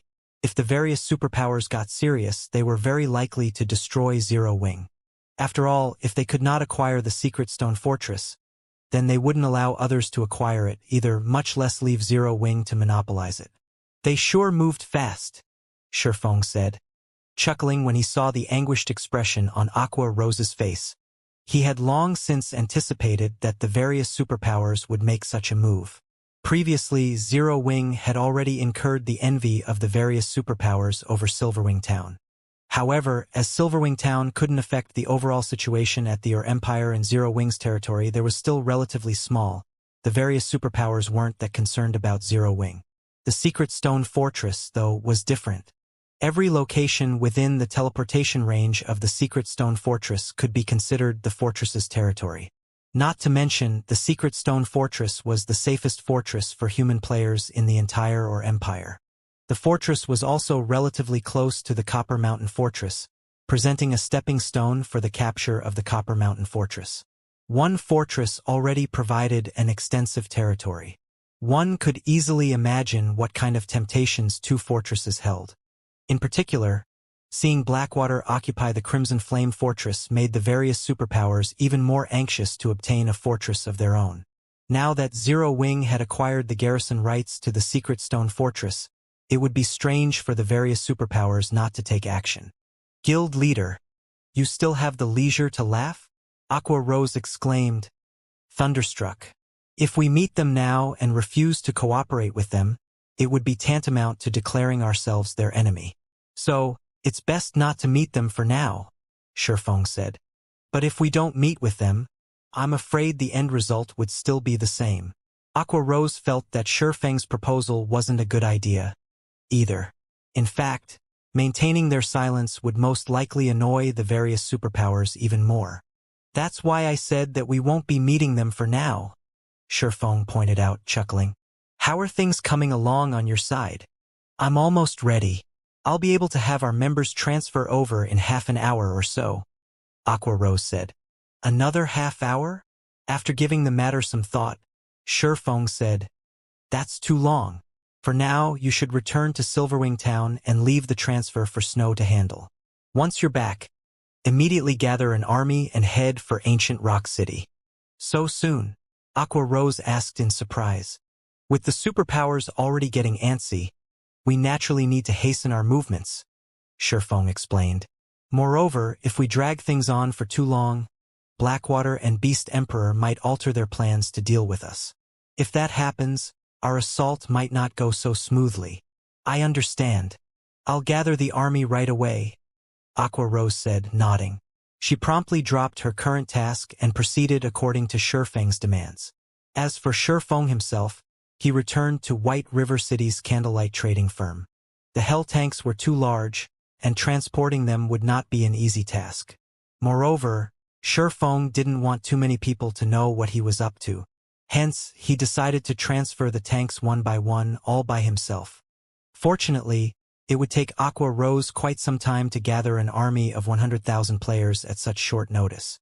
After Aqua Rose returned to Silverwing Town, the first thing she did was release a guild announcement stating that she was seeking to gather 100,000 members over at Silverwing Town to execute a siege against Ancient Rock City. Meanwhile, participating members had to be an elite member or above and at least level 50. Shortly after the announcement went public, it sent a commotion throughout Zero Wing. What's going on? Are we going to make a final stand against Beast Emperor? That's Ancient Rock City we're talking about. I recall there being over 1 million evil beasts inside the city. There are even Tier 4 NPCs and a large number of mythic evil demons and evil beasts. We won't even be enough to serve as appetizers if we try to attack all those monsters.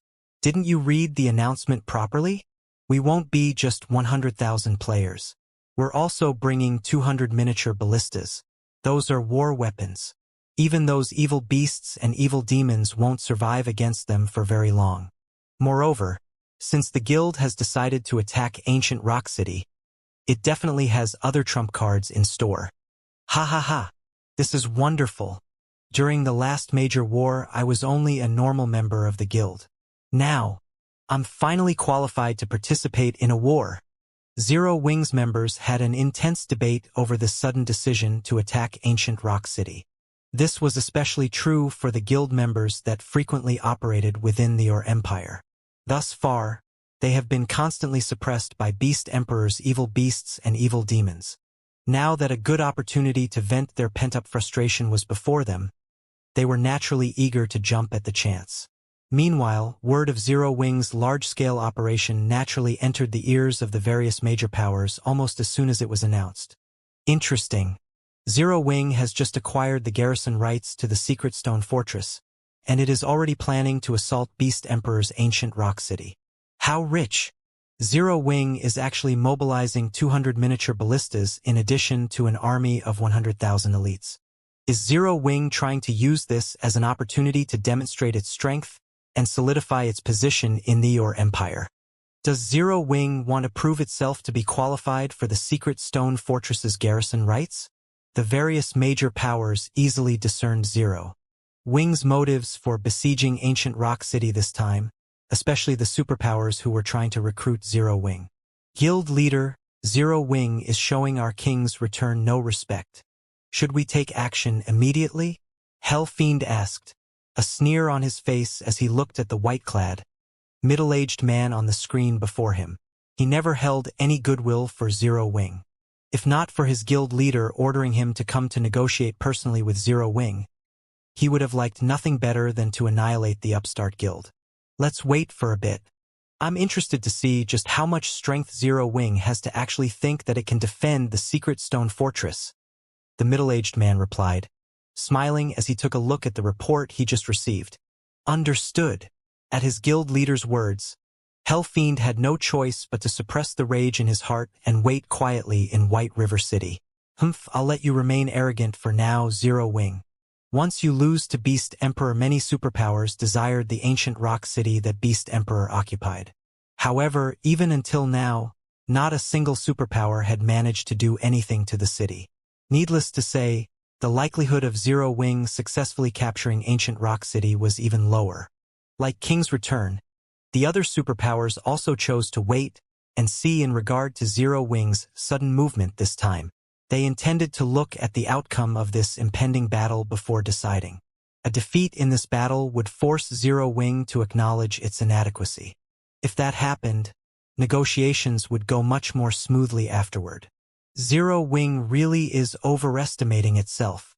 Nine Dragons Emperor, who was currently in the Black Dragon Empire, could not help but laugh when he received news about Zero Wing's intentions. Originally, I was planning on advising the Great Pavilion Master to hinder Phoenix Rain from providing aid to Zero Wing. Now, it would seem that I won't need to waste the effort. However, I also have to admit that Black Flame is very smart. Had he asked Phoenix Rain to help him and the Great Pavilion Master actually agreed to it, I would have had an excuse to send people over to manage both the Secret Stone Fortress and Silverwing Town. Pavilion Master, what should we do now? Martial Dragon asked. The struggle for the position of Great Pavilion Master has already entered a crucial period. Absolutely nothing must go wrong.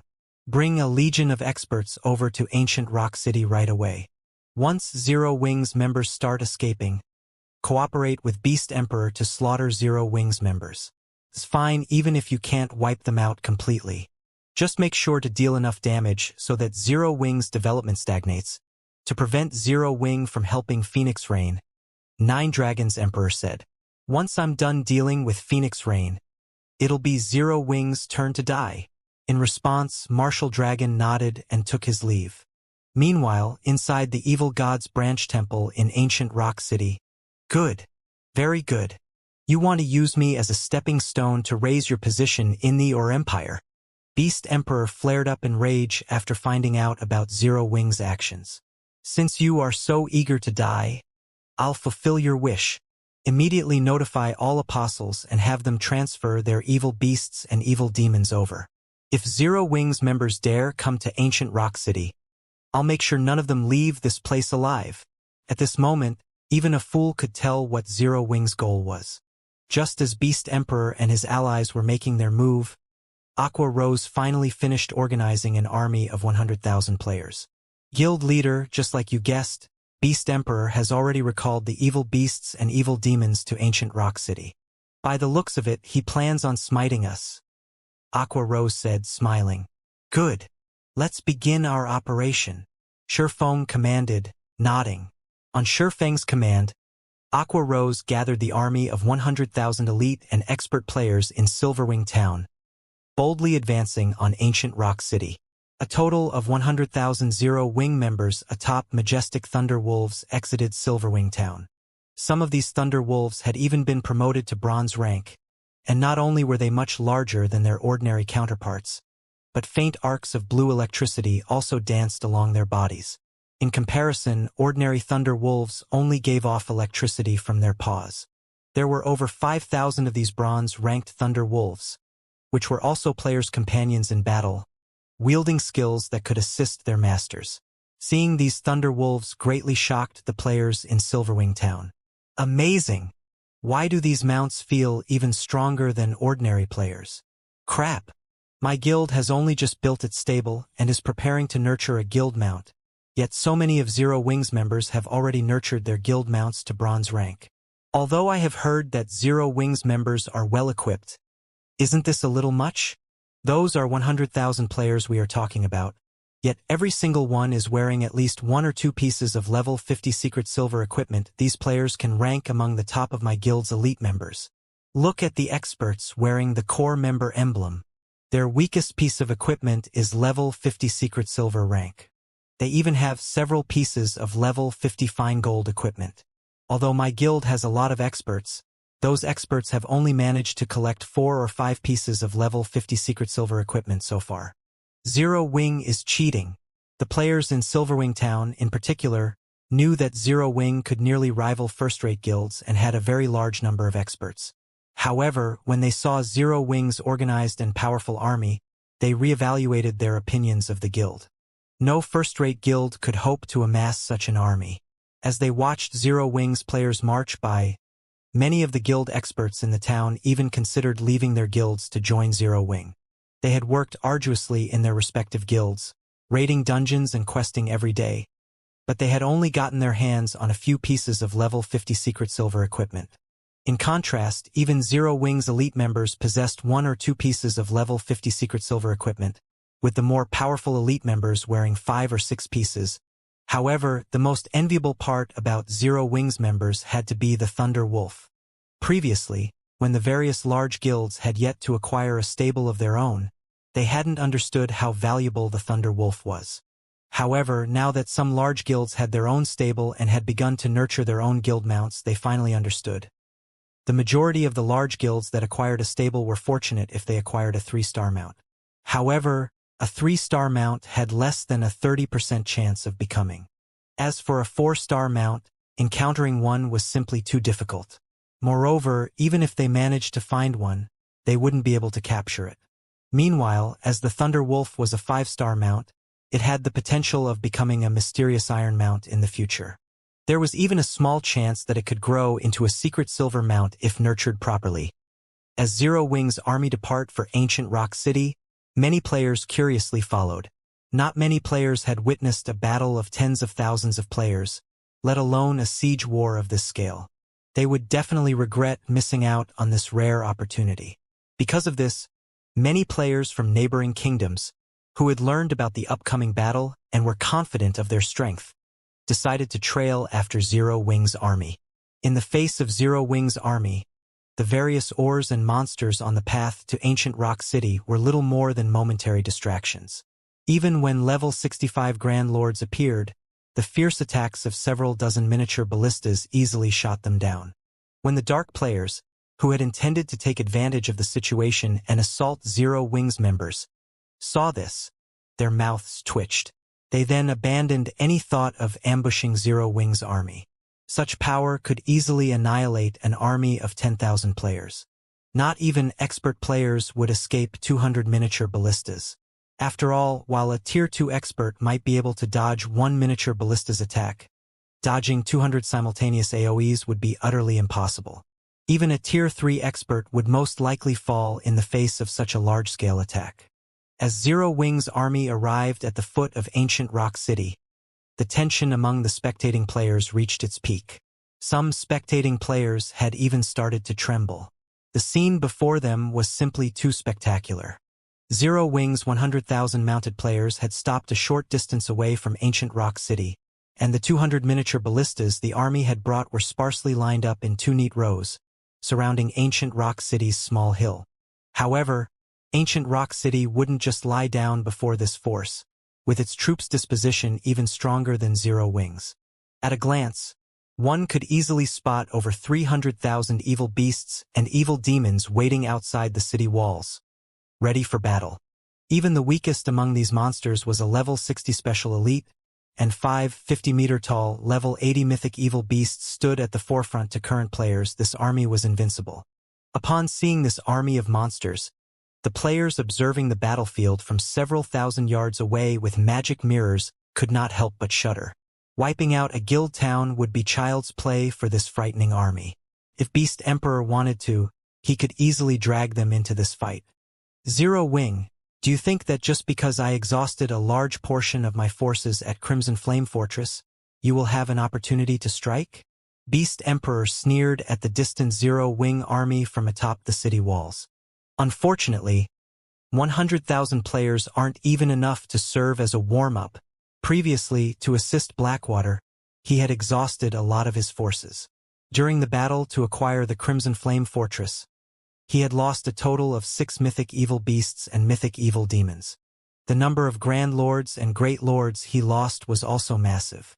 Even so, he still had 7 mythic monsters under his control, 5 of which were evil beasts, and 2 were evil demons.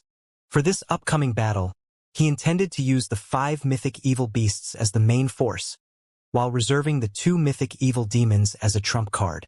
Although his current army was far from ideal, it was more than enough to stop Zero Wing's army. In reality, he wished that he could avoid pitting his army against Zero Wing's, utilizing his defender's advantage to whittle the enemy forces down. However, as he was responsible for summoning the Evil God's branch temple in Ancient Rock City, he was responsible for protecting Ancient Rock City. He could not allow any damage to come to the city. If the city were damaged, not only would he have to spend his own money to repair it, but he would also lose Evil God's temple contribution points. Boss, Blackwater's members are in position. Blackwater has dispatched 3,000 experts and 20,000 elites. In addition, 9 Dragons Emperor has dispatched a 1,000-man expert legion. Roughly 7,000 Dark players are also participating in this battle.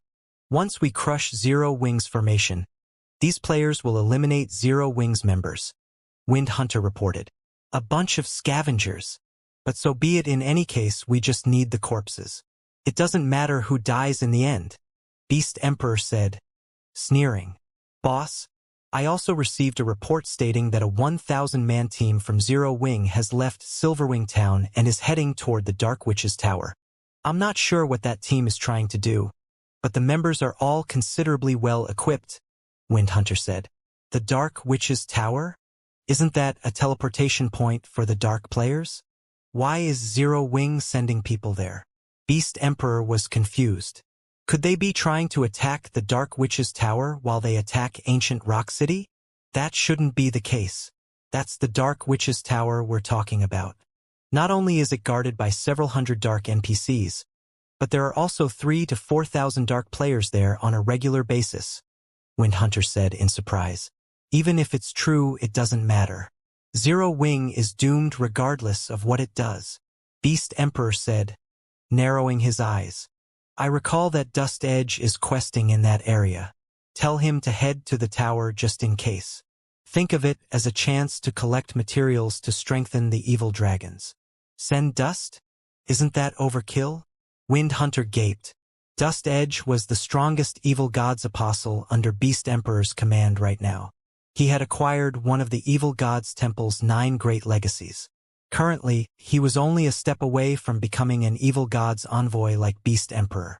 He was the Beast Emperor's greatest trump card. It doesn't matter. Now that we've acquired the Crimson Flame Fortress, we'll have plenty of resources coming our way. There's no longer a need to keep him a secret, Beast Emperor said, waving his hand. He then had Windhunter notify Dust Edge of his orders. After Beast Emperor issued his commands, 3 massive, golden magic arrays appeared above Zero Wing's army. These 3 magic arrays were none other than the result of the Divine Beast's Descent magic arrays, which Shurfeng had used the guild's accumulated resources to produce. Moreover, all 3 of these magic arrays were powered by elemental sources. In the next moment, 3 golden dragons descended from the sky with deafening roars that echoed throughout Ancient Rock City's area. Go! Destroy Ancient Rock City's defensive magic array. Aqua Rose, who stood on a hill a short distance away from the city, said as she pointed her staff at Ancient Rock City. Immediately, all 3 divine magic dragons charged toward Ancient Rock City. When they saw the 3 divine magic dragons, the rowdy evil beasts and demons fell silent. Each of the divine magic dragons had a wingspan of 600 meters. Just a flap of their wings would be more than enough to kill hundreds of players. Even the spectating crowd could feel their auras from several thousand yards away. The ambient mana on the battlefield also gathered to the divine magic dragons, and just a flap of their wings caused powerful storms to brew. Pitch-black spatial tears appeared as their wings passed. Even many of Zero Wing's members were shocked to see the divine magic dragons.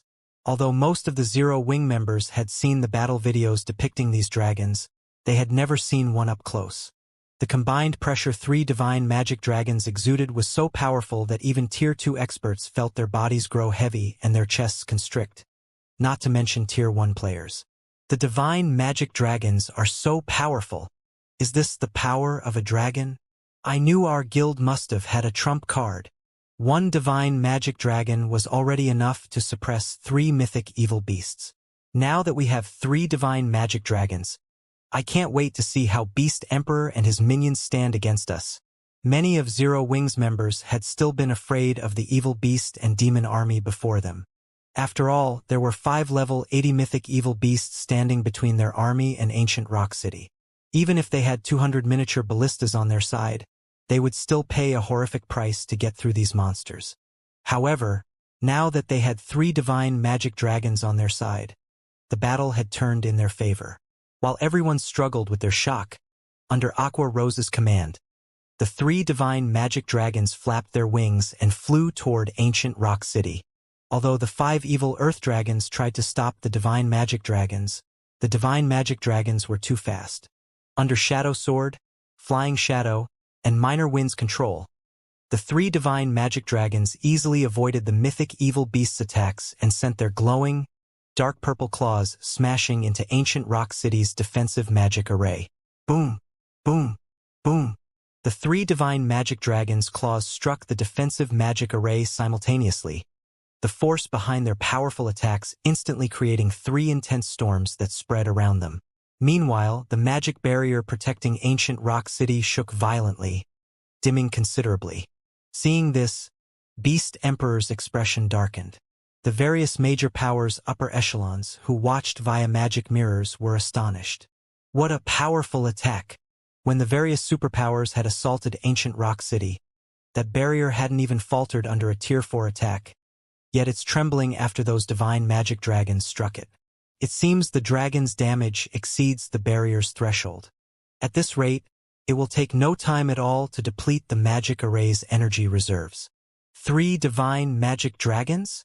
I hadn't thought that Zero Wing still had such a trump card. It's no wonder why it dares provoke Beast Emperor. It seems Zero Wing really is confident of striking down ancient Rock City. The various upper echelons were similarly shocked by the 3 divine magic dragons' power. However, while they were shocked, they weren't particularly afraid. After all, tools that could summon such powerful monsters certainly weren't indefinite. It simply wasn't a permanent source of strength. Damn it! Just one attack from those dragons depleted nearly 6% of the magic array's energy reserves. We can't let those dragons continue to attack the barrier. Activate the Evil God's Temple's offensive magic array and annihilate these dragons. Beast Emperor hurriedly commanded when he saw the defensive magic array's energy reserves. Boss, it'll cost us 3,000 CPs to activate the offensive magic array once. Are you sure you want to use it? Wind Hunter hesitantly asked. Evil God's Temple contribution points were extremely difficult to acquire. These points could not be acquired just by completing quests.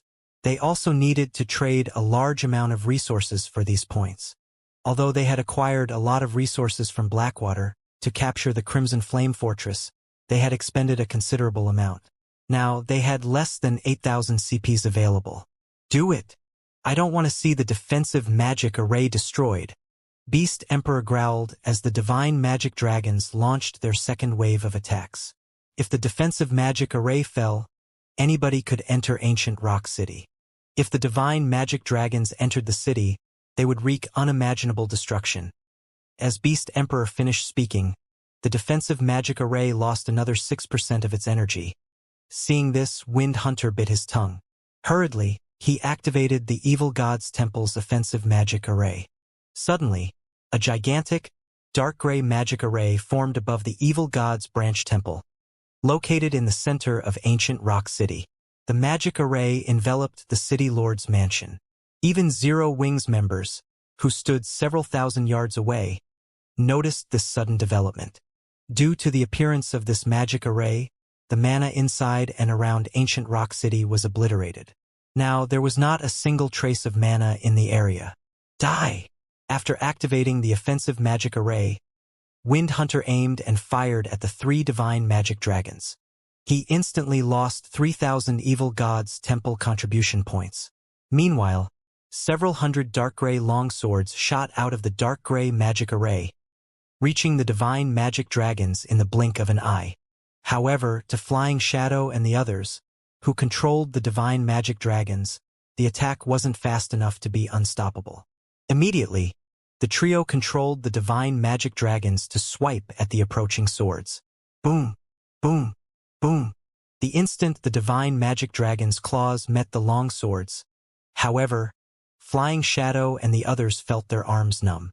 Several dozen long swords then sliced into them. Suddenly, one deafening explosion after another rang out above ancient Rock City, radiating shockwaves that even made the city's defensive magic array tremble. Following which, the 3 divine magic dragons crashed to the ground, creating 3 deep craters where they fell. Some low-ranking evil beasts and evil demons even died as they were crushed. After a few moments, the 3 divine magic dragons stood back up. Now, however, wounds covered their bodies, and many of their tough dragon scales had been shattered. Their wings had also been destroyed, preventing flight. Even more frightening was the fact that these dragons couldn't regenerate the damage the dark gray swords had caused. Everyone gasped when they saw the horrific attack. What a powerful move! The various major powers were dazed for a long moment. They had witnessed the power of the divine magic dragons, so they knew just how powerful these summoned creatures were. Yet Beast Emperor had injured them heavily with a single move. Beast Emperor's foundations clearly exceeded their estimations. After such a devastating blow, it was almost impossible for Zero Wing to capture ancient Rock City. The evil beast army had surrounded the divine magic dragons soon after they had fallen, and Zero Wing's summoned creatures were embroiled in a heated battle. They couldn't even reach ancient Rock City. With only the miniature ballistas and its players' attacks, Zero Wing would need hours of non-stop combat to destroy the city's barrier. Big Sis Aqua, I'm struggling to control my divine magic dragon. Even fighting the mythic evil beasts is taxing. I can't approach ancient Rock City's defensive magic array at all. What should we do? Flying Shadow, who currently controlled a divine magic dragon, reported. It felt as if he were trying to control a broken machine. Not only were the divine magic dragon's reactions delayed, but the dragon's strength had also fallen. Sure enough, trying to strike down ancient Rock City won't be easy. Aqua Rose could not help but sigh. Since that is the case, let's go all out. The three of you, use the divine magic dragon's final power. Understood. Flying Shadow, Shadow Sword, and Minor Wind nodded to Aqua Rose's command. In the next moment, the three divine magic dragons released furious roars, the resulting shockwaves shoving back the Great Lord-ranked evil beasts. Suddenly, the divine magic dragons spread their jaws as a threefold magic array manifested before them. The three dragons then fired 3 black-white breath attacks at ancient Rock City's defensive magic array. This move was the strongest these divine magic dragons possessed. Tier 4 Curse, Shadowlight Breath. In the blink of an eye, all 3 breath attacks plowed into the barrier around ancient Rock City. After persisting for 2 seconds, the indestructible magic barrier shattered, transforming into countless particles of light before it disappeared. As the magic barrier protecting ancient Rock City disappeared, the distant spectating players' mouths fell wide open. They simply could not bring themselves to believe that the 3 heavily injured divine magic dragons actually destroyed such a powerful defensive magic array. Damn it! How is this possible? Beast Emperor's complexion became incredibly gloomy when he saw the magic barrier disappearing. The magic barrier was the protective canopy of ancient Rock City. Without it, anybody could enter and leave the city freely, as well as rain destruction upon the city. Before Beast Emperor could react, Aqua Rose raised her staff and commanded, "Miniature ballistas, advance! Attack ancient Rock City with everything you've got." In the next moment, all 200 miniature ballistas started closing in on ancient Rock City. When Heaven's Burial took control of ancient Rock City, the guild had repaired and constructed defensive structures around the city. However, after the evil god's temple took over, as evil demons and evil beasts lacked the knowledge and ability to control these defensive structures, these things all became decorations. As a result, the miniature ballistas could approach ancient Rock City with impunity. Ancient Rock City soon entered the miniature ballista's attack range. Shio! Shio! Shio! Immediately, 200 exploding arrows flew into the sky and pelted down on the buildings inside ancient Rock City, following which, a series of blasts reverberated throughout the city. Just one volley of arrows already flattened many buildings in the city's outer area. They dare! Beast Emperor felt his heart bleed when he saw many of the accommodations for evil demons getting razed. He angrily commanded all of his evil beasts and evil demons, "Go! Destroy every one of those ballistas." At this moment, he no longer cared about the defense of the city. All he cared about was the destruction of Zero Wing's miniature ballistas. Meanwhile, due to the miniature ballistas attacks, the evil beasts and evil demons controlled by NPCs belonging to the evil god's temple also took action. These powerful monsters joined the evil beasts and evil demons under Beast Emperor's control in charging toward Zero Wing's army. Suddenly, a swarm of monsters could be seen rushing toward Zero Wing's army. This scene made the Zero Wing members handling the miniature ballistas shudder involuntarily. However, Aqua Rose remained utterly unfazed by this situation, immediately ordering the activation of the movement-type defensive magic array. A moment later, a magic barrier enveloped the entire army. Miniature ballistas focus on those monsters. Everyone else, coordinate your attacks with the ballistas. Flying Shadow, your group will deal with those mythic monsters. Everyone in Zero Wing's army responded quickly and started executing Aqua Rose's commands. Although the monsters were numerous and high-leveled, their side also possessed a defensive magic array. As long as the defensive magic array held, these evil demons and evil beasts could not hurt them. Not to mention, their side also had the firepower of 200 miniature ballistas. For a time, the miniature ballistas could be seen continuously firing exploding arrows at the approaching evil demons and evil beasts, the resulting blasts even sending the great lords stumbling backward. The lords that got struck were immediately placed in a heavily injured state. As for the chieftains, they got killed with just a few shots. In the meantime, Zero Wings members were also launching attacks in a frenzy from inside the defensive magic array. However, despite Zero Wings' fierce offensive, the evil demon and evil beast army showed no signs of stopping. They assaulted Zero Wings' defensive magic array relentlessly, depleting its energy reserves. As the evil beasts and evil demons died one after another, the energy reserves of Zero Wings' defensive magic array also declined rapidly. This forced Aqua rose to replenish its energy repeatedly using magic crystals. For a time, the sounds of roars, slaughter, and explosions became the main theme of this hilly land. In this battlefield, an individual's strength was extremely insignificant. Only the magical class players capable of using large-scale spells were slightly more useful than the average player. The magnificent battle stupefied the spectating players. The dark players who had been planning to ambush Zero Wings' army simply stood still right now, none of them daring to join the fray. After all, the level of this battle exceeded their understanding of battles between players. In this conflict, individual techniques were absolutely meaningless. If they dared charge into the battlefield, let alone reaching Zero Wings' army, just crossing the miniature ballista's field of fire was already plenty difficult. With the defensive magic array up, they wouldn't even get to touch Zero Wings members. They would only become live targets for Zero Wings members if they entered the fray now. Meanwhile, as Zero Wings' army was fighting a war of attrition with Beast Emperor, Shi Feng's team of 1,000 arrived at a location a short distance from the Dark Witch's Tower. The Dark Witch's Tower stood next to a small lake inside a valley. The environment around the tower was considerably good. In fact, this place was originally a nice town. Unfortunately, an undead great wizard had targeted the town and turned it into a place of death. The great wizard had also specifically constructed the Dark Witch's Tower here to research death magic. As more time passed, the town here became a locus for the dark forces. At this point, it was already a resting place for dark players in the Empire. When Shi Feng's team moved within 3,000 yards of the Dark Witch's Tower, sirens in the town suddenly rang, putting every player inside the town on high alert. Someone actually dares approach the gathering place of us dark players? It should be a team that lost their way. With so many of us dark players here, who would possibly dare approach this place willingly? Lost their way? Whatever. This is a good opportunity. I haven't completed my kill quest for today. It's not a bad idea to use these players as a sacrifice.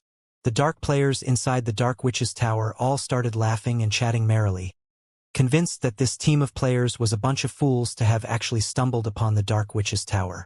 After all, these players had not investigated which places normal players should avoid in the Empire. As the Dark Forces were relatively weak on the continent of God's domain, the Dark Forces gathering spots in neutral maps would all have alarms set up to help the gathering spots residents to take precautions to protect themselves. These alarms would give out a warning when over 100 normal players or NPCs entered a certain range of the gathering spot. They really came. A black-clad man covered in bandages, who was enjoying a glass of wine in the town's bar, could not help but smile when he heard the town's alarms going off. He then turned to look at the beautiful woman dressed in dark blue robes sitting beside him and asked, "Will Commander Spirit take action first, or shall I do the honors? Although I very much wish to repay Zero Wing for what it did to my adventurer team, I am more curious about how capable the treasured apostle nurtured by Beast Emperor is." Veiled Spirit replied, smiling as she looked at the bandaged man beside her. Nowadays, Beast Emperor was extremely famous among dark players. After all, he controlled an army of evil beasts and evil demons, a force that nobody could afford to underestimate. Meanwhile, although Dust Edge himself did not possess much fame, Beast Emperor had praised him highly and even agreed to cooperate with Dark Soul, so long as the Alliance provided Dust Edge with as many resources as possible. Seeing as Beast Emperor was willing to invest so many resources in a single person, it was obvious just how much Beast Emperor valued Dust Edge's potential. Beast Emperor and Dark Soul had been acquainted with each other for quite some time already, yet Dark Soul had yet to dig up any information on Dust Edge even now. Zero Wing's arrival presented Veiled Spirit with a good opportunity to witness Dust Edge's abilities. She naturally wouldn't let it go to waste. Fine, then let's treat this as the beginning of the mutual trust between our two sides, Dust Edge said, nodding. He then raised his wine glass and added, "They should be very close to reaching the town walls now. Let us head out as well." After saying so, Dust Edge stood up and left the bar. Veiled Spirit and the dozen or so subordinates that came with her followed after him. A large number of Dark players had gathered in the Dark Witch's Tower's watchtower, gazing down at Zero Wing's members as they fell into formation in the distance. What? They actually planned to attack the Dark Witch's Tower. They're insane. Hundreds of NPCs guard the town, not to mention the defense turrets and arrow towers. Repelling a 1,000-man team isn't even a warm-up. The Dark players could not help but laugh, ridiculing Zero Wing as they watched Shifeng and his companions prepare for the assault. Although the Dark Witch's Tower was a very small town, it had robust defenses. Not only did the town have defensive structures, but it also had a defensive magic array. Furthermore, thousands of Dark players occupied the town. Even an army of tens of thousands of elite players would fall swiftly if it tried to attack the town, let alone a 1,000-man force. Even a superpower would have to pay a hefty price to destroy the Dark Witch's Tower. This was why most superpowers simply ignored this Dark player hub. Huh? Look at their guild emblems. They seem to be Zero Wing's members. A Tier 2 Ranger stated, surprised, after using eagle eyes. Isn't Zero Wing attacking Ancient Rock City? Why has it come all the way here to attack the Dark Witch's Tower? They must have gotten the wrong memo from their superiors, a level 56 assassin said, laughing. But since they're here, we can have some fun. Blackwater has offered a generous bounty for Zero Wing's heads. Normally, Zero Wing's members are very challenging prey, but this is a golden opportunity. We have over 3,000 players in the Dark Witch's Tower.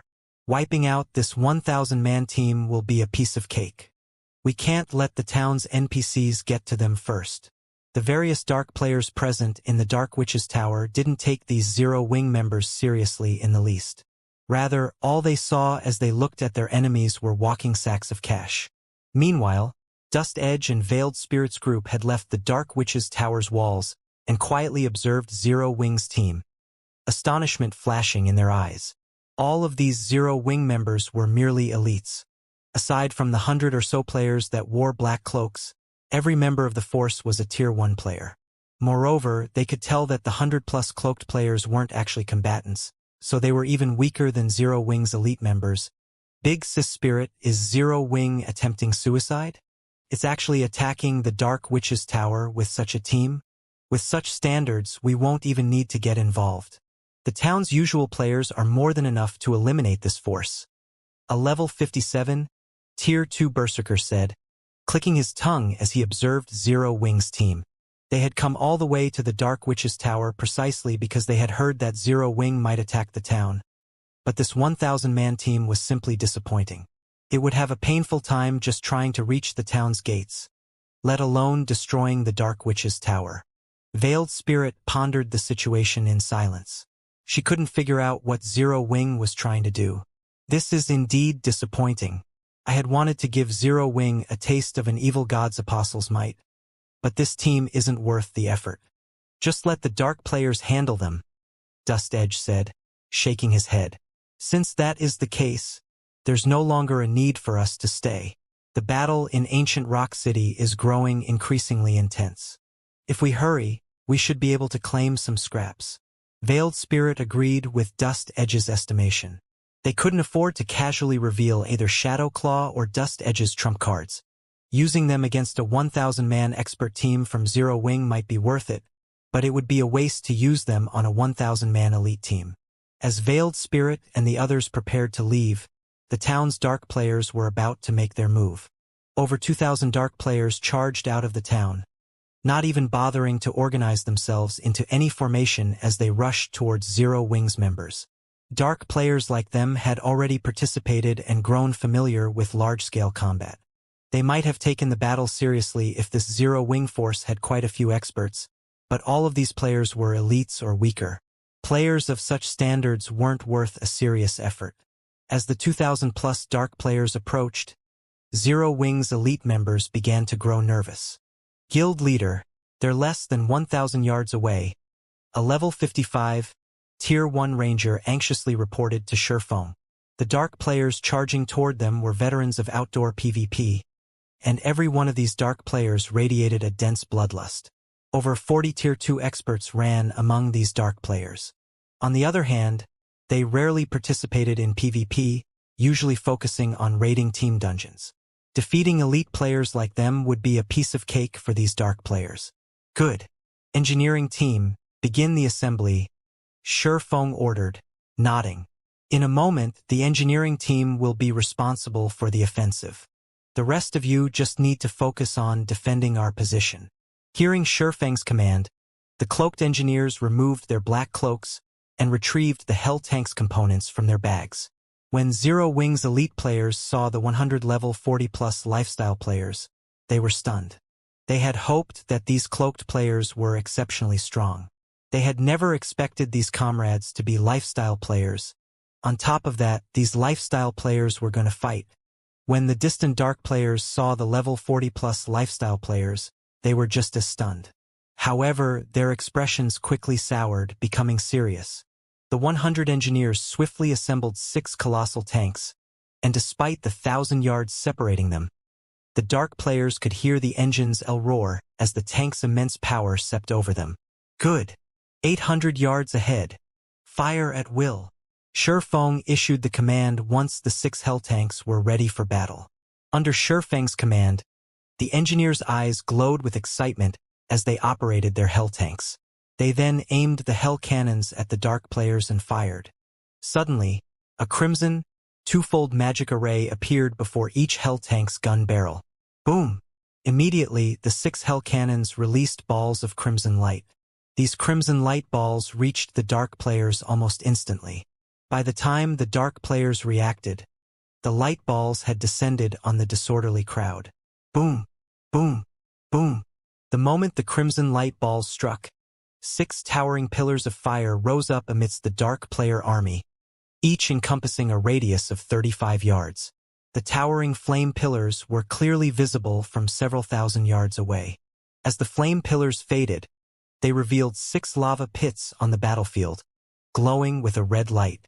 Every player that had been caught in the AoEs had transformed into streaks of white light before disappearing. With a single round of attacks, over 600 dark players had been removed from the battlefield. When over 600 PvP experts were suddenly vaporized, the dark players charging towards Zero Wing's team slid to a halt and stared at the empty lava pits before them. Damn it! What are those things? After losing nearly half of their allies, the other dark players panicked. They had seen war weapons in action before, but the Hell Tank's speed and power were beyond their understanding of such weapons. The Tier 2 experts on this battlefield even had a high chance of avoiding defense turrets attacks from over 500 yards away, especially the speed-type classes. Yet, despite the nearly 800 yards between them and their quarry, the Hell Tank's balls of light had rained down on their heads by the time they had realized that they were under attack. The power of the Hell Cannon's attacks was simply horrific, easily rivaling the power of Tier 3 large-scale destruction spells. Even a Tier 2 metric tons would have to activate a life-saving skill to survive such an attack. These dark players felt as if they stood within 6 magic towers' attack range. The dark players that had chosen to remain in the Dark Witch's Tower to watch the battle had lost the laughter in their eyes.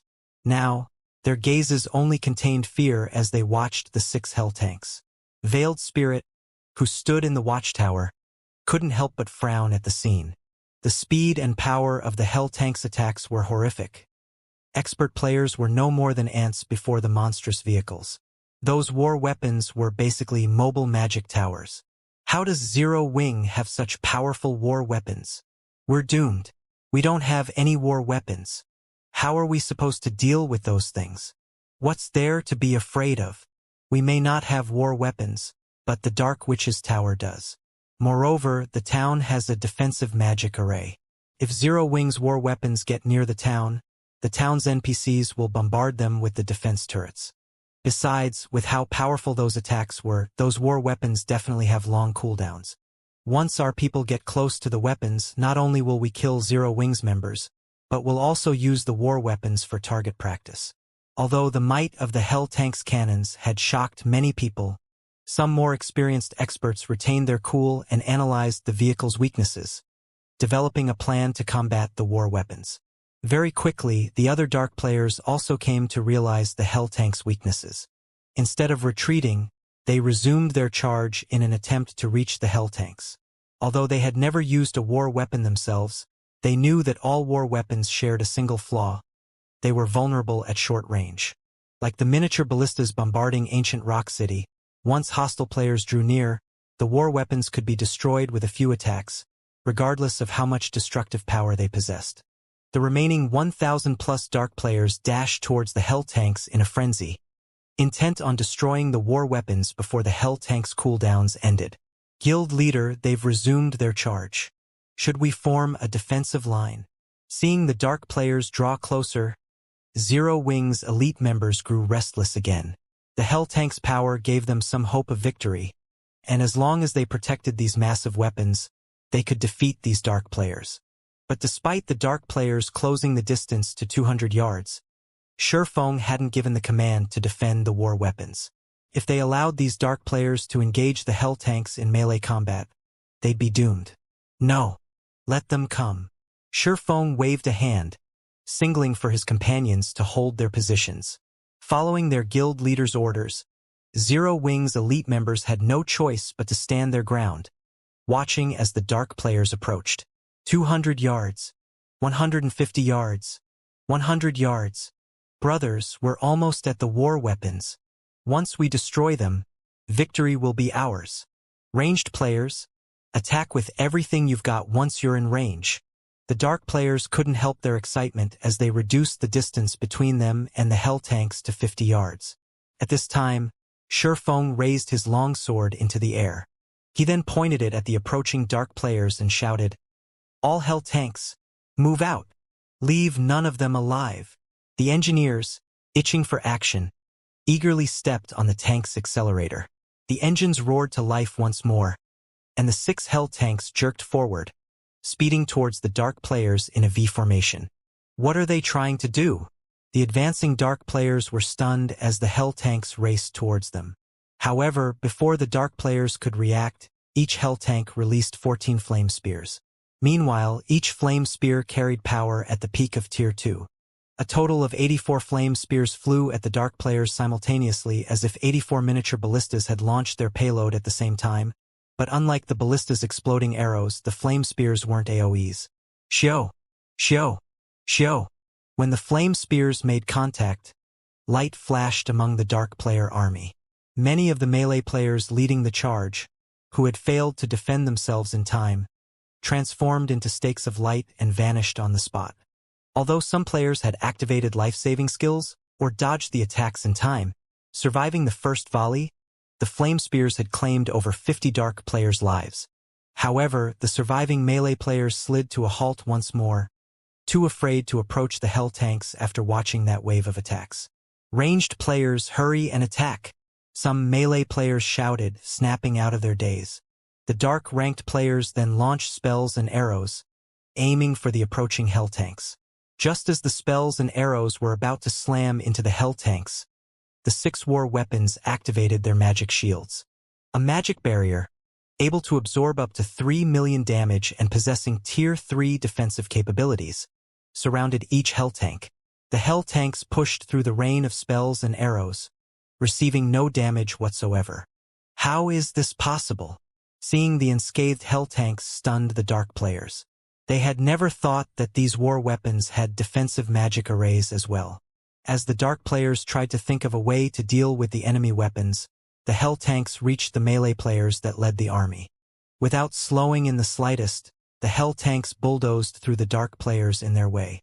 The Tier 2 MTs at the forefront were immediately thrown over 20 yards back, their HPs decreasing by nearly half. Unfortunately for them, the Tier 1 melee players died instantly. The 6 hell tanks charged forward like a herd of stampeding bulls. Not only did they break up the crowd of dark players, but they also killed over 100 players as they sped through. Run! Run quickly! Don't let these things get near you! After watching the hell tanks slaughter their allies, the fighting dark players realized one thing. This battle wasn't a battle at all.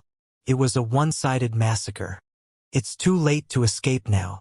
Shurfeng could not help but shake his head and chuckle as he watched the fleeing dark players. Compared to their ranged offensive capabilities, tanks shone brightest in close-range combat. An intermediate tank had even higher strength than a Tier 3 berserker, and not even a Tier 3 assassin could outrun it. It was truly a weapon of slaughter on a battlefield. After just a short moment, the hell tanks killed every one of the 2,000+ dark players that had participated in the battle. Now, ownerless weapons and equipment littered the field. Once the hell tanks had wiped out the attacking dark players, Shurfeng instructed his guildmates to loot the battlefield. The dark players that operated in the Empire were very well equipped on average. Otherwise, they wouldn't have dared to join the glory battlefield that was the Empire. Fortunately, Shurfeng could use the weapons and equipment these dark players had dropped as compensation for the magic crystals the hell tanks had expended and to make a small profit. Naturally, he wouldn't leave the items for other players to loot. However, Zero Wings members only took action sometime after Shurfeng had given the order. They had still been stunned at the hell tanks' performance. Before these hell tanks, Tier 2 experts were a joke. They couldn't even escape the hell tanks' destruction.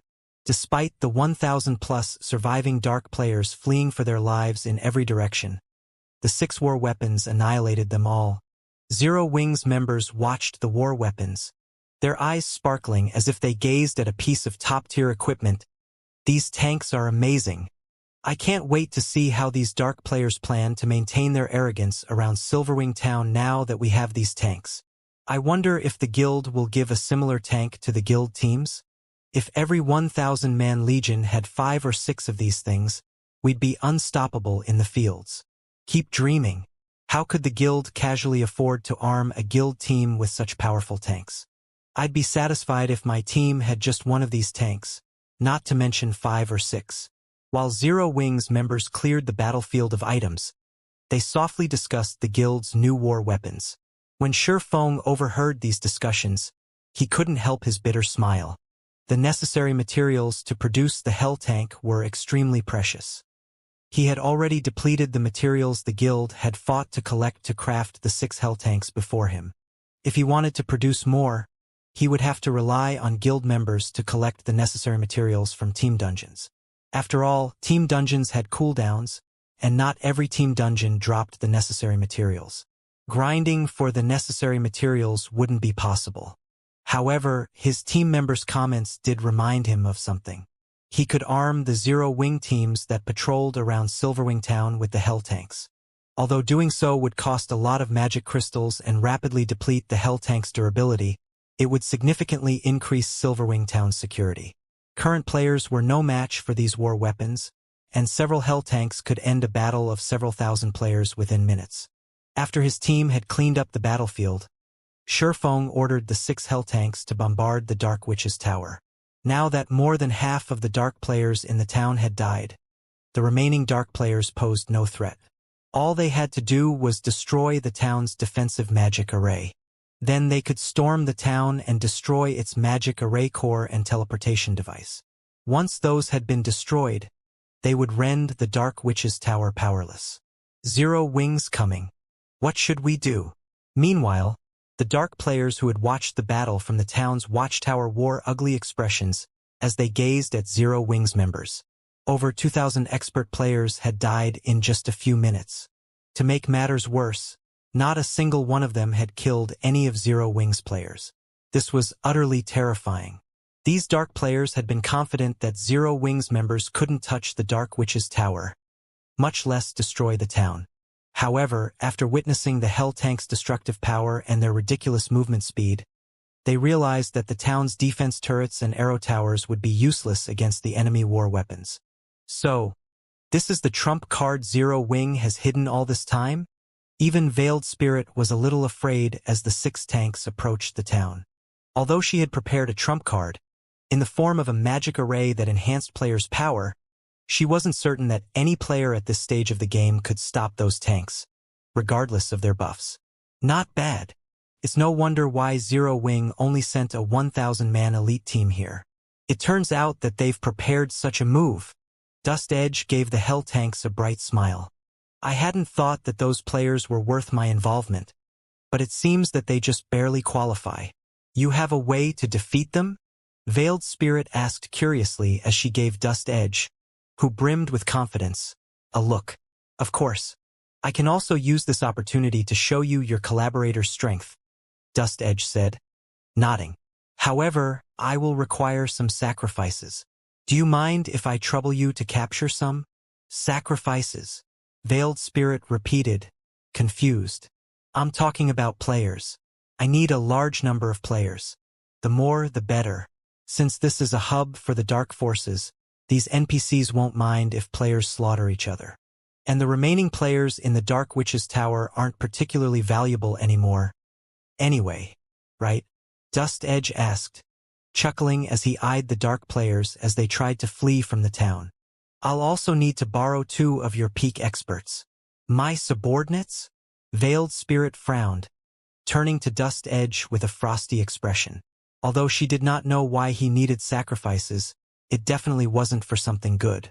She refused to allow her subordinates to become this madman's sacrifices. Relax. I won't sacrifice your subordinates. Rather, I want to grant them peerless strength. Dust Edge explained when he realized that Veiled Spirit had misunderstood his intention. That won't be a problem.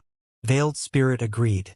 She then instructed her subordinates to gather the feeling players in the Dark Witch's Tower. This time, she had brought 300 experts with her, each of which was incredibly powerful. They were far stronger than the dark players who idled in the town. Under Veiled Spirit's command, Shadowclaw's 300 experts took action. Using the tools Dust Edge had granted them, they captured the players that tried to escape the town. What are you trying to do? Why are you capturing us? Shadowclaw's prisoners soon found themselves bound by magical chains, their fear clear on their faces as they looked at Dust Edge and his companions. Oh, it's nothing. I'm just going to make you contribute to the Dark Witch's Tower's defense, Dust Edge said, laughing when he saw over 300 bound players. You should feel so lucky to become a part of my new power. Hurry it up. Zero Wing's team is starting its attack. The town's defensive magic array won't last long. Veiled Spirit snapped anxiously as she watched the 6 Hell tanks fire upon the Dark Witch's Tower. Although the Dark Witch's Tower had a defensive magic array to protect it, it was much weaker than the one around Ancient Rock City. If Tier 3 large-scale destruction spells bombarded it, it wouldn't last long. Relax. My preparations are complete. Now, we just need 2 of your subordinates to stand in the center of the magic array. Dust Edge responded as he finished writing over 30 lines of Crimson Divine runes in the air. He then merged the divine runes with the Crimson magic array before him, excitedly proclaiming, "Soon, you'll get to witness the power of the almighty evil god." At Dust Edge's words, the 2 experts Veiled Spirit had chosen began to panic as they stared at the magic array. However, when their leader urged them forward, they had no choice but to steel their resolve and step into the array. Almighty evil god, I offer you immortal souls. Please grant me an immortal body to smite my enemies. Dust Edge sang before tapping the butt of his staff on the array. The 300-plus dark players inside the magic array instantly collapsed like puppets as their strings were cut in the next moment. The space above tore, leaving a gaping, black wound. A boundless aura then poured out of the spatial tear, and everything within the Dark Witch's Tower froze within its presence. The appearance of the spatial tear above the Dark Witch's Tower immobilized every player inside the town. It was as if time around them had stopped. What kind of monster is in there? Veiled Spirit and the others could not help but be frightened when they felt the horrific pressure flooding out of the spatial tear. They could sense that this horrific pressure did not originate from the spatial tear itself but from a creature residing inside the spatial tear. Instead, this was a pressure that they had never felt in all the time they'd played God's domain. They did not doubt that, should the creature inside the spatial tear come out, they would instantly die and disappear just from the pressure the creature exuded. A few seconds after the spatial tear appeared, the two Shadow Claw members standing inside the crimson magic array started screaming in agony, their lung-piercing shrieks giving all who heard them goosebumps. Dust Edge, didn't you say nothing would happen to them? Veiled Spirit questioned, a chilly expression appearing on her face as she glared at Dust Edge. The two members she selected were peak experts of Shadowclaw. They were also one of the few Tier 2 experts the adventurer team had. If their accounts were to get crippled due to this incident, Shadowclaw would sustain a tremendous blow. Relax, they'll be fine. In fact, once the ritual is over, they'll feel much better than before. You can even label them as the strongest players in existence in God's domain right now. Dust Edge explained, laughing as he looked at the two Shadowclaw members in the magic array. Veiled Spirit was utterly confused by Dust Edge's words. Just as she was about to demand a clearer explanation from him, the two people standing inside the magic array suddenly started transforming. Originally, the two people were already tall and robust men. Now, however, their muscles started bulging rapidly like balloons. Very quickly, their bodies lost their human form. A pair of dark gray wings sprouted out of their backs, and silver scales covered their bodies. The transformation process continued for roughly 7 seconds and produced two 10-meter-tall dragons. The two dragons then let loose deafening roars that echoed throughout the town. Dragons? Veiled Spirit and the others could not help but be stupefied by this sight. They could clearly feel that the two dragons before them were different from the pseudo-dragons they had come across before. Although the two dragons before them were only level 56, the same level as the players themselves, they could feel a pressure coming from the dragons that was a result of a difference in life ratings. This meant that the two dragons before them were not pseudo-dragon creatures but real dragons. They're still not at the level of real dragons. However, they have been given new life by the evil god. Although their life ratings are not at the standard of dragons, they should be at the level of archaic species. You can call them evil dragons, Dust Edge said as he looked at the two evil dragons.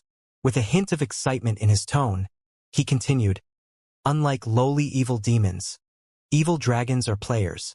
They are somewhat similar to the dark mutation you guys have, but the transformation is more thorough than dark mutation. Moreover, it is also much stronger. At this moment, they are already at the Tier 3 standard. They possess greater power and life force than even Tier 3 NPCs of the same level. Of course, this is not their peak strength, yet my power is still incomplete right now. I'll need many more resources to unlock my strength. Once I have fully grasped this power, I'll be able to make them even stronger. Evil dragons? Veiled Spirit was shocked as she looked at the massive creatures before her. No wonder Beast Emperor is willing to nurture you at all costs.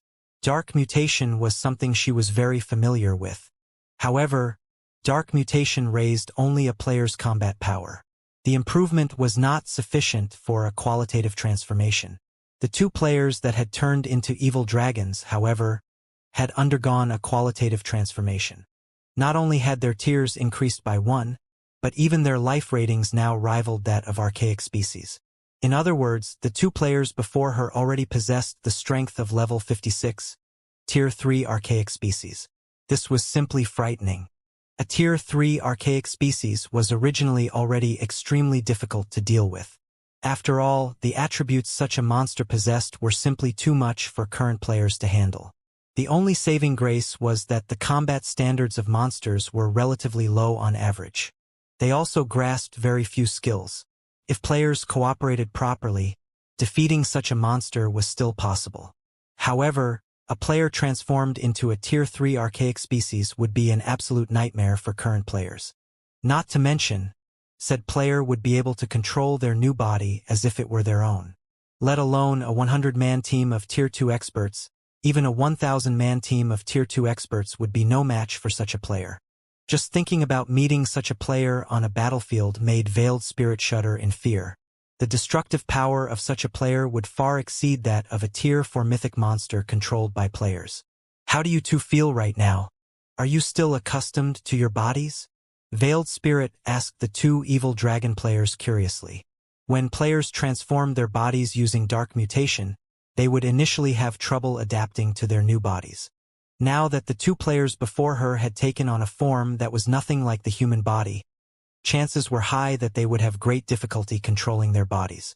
I've never felt better. Even without concentrating, I can easily grasp the movements in my surroundings. I can even hear the conversation of two players that are hiding behind a wall 200 yards away. Indeed, those two are actually planning to report our actions here to other dark players. Those two players are simply tired of living. After saying so, the two evil dragons flapped their wings, their massive bodies transforming into a powerful gale as they flew toward the two hidden players. By the time the two hidden players noticed the two evil dragons' movements, the latter had already crossed a distance of 30 yards. Before the two expert players could move 30 yards away from their original hiding spot, the two massive evil dragons had already appeared before them and swiped their claws at them. In the next moment, Dust Edge and Veiled Spirit's group heard a loud bang coming from the evil dragon's direction. The ground the two level 55, Tier 2 experts stood on shattered instantly. As for the two experts themselves, they had died on the spot. What power! Veiled Spirit gasped involuntarily. Too strong. Too fast. Two Tier 2 experts were actually killed just like that. Even level 56 mythic monsters weren't capable of executing such a clean and swift attack. Meanwhile, the other Tier 2 experts of Shadowclaw also shrank back reflexively. Their reaction was because they'd imagined themselves in the place of those two Tier 2 experts and realized that they wouldn't fare all that much better than those two players either. They would almost certainly suffer the same fate as that unfortunate duo. Good. Very good. After witnessing the two evil dragon players killing two Tier 2 experts instantly, Dust Edge turned to look at Veiled Spirit and said proudly, "This is the evil god's temple's true power. What do you think? As long as you all have this power, let alone your empire, even taking control of human empires won't be a problem." Indeed, Veiled Spirit nodded in agreement with Dust Edge's words. She, too, felt that the partnership between Dark Soul and Beast Emperor held great promise. As long as Dark Soul had a large number of evil dragons under its command, removing Crimson Emperor and Unyielding Soul from the Dark Knight Empire would be a piece of cake.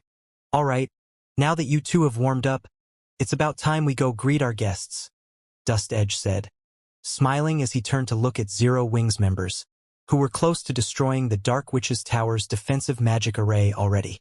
At Dust Edge's words, the two evil dragon players promptly turned to look at the approaching hell tanks, sneers appearing on their faces. Previously, they had still felt somewhat fearful of the hell tanks. Now, however, it was a different story.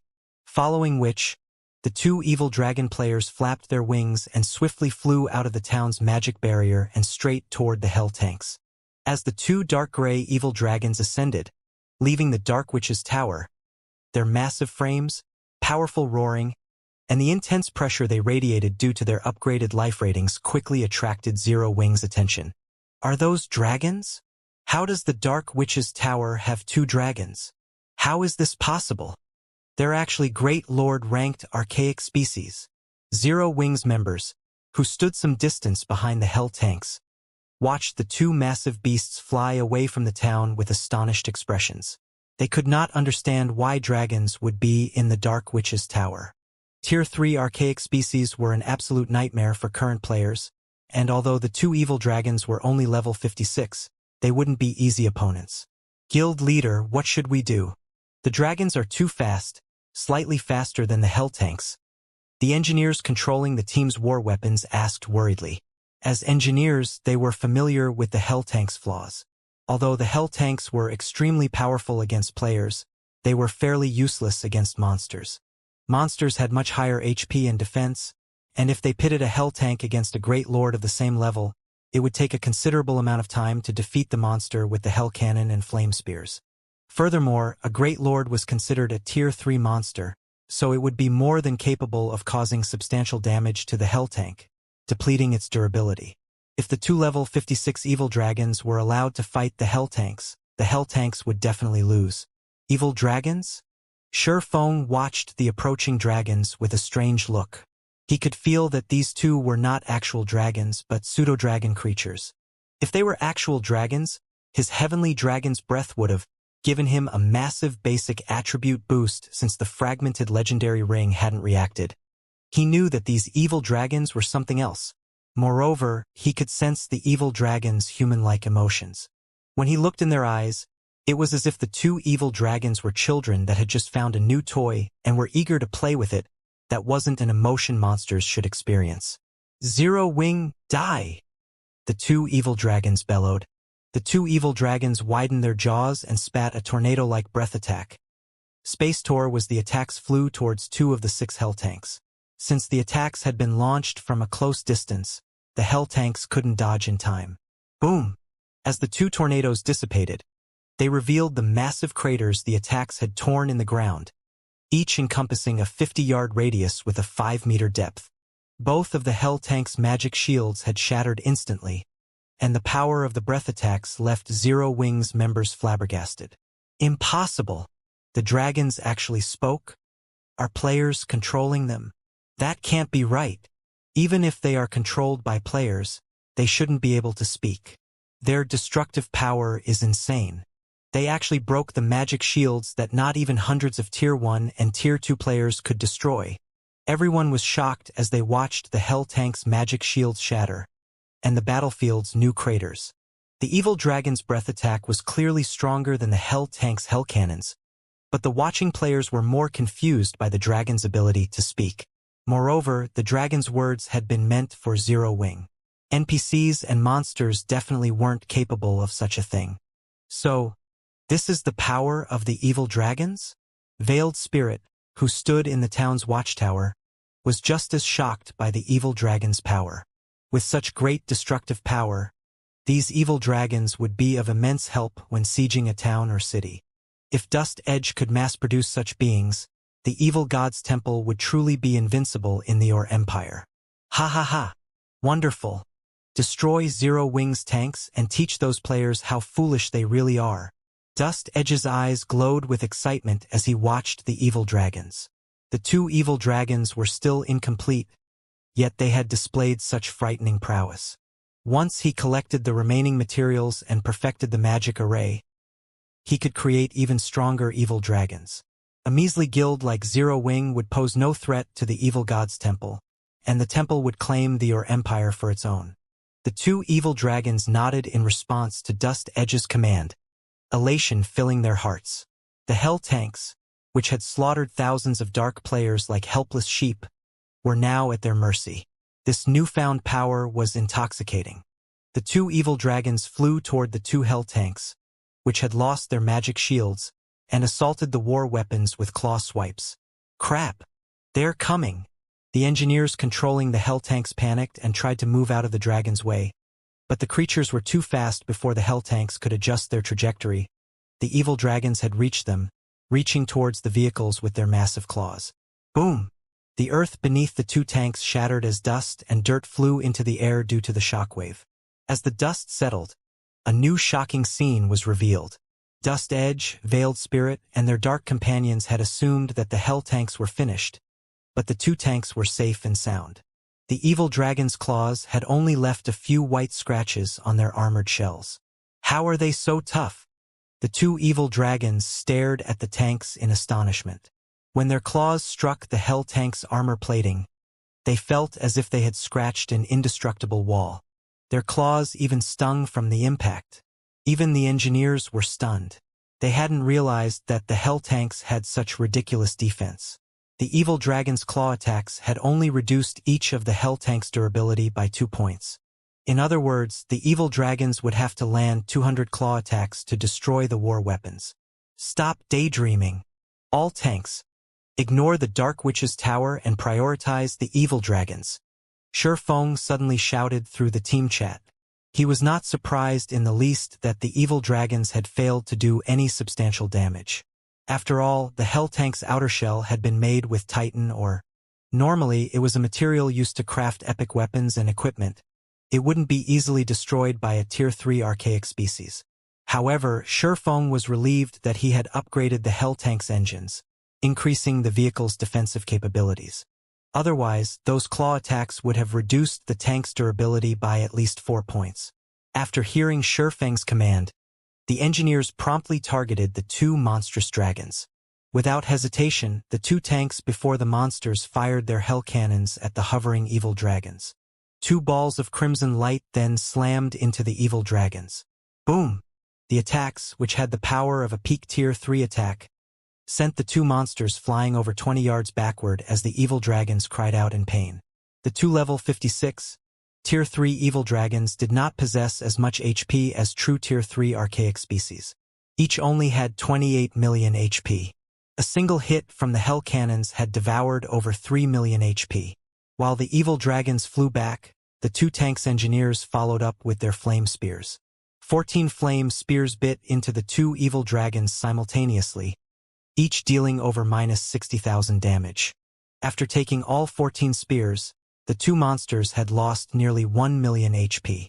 The other 4 hell tanks had reoriented themselves by this time, launching their own attacks. With how fast the hell cannons' projectiles were, the evil dragons had no time to dodge the attack. They were only able to block and dodge the flame spears from the other 4 tanks. In the end, the 2 evil dragons had lost more than 1/3 of their total HPs after suffering a round of attacks from all 6 hell cannons. To make matters worse, they were now injured, slightly affecting their combat powers. How is this possible? Dust Edge's eyes nearly fell from their sockets when he saw the massive dent in his dragon's HPs and the unscathed hell tanks. Everyone was stunned as they watched the considerably injured evil dragons. Amazing! These hell tanks are so powerful. Now that the evil dragons are injured, we have a chance of winning. If the guild makes the hell tank available for exchange, I'll purchase one even if I have to go bankrupt. That thing is insane. Even a dragon is helpless against it. If I can use this hell tank when grinding and questing in the fields, I won't have to fear other players at all. Zero Wings members cheered as they looked at the 2 collapsed evil dragons. When they had first seen the evil dragon's prowess, they had thought they were doomed, but they had learned that not only did the hell tanks have the strength to overwhelm players, but the weapons could even contend with the horrific evil dragons. Normally, even a 100-man expert team would have to take the long way around a Tier 3 archaic species, yet these hell tanks had allowed a small number of players to fight 2 such monsters. They would definitely be invincible in the fields if they had the assistance of a hell tank. They were excited just thinking about it. Meanwhile, Veiled Spirit and the others, who watched from inside the Dark Witch's tower, wore gloomy expressions after the evil dragons had been beaten down. They had witnessed the strength of the evil dragon's strength personally. With those monsters' speed and destructive power, dealing with war weapons should be child's play. Yet, just how did Zero Wing get its hands on those tanks? Their defense is ridiculous. Envy and confusion swam in Veiled Spirit's gaze as she looked at the war weapons. She had never heard of such a war weapon in the game before. In her memory, war weapons had high destructive power but paper-thin defense, yet these tanks' defense was heaven-defying. The hell tanks were godly weapons on a battlefield. Meanwhile, Zero Wing commanded such incredible weapons. You too. Hurry and distance yourselves from those tanks. Their movement speed and reaction speed is no match for yours. As long as you fight from a distance, those tanks will be useless. Once Dust Edge recovered from his momentary shock, he commanded his 2 evil dragons to take advantage of the hell tanks' weaknesses. At the end of the day, the hell tanks were simply machines that players drove. Players couldn't control the weapons as smoothly as their own bodies. However, the evil dragons were a different story. These players had full and nimble control of the beasts' bodies. In addition, the evil dragons could fly had higher movement speed than the hell tanks. With the evil dragons' capabilities, it was definitely possible to whittle down and destroy the hell tanks without taking any damage. At most, doing so would take some time. The 2 evil dragon players were peak experts. They had merely failed to react to the hell tanks' attacks in time since the war weapons defense had taken them by surprise. Now that they had snapped out of their daze, they did as Dust Edge had instructed and put some distance between them and their targets. Although the strongest weapons of the evil dragons possessed were their breath and claw attacks, their ability to control wind and attack from a distance wasn't to be underestimated. When they flapped their wings, they could create storm blades that carried the power of Tier 3 attacks. Against the hell tanks that were incapable of flight and had delayed reactions, these storm blades would be an overwhelming advantage. They responded so quickly. Shurfeng clicked his tongue as the evil dragons moved to attack from a distance. It's a pity that the Hell Cannon's power is only at the peak of Tier 3 and can't inflict severe injuries to these evil dragons. Otherwise, that round of attacks would have ended the battle. Guild leader, what should we do now? One of the engineers who drove the Hell Tank Shurfeng occupied, asked. At this rate, those monsters will whittle us down until we die. Since the evil dragons had put some distance between them and the Hell Tanks, they could now dodge and block the tank's flame spears easily. The evil dragons could also strike with their storm blades. By the time the drivers noticed the attacks, it would be too late to evade. Now that storm blades bombarded the Hell Tanks, they steadily lost durability. It was only a matter of time before the Hell Tanks ran out. It seems that we can't rely on the Hell Tanks to defeat these two monsters. After giving the matter some thought, Shurfeng said, all tanks, group up and take up a defensive formation. Once your Hell Cannon's cooldown has ended, wait for my command to fire. We'll launch a concentrated assault on the evil dragons. The 6 Hell Tanks then circled, using their flame spears to prevent the evil dragon players from landing casual attacks. For a moment, the tanks' decreasing durability slowed. However, as the seconds passed by, the vehicle's durability rapidly depleted under the dragon's frenzied assault. 386. 357, 324. I'm pretty surprised with Zero Wing. I didn't think it actually had such a trump card. It's no wonder why it dares to raid the Dark Witch's Tower with such a small team. Unfortunately, Zero Wing's luck will end here. I want to see how long those tanks can last against my evil dragons, Dust Edge said, chuckling as he watched the evil dragons suppress the Hell Tanks. Meanwhile, the Zero Wing members watching from a distance were extremely nervous. Although they wanted to help, they were powerless in this situation. The engineers who drove the Hell Tanks sweated with anxiety. 15 seconds had never felt like such a long time. Just as the Hell Cannon's cooldown was about to end, Shurfeng leaped out of the Hell Tank, attracting the attention of everyone present. Guild leader. Zero Wing's members were stupefied as Shurfeng suddenly emerged from his Hell Tank. The Hell Tanks were under heavy fire by the evil dragons, and the shockwave from the creature's attacks was more than enough to kill players. Yet Shurfeng had left the relative safety of his Hell Tank, exposing himself to the evil dragon's attacks. Are they trying to surrender now that they know they can't win?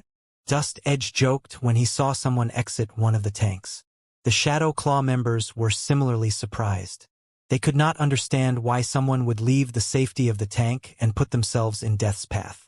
The evil dragons could even instant kill a Tier 2 player. As everyone chatted about this reckless player quietly, Veiled Spirit watched with a somber expression. Commander, has something happened? A female cleric asked curiously when she noticed the ugly expression on Veiled Spirit's face. Crap! That is Black Flame.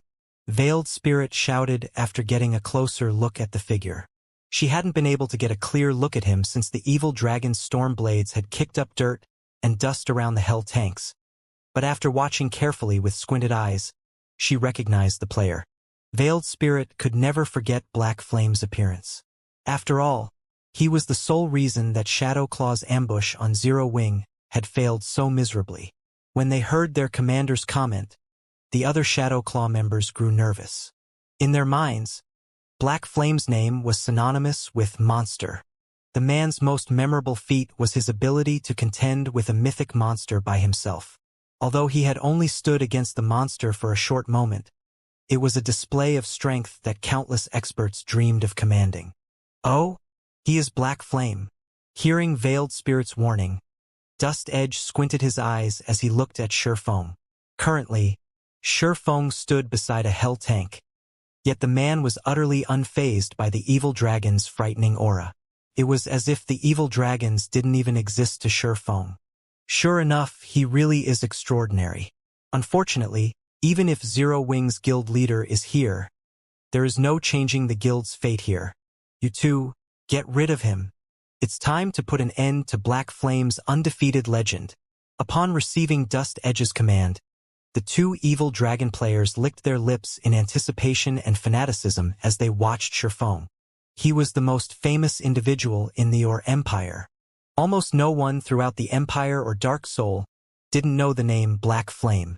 When they had faced off against Black Flame during their previous battle with Zero Wing, their only thought had been of escape. However, this situation was different. They were now in possession of an evil dragon. They wielded strength that no player could hope to rival. Moreover, their superior life ratings elevated their senses to unprecedented levels. Both players had been some distance from the flowing water realm previously, but now not only had their combat powers reached that realm, but they were also nearly at the void realm. They were confident that they could easily defeat this legendary player. They were also extremely eager to fight Black Flame. Black Flame, hand over your life. The two evil dragon players flapped their wings and flew toward Shurfeng, madness filling their eyes. Upon seeing the two evil dragon players flying toward Shurfeng, the engineers controlling the hell tanks grew anxious. Protect the guild leader. Immediately, all 6 hell tanks fired their flame spears to hinder the movements of the two evil dragons. The 84 flame spears shot at the two evil dragons simultaneously. Normally, a Tier 2 player would have no choice but to wait for their death when faced with such an attack. However, dodging these attacks was no problem at all for the two Shadowclaw experts who possessed the physique of an evil dragon. Even if their huge bodies prevented them from evading all the flame spears, they could still rely on their claws to block the ones they couldn't dodge. Very quickly, the two evil dragon players weaved their way through the flame spears and arrived within 15 yards of Shurfeng.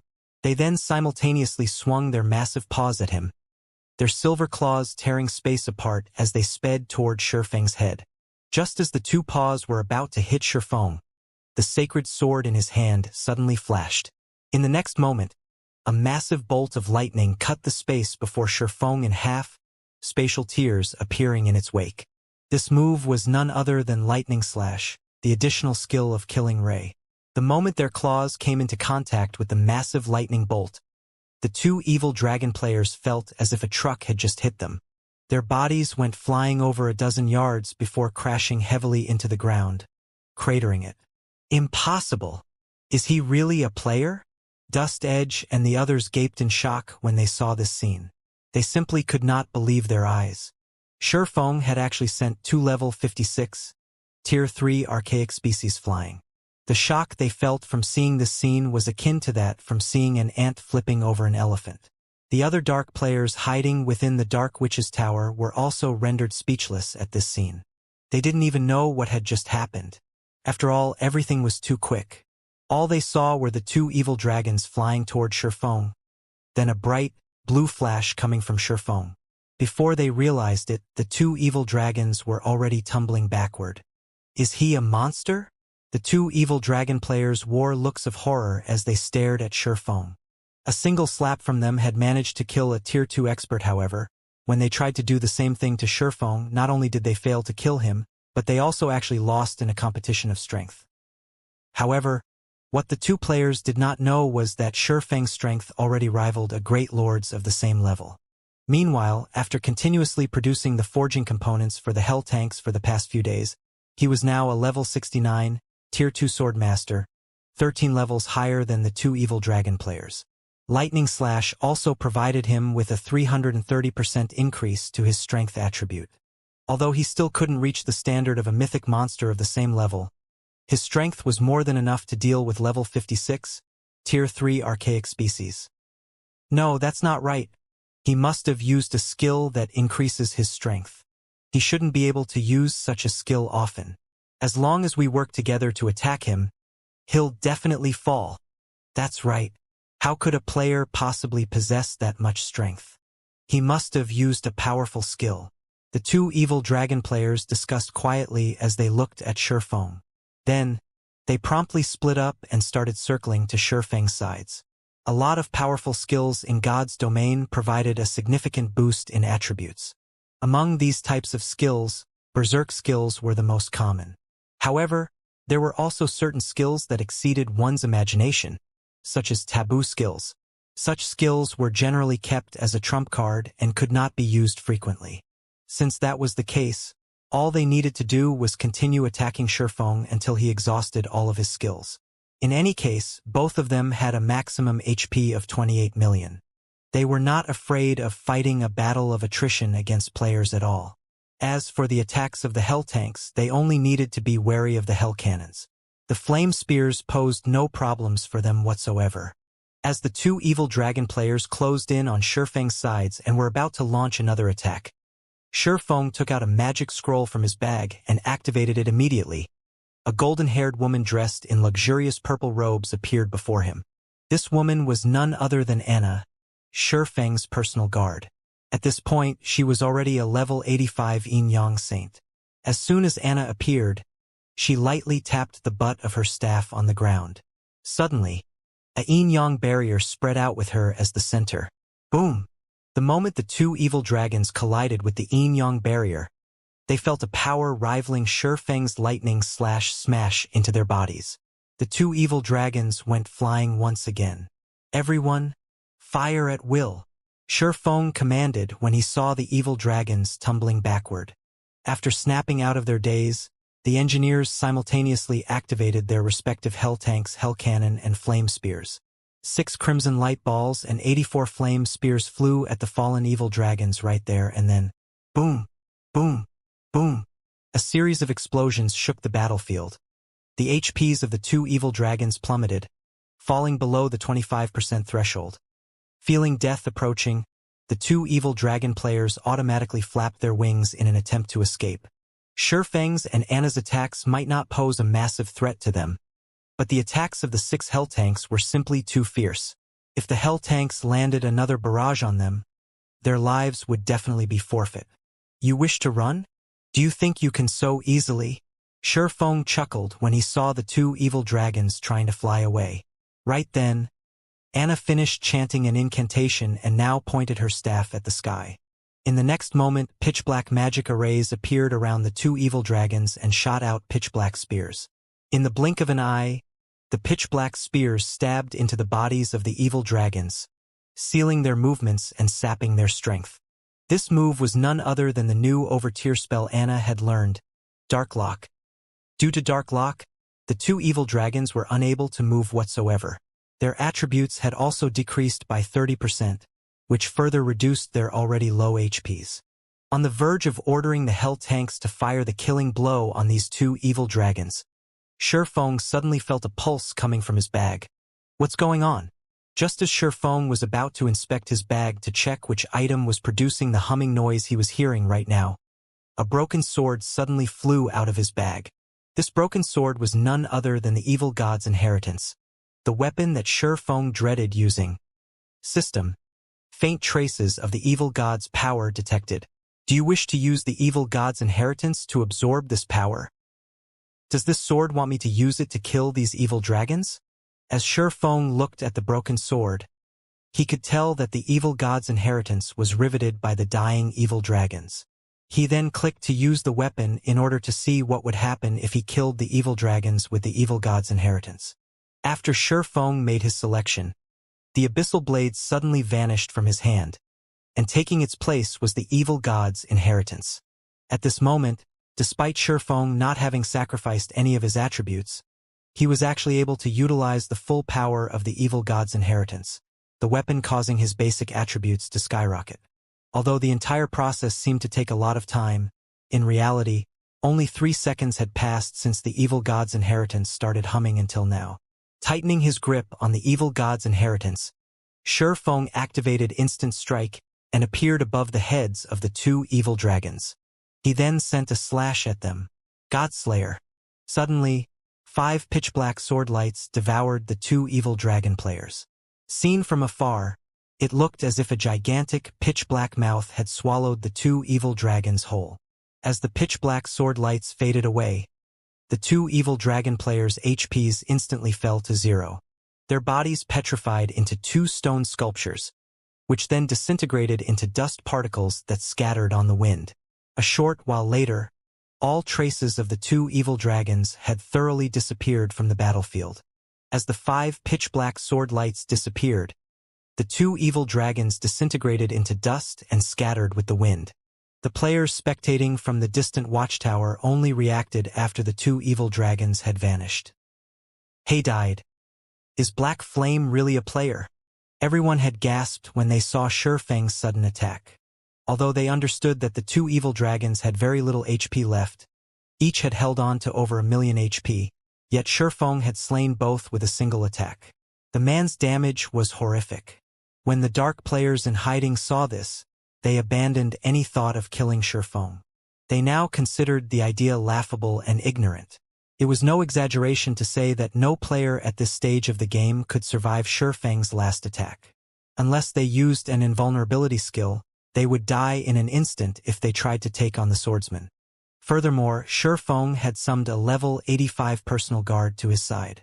Anna had only moved her staff slightly, yet she had repelled both evil dragons. With such a personal guard, getting close to Shurfeng would be utterly impossible. As for the person responsible for the evil dragon's deaths, he finally snapped out of his daze. What a powerful weapon! Not only was the Godslayer skill was much stronger than before, but the weapon had also granted a much higher boost to his physique. He could feel his strength rival that of a Tier 3 player. Gaining a Tier 3 physique was a qualitative transformation for any player. Once players' physiques reached Tier 2, their 5 senses would sharpen, but when they wielded a Tier 3 physique, their natural response time would also improve. Originally, only talented players possessed the ability. Although ordinary people could improve their neural response time by training, there was a limit. In addition, the training process would be intensely arduous, and very few people would be able to endure the hardships that awaited them. However, when players' physique reached Tier 3 in God's domain, their neural response time would improve. Although the improvement was a measly 10% or so, when applied in a high-speed battle between Tier 3 existences, the effects would be significant. For example, if a player with a Tier 2 physique could execute 10 attacks in a fixed time, then a player with a Tier 3 physique and the same basic attributes could execute 11 attacks. This additional attack would allow the player with the Tier 3 physique the chance of landing an attack on their opponent.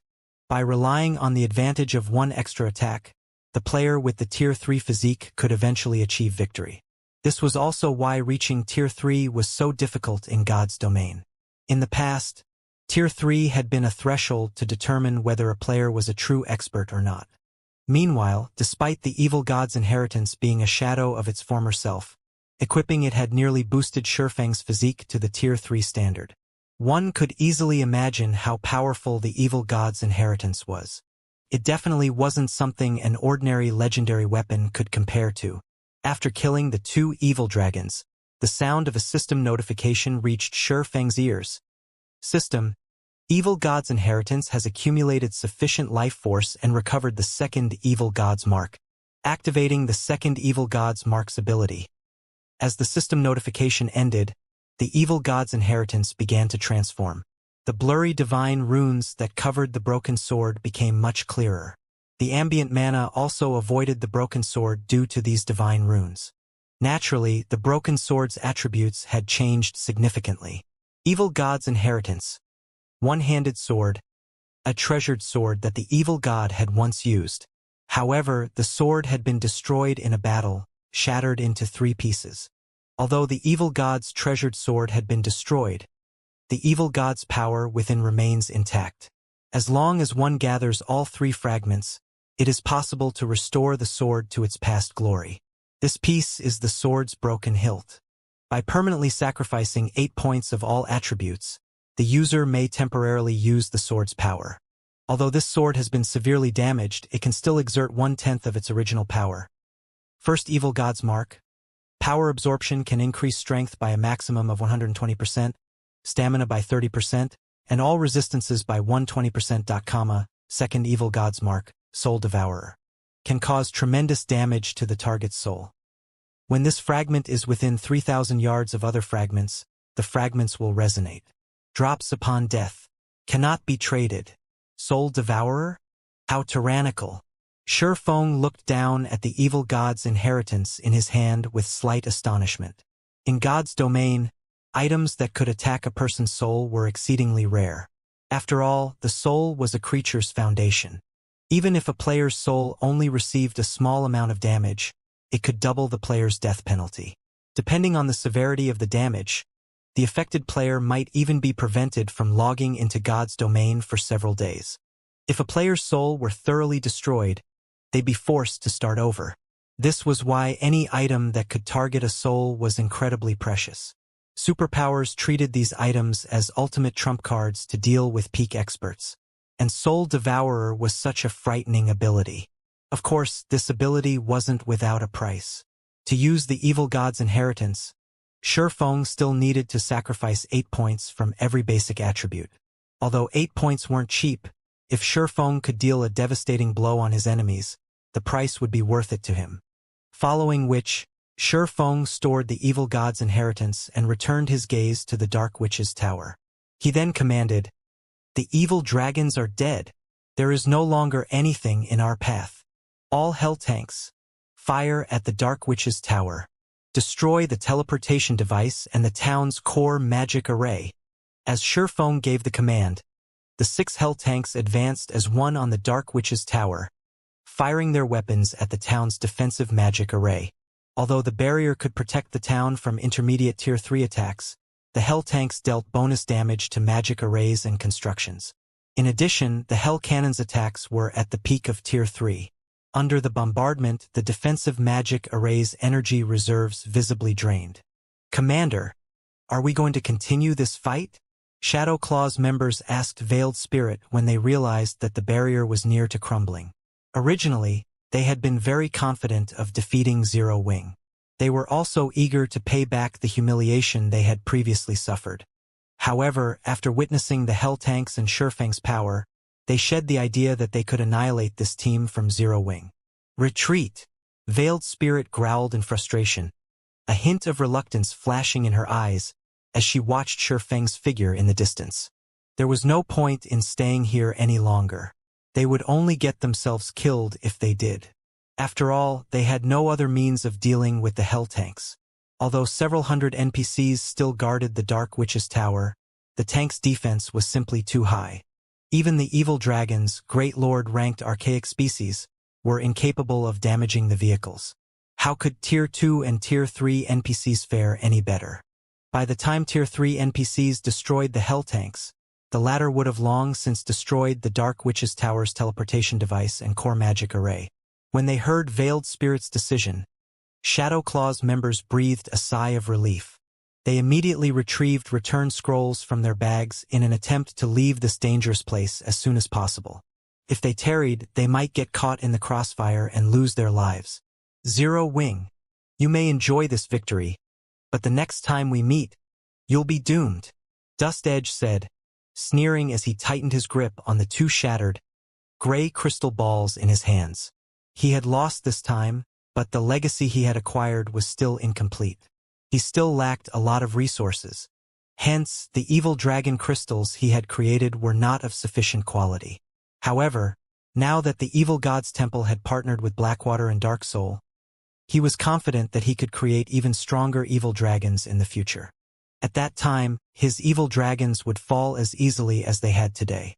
Dust Edge then took out his own return scroll and teleported away from the Dark Witch's tower. When the remaining Dark players realized that the situation had taken a turn for the worst, they promptly fled the town. This allowed the hell tanks to enter the town unhindered after they destroyed the defensive magic array. Meanwhile, only the town's Tier 3 NPCs posed any threat to the hell tanks. However, with how few Tier 3 NPCs the town had, the hell tanks endured the attacks as they destroyed the town's teleportation device and core magic array, which, in turn, destroyed the Dark Witch's tower. Once the Dark Witch's tower's core magic array had been obliterated, every player in the Your Empire received a system notification, or Empire Region System announcement. "Congratulations to Zero Wing for destroying the Dark Witch's tower, rewarding 20,000 guild popularity and 1 basic teleportation device." The system announcement repeated 3 times, its content echoing in the minds of every player in the Your Empire, A large number of evil beasts and evil demons was currently battering Zero Wing's defensive magic array. Meanwhile, Zero Wing's members were doing their best to wipe out the monsters attacking them. The 200 miniature ballistas were practically firing non-stop. All kinds of explosions constantly echoed throughout the battlefield outside ancient Rock City. As for the 5 mythic evil beasts, they were fighting a heated battle with the 3 heavily injured divine magic dragons. The battle between these 8 monstrosities had destroyed the terrain around them. No other monsters or players could get within 300 yards of these 8 mythic monsters. Meanwhile, the players spectating from a distance felt their blood boil as they watched the spectacular battle before them. Amazing! This war is simply amazing. Ancient Rock City really does have a lot of evil beasts and evil demons. With the battle having lasted this long, more than 50,000 monsters must have died already. Yet the number of monsters on the battlefield doesn't seem to have decreased in the slightest. It really makes you wonder what gave Zero Wing the courage to attack ancient Rock City. Hey! Zero Wing is plenty amazing already. Can't you see how many monsters are attacking Zero Wing's army right now? If it were any other large guild in Zero Wing's place, they would have long since drowned in that sea of evil beasts and evil demons already. However, even until now, Zero Wing has yet to suffer a single casualty. Although Zero Wing hasn't suffered any casualties yet, the energy of its magic barrier should be close to depletion already. Once the barrier's energy runs out, Zero Wing's army will be doomed. After all, those evil beasts and evil demons are all level 60 and above, with plenty of level 70+ great lords among them. Zero Wing's 100,000 players simply aren't enough to defeat all those monsters. Right now, the only thing I'm wondering is which will zero out first, Zero Wing's magic barrier or ancient Rock City's monsters. Many of the spectating players had not expected the battle to escalate to such a point. The evil demons and evil beasts under Beast Emperor's command weren't existences that current players could go up against. However, by relying on its movement-type defensive magic array and miniature ballistas, Zero Wing had actually managed to fight Beast Emperor's forces to a standstill and even shattered ancient Rock City's defensive magic array. These were feats that were beyond most superpowers. The dark players that were originally planning on ambushing Zero Wing's army, in particular, were now standing at the sides and quietly observing the battle, not daring to set foot onto the battlefield. After all, the fusillade of 200 miniature ballistas was simply too powerful. Each volley of arrows could easily kill several hundred evil beasts and evil demons, let alone players. However, while the independent players were surprised by Zero Wing's performance and had their opinions toward the guild changed drastically, the spectating upper echelons of the various superpowers remained very calm. In fact, some even reveled in Zero Wing's current predicament. Zero Wing sure is tenacious. Unfortunately, the outcome of this battle has already been decided. No matter how Zero Wing struggles, nothing will change. That movement-type defensive magic array costs a lot of magic crystals to sustain. However, there are millions of evil demons and evil beasts inside ancient Rock City. At the end of the day, Zero Wing is simply too immature to try and use Beast Emperor as a stepping stone to rise to power in the Ur Empire. With this, Zero Wing should also understand its limitations. If it still insists on monopolizing the profits of the Secret Stone Fortress, then we'll have no choice but to have Zero Wing disappear from the Ur Empire. However, Zero Wing has really given us a great surprise this time. I never thought that it could force Beast Emperor to use one of his trump cards. When we try to capture ancient Rock City in the future, we'll have to think of a countermeasure for that attack first. The spectating upper echelons of the various superpowers sneered as they watched Zero Wing's members. Ordinary players might not know much about Zero Wing, but they did. They had done a thorough investigation of Zero Wing already. They even knew how many magic crystals it cost to use the movement-type defensive magic array each time. Hence, they were well aware that Zero Wing would not last very long against Beast Emperor. Although Zero Wing's performance had indeed surpassed their expectations, that still wasn't enough to convince them of Zero Wing's strength. While this level of strength was above average for a first-rate guild, to superpowers like them, be it the army of 100,000 elite and expert players or the 200 miniature ballistas, destroying these things would not be a problem if they really got serious. It was just that they did not wish to pay the enormous price for doing so, unless absolutely necessary. However, the situation right now was also slightly different. If it were simply removing Zero Wing from the Empire, it was definitely doable. After all, there wasn't just one superpower putting pressure on Zero Wing, but multiple instead. After this battle, if Zero Wing still insisted on monopolizing the Secret Stone Fortress, then it would surely end up getting annihilated by the combined forces of the superpowers. At that time, each superpower would only have to pay a small price to get the deed done. In such a case, they definitely wouldn't hesitate to do so. Big Sis Rain, this is bad. Although Zero Wing is trying to prove itself qualified to monopolize the Secret Stone Fortress, according to the reports we've received thus far, several superpowers operating in the Empire have already come to a secret agreement. As long as Zero Wing refuses to become a subordinate guild of one of them, they will remove Zero Wing from the Empire. At that time, even if we try to intervene, the Great Pavilion Master will most likely stop us in fear of the alliance formed by those superpowers.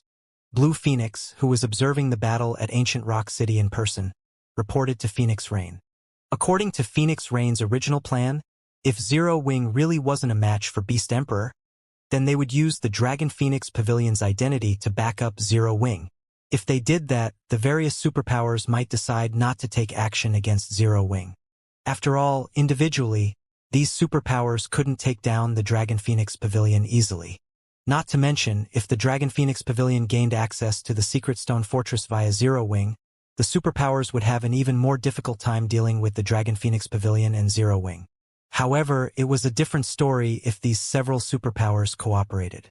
Even the Dragon Phoenix Pavilion would not dare to go up against multiple superpowers simultaneously.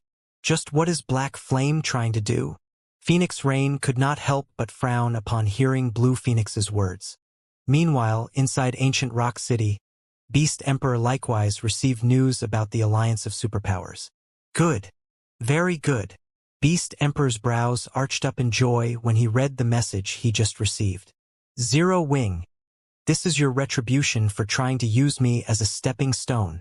I want to see just how you plan on surviving in your empire now.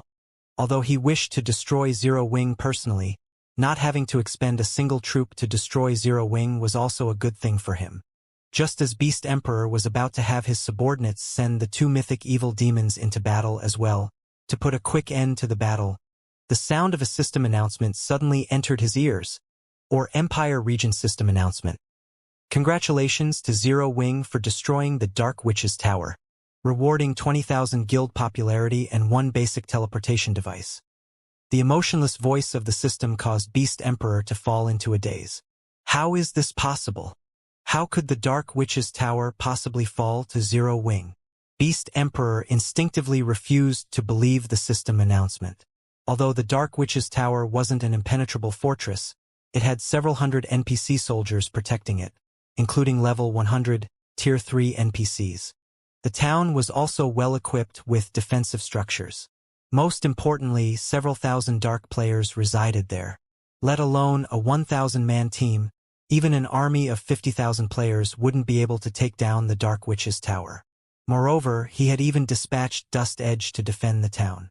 With the evil dragons that Dust Edge created using expert players, he could easily repel even a 1,000-man team of Tier 2 players. Meanwhile, Zero Wing didn't even have that many Tier 2 experts. At this moment, Beast Emperor wasn't the only person surprised by this outcome. Every player in the vicinity of Ancient Rock City was stunned by this announcement. Isn't Zero Wing attacking Ancient Rock City? How did the Dark Witch's Tower become the one captured instead? Did the system make a mistake? Isn't the Dark Witch's Tower a gathering point for dark players? I recall that there should be several hundred dark NPCs guarding it. How could it possibly be destroyed? What did Zero Wing do to the Dark Witch's Tower? The upper echelons of the various superpowers were filled with confusion when they received the system announcement. However, after snapping out of their daze, they promptly had their subordinates investigate into the matter. The Dark Witch's Tower might not be as sturdy as Ancient Rock City, but it was still a location that the superpowers were helpless against.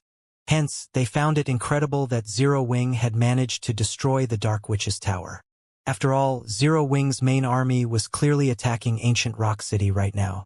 How could Zero Wing have any extra forces to spare to attack the Dark Witch's tower? Moreover, Zero Wing had even destroyed it. The sudden news of the Dark Witch's tower's destruction stupefied the Dark players at Ancient Rock City. The Dark Witch's tower is gone? What's going on? Pathless frowned when he received the system announcement. Shouldn't Shadow Claw be over there? The Dark Witch's tower was an important stronghold for Dark players like him. It was also the only teleportation point in the Empire's southeastern region, serving as an important foundation for Dark players to take control of this region. Losing the Dark Witch's tower meant that Dark players would have much more difficulty operating in the Empire's southeastern region in the future. After all, with how large the Empire was, traveling around the Empire without teleportation points was very inconvenient. Hence, Dark Soul and the other Dark powers normally stationed some experts to guard the Dark Witch's tower. After hearing that Zero Wing had sent a 1,000-man team toward the town, Pathless had even made a point to instruct Veiled Spirit to bring some of Shadow Claw's experts over. Despite that, he was actually being told that the Dark Witch's tower was no more. At this moment, Pathless felt as if the system was playing a joke on him. Veiled Spirit had brought 300 experts with her to the Dark Witch's tower. Even if she didn't receive any help from the other Dark players there, with the town's defensive structures and NPCs, she could easily fend off a team of 1,000 players. Pathless immediately contacted Veiled Spirit to find out what exactly had happened at the Dark Witch's tower. With the loss of the Dark Witch's tower, Dark Soul would have a much more difficult time dealing with Zero Wing's Silverwing town. This unexpected development might even severely affect the Alliance's plans. The various superpowers also launched their own investigations into this matter, some even offering to purchase the relevant information at high prices. They were very curious to find out just how Zero Wing had destroyed the gathering point that they had been helpless to do anything against all this time. The lucrative offers very quickly attracted the attention of the Dark players that had fled the Dark Witch's tower. They promptly sold the battle videos they recorded to the superpowers. After watching the battle at the Dark Witch's tower, the superpowers were thoroughly rendered speechless. Although the battle at the Dark Witch's tower was not as stirring as the one at Ancient Rock City, it displayed Zero Wing's frightening combat power and potential. 6 Hell tanks had actually managed to slaughter 2,000 Dark players without taking any damage. The destructive power the Hell tanks possessed could practically rival that of the Magic Tower. Meanwhile, the battle against the evil dragons afterward was even more jaw-dropping.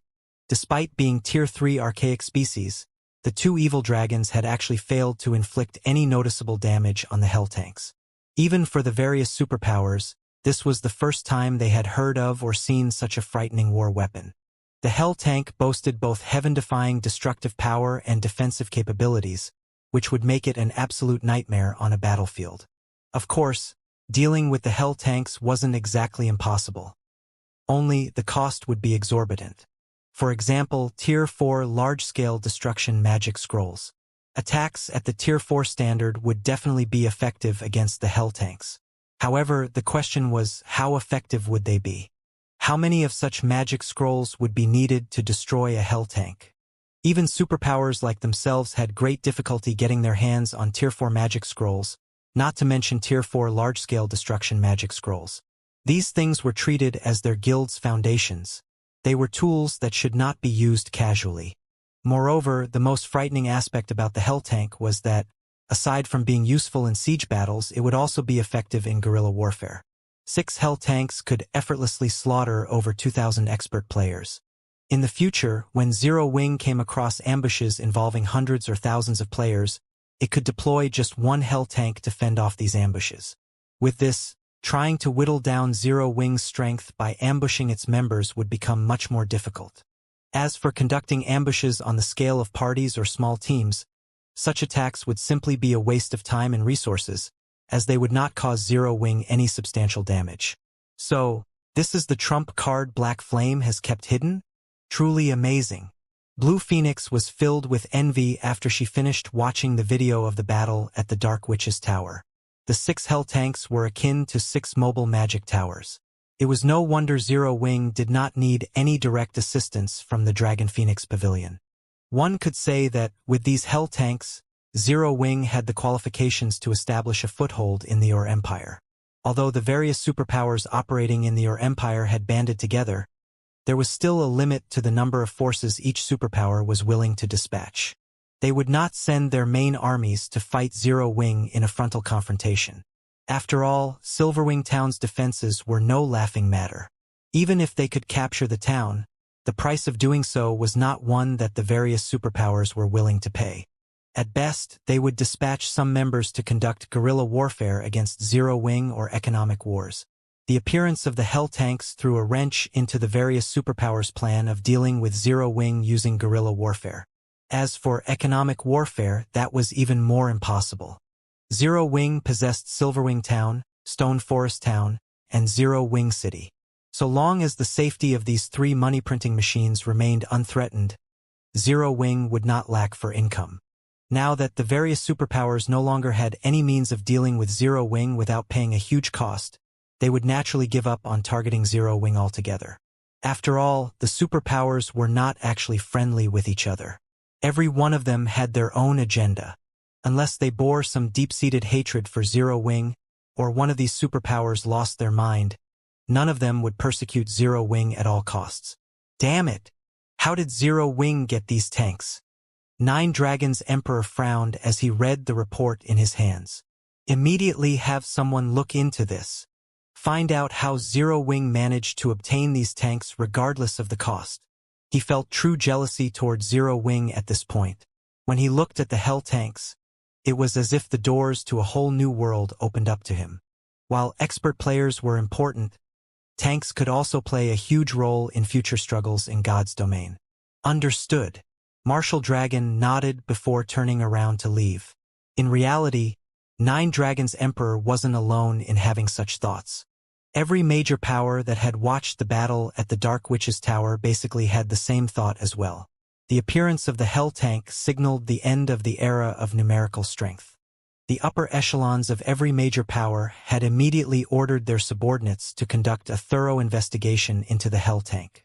Meanwhile, over at Ancient Rock City, Zero Wing's members grew ecstatic after seeing the system announcement. They never thought that their guild had actually managed to destroy a dark gathering point without anybody finding out about it prior to succeeding. The Dark Witch's Tower was a dark gathering point that even the various superpowers were helpless against. Moreover, now that the Dark Witch's Tower was no more, they would have a much easier time operating in the vicinity of Silverwing Town. The guild leader did it? Aqua Rose could not help but smile when she saw the system notifications. Since that is the case, start retreating. With the destruction of the Dark Witch's Tower, Blackwater and Beast Emperor had lost a crucial tool against Zero Wing. Without the threat of the Dark players, Silverwing Town's development would recover to its peak. After including the benefits offered by the Secret Stone Fortress, Zero Wing would definitely be able to compete against Blackwater in the Ur Empire. After Aqua Rose gave the command to retreat, Zero Wing's members started slowly withdrawing from the battlefield. Boss, Zero Wing seems to be retreating. Should we give chase? Wind Hunter asked in a quiet tone. Hearing Wind Hunter's question, Beast Emperor could not help but turn towards the Blackwater members and Dark players watching the battle outside of the city. When Zero Wing had begun its retreat, a hunger to take action swept through the two groups of players. Although the movement-type defensive magic array protected Zero Wing's army, it could only withstand up to Tier 3 attacks. Tier 4 attacks would exceed the magic array's tolerance and shatter the array. Although the 3 divine magic dragons had the 5 mythic evil beasts tied up right now, he still had 2 mythic evil demons on reserve. Following which, Beast Emperor gazed at the many destroyed buildings behind him with a cold glint flashing in his eyes. He felt his heart ache as he looked at the destroyed buildings. Although the buildings had only been basic constructions, they were still important for nurturing evil beasts and evil demons. It would cost him a lot of evil gods' temple contribution points to repair them all. Meanwhile, Zero Wing, the cause of this destruction, wanted to get away from the battle without suffering a single casualty. Zero Wing. First, you used me as a diversion to attack the Dark Witch's Tower, and now you want to disengage safely. Do you think you own this place? Beast Emperor sneered at Aqua Rose and the others' retreating figures. Mobilize all mythic and Grand Lord ranked evil demons. Send in Elder Whales. I want to teach Black Flame how foolish his decision was to send an army up against Ancient Rock City. If he allowed Zero Wing City to leave Ancient Rock City unscathed after this incident, both he and the Evil God's Temple would become a laughingstock throughout the Empire. He could not allow that to happen. Not only did he intend to display the might of the Evil God's Temple before Zero Wing, but before every major power watching this battle as well. Are we really going to mobilize Elder Whales? Wind Hunter gasped when he heard Beast Emperor's command. He hadn't thought that Beast Emperor would involve Elder Whales, the Branch Temple's Tier 4 NPC in Ancient Rock City. Elder Whales was the strongest trump card Ancient Rock City had at the moment. They had also gone through great lengths to secure a single opportunity to request the NPC's assistance. Initially, they had planned to save the opportunity for their assault on Silverwing Town. He had never expected Beast Emperor to use it here. Of course, I want a Black Flame to learn how foolish it was to send a measly army of 100,000 players to attack my city. If we destroy Zero Wing's army here, the guild's hold over the secret stone fortress will crumble, Beast Emperor said, a hint of madness in his eyes. Although mobilizing Elder Whales now would ruin his original plans, destroying 100,000 of Zero Wing's elite and expert players would land a heavy blow to the enemy guild. This defeat might even be enough to encourage the various superpowers to strike against Zero Wing. Understood, Wind Hunter said, clearly eager. He couldn't wait to see the enemy's expressions when they were dragged to the pits of hell only moments after celebrating a victory. Meanwhile, Blackwater's members quietly observed the battle outside of Ancient Rock City from a safe distance. Commander Scar, Zero Wing has begun its retreat. When are we going to make our move? Finally, this is our Heavenly Eagle Legion's chance to show the Vice Guild leader our worth. I don't think there's a need to wait until both sides are severely injured. We can simply charge in and slaughter Zero Wing's members. Isn't it just a defensive magic array? That Beast Emperor really is useless. He still hasn't destroyed it. The 20-plus players behind Snow Scar, a Tier 2 Berserker, were growing impatient after such a long wait. If Phoenix Rain were present, she would have been astonished to see these players. Not only were they all level 56-plus Tier 2 players, but they were also famous experts in the Iron Empire. Originally, they had either been known independent players or top-ranked experts from first-rate guilds. Some were even dark players. Overall, everyone in the Iron Empire was familiar with these players. They all wielded a level of power that even first-rate guilds were helpless against. Some of them even had special means that could cause the various superpowers headaches. Yet, these 20-plus players had gathered here. Moreover, they had joined Blackwater. Why wouldn't this be shocking? Let's wait for a bit. Ancient Rock City should make its move soon. If the situation hasn't changed in the next few minutes, it won't be too late for us to attack, Snow Scar said, smiling at the restless group of players around him. Honestly, even he felt somewhat powerless against this group. These people usually acted like lawless criminals in the Iron Empire since so few players weren't capable of challenging them. A few of these players even had the strength to rival him. If they decided to rampage, he wasn't confident that he could stop them. Only Xuanwu Qixia was capable of truly controlling these madmen. However, she was also the reason that this bunch had joined the Heavenly Eagle Legion. After hearing Snow Scar's decision, the other Heavenly Eagle Legion members fell silent, returning their attention to Zero Wing's army. As Zero Wing's army organized its retreat from the battlefield, over a dozen figures flew out of Ancient Rock City. Upon seeing these figures, the watching crowd, all of whom had assumed that the battle had reached its end, were stupefied. What's going on? Why is a Tier 4 NPC here? There's not just the Tier 4 NPC. 2 mythic evil demons have joined the battle as well. I knew Beast Emperor wouldn't let Zero Wing escape. This is going to be interesting. Beast Emperor is too ruthless. Zero Wing will suffer a massive loss this time. Beast Emperor still had so much power hidden? The spectating crowd was stunned as they watched the dozen or so figures rapidly approach Zero Wing's force. Even the spectating superpowers were astonished. Although there were only a dozen or so new arrivals, the group had enough combat power to capture a guild town. After a moment of silence, Wales, a level 80 Tier 4 NPC, appeared above Zero Wing's army. He then pointed his staff at the sky above him. "Offenders of the evil god, the punishment for your crimes is death." Suddenly, countless small magic arrays appeared in the sky before silvery gray arrows descended like a storm. Tier 4 large-scale destruction spell, Death's Twilight. As the silver arrows rained down, the defensive magic array's energy reserves rapidly depleted. After a short moment, the defensive magic array's energy reserves were empty. Aqua Rose hadn't even had time to replenish the reserves before the magic array shattered. Taking advantage of this opportunity, the 2 level 80 mythic evil demons and the dozen or so Grand Lord ranked evil demons flew towards Zero Wing's army. Beast Emperor is quite ruthless. We merely destroyed ancient Rock City's defensive magic array. Does he really need to send a Tier 4 NPC after us? Blackie felt an intense pressure weigh down on him as he looked up at Wales. The man's aura was even stronger than that of a Tier 4 monster. And despite standing so far away from the NPC, Blackie felt stifled. Sure enough, guild leader's guess had been correct. Beast Emperor won't let us get away so easily. Aqua Rose looked at Wales with a bitter smile. She had to admit that Beast Emperor was a formidable foe. There was a reason that the various superpowers had been powerless against ancient Rock City. Aside from the large number of evil beasts and evil demons under his command, Beast Emperor also had so many powerful trump cards. Elder Wales, please punish these offenders and transform them into nutrients for our evil demon army, Wind Hunter said, laughing as he pointed at Zero Wing's army. 100,000 elite and expert players. The corpses of these players would elevate the evil god's temple's evil demon army to a whole new level. They'd be able to create far more mythic evil demons in the future. As soon as Wind Hunter finished speaking, Wales began to chant an incantation.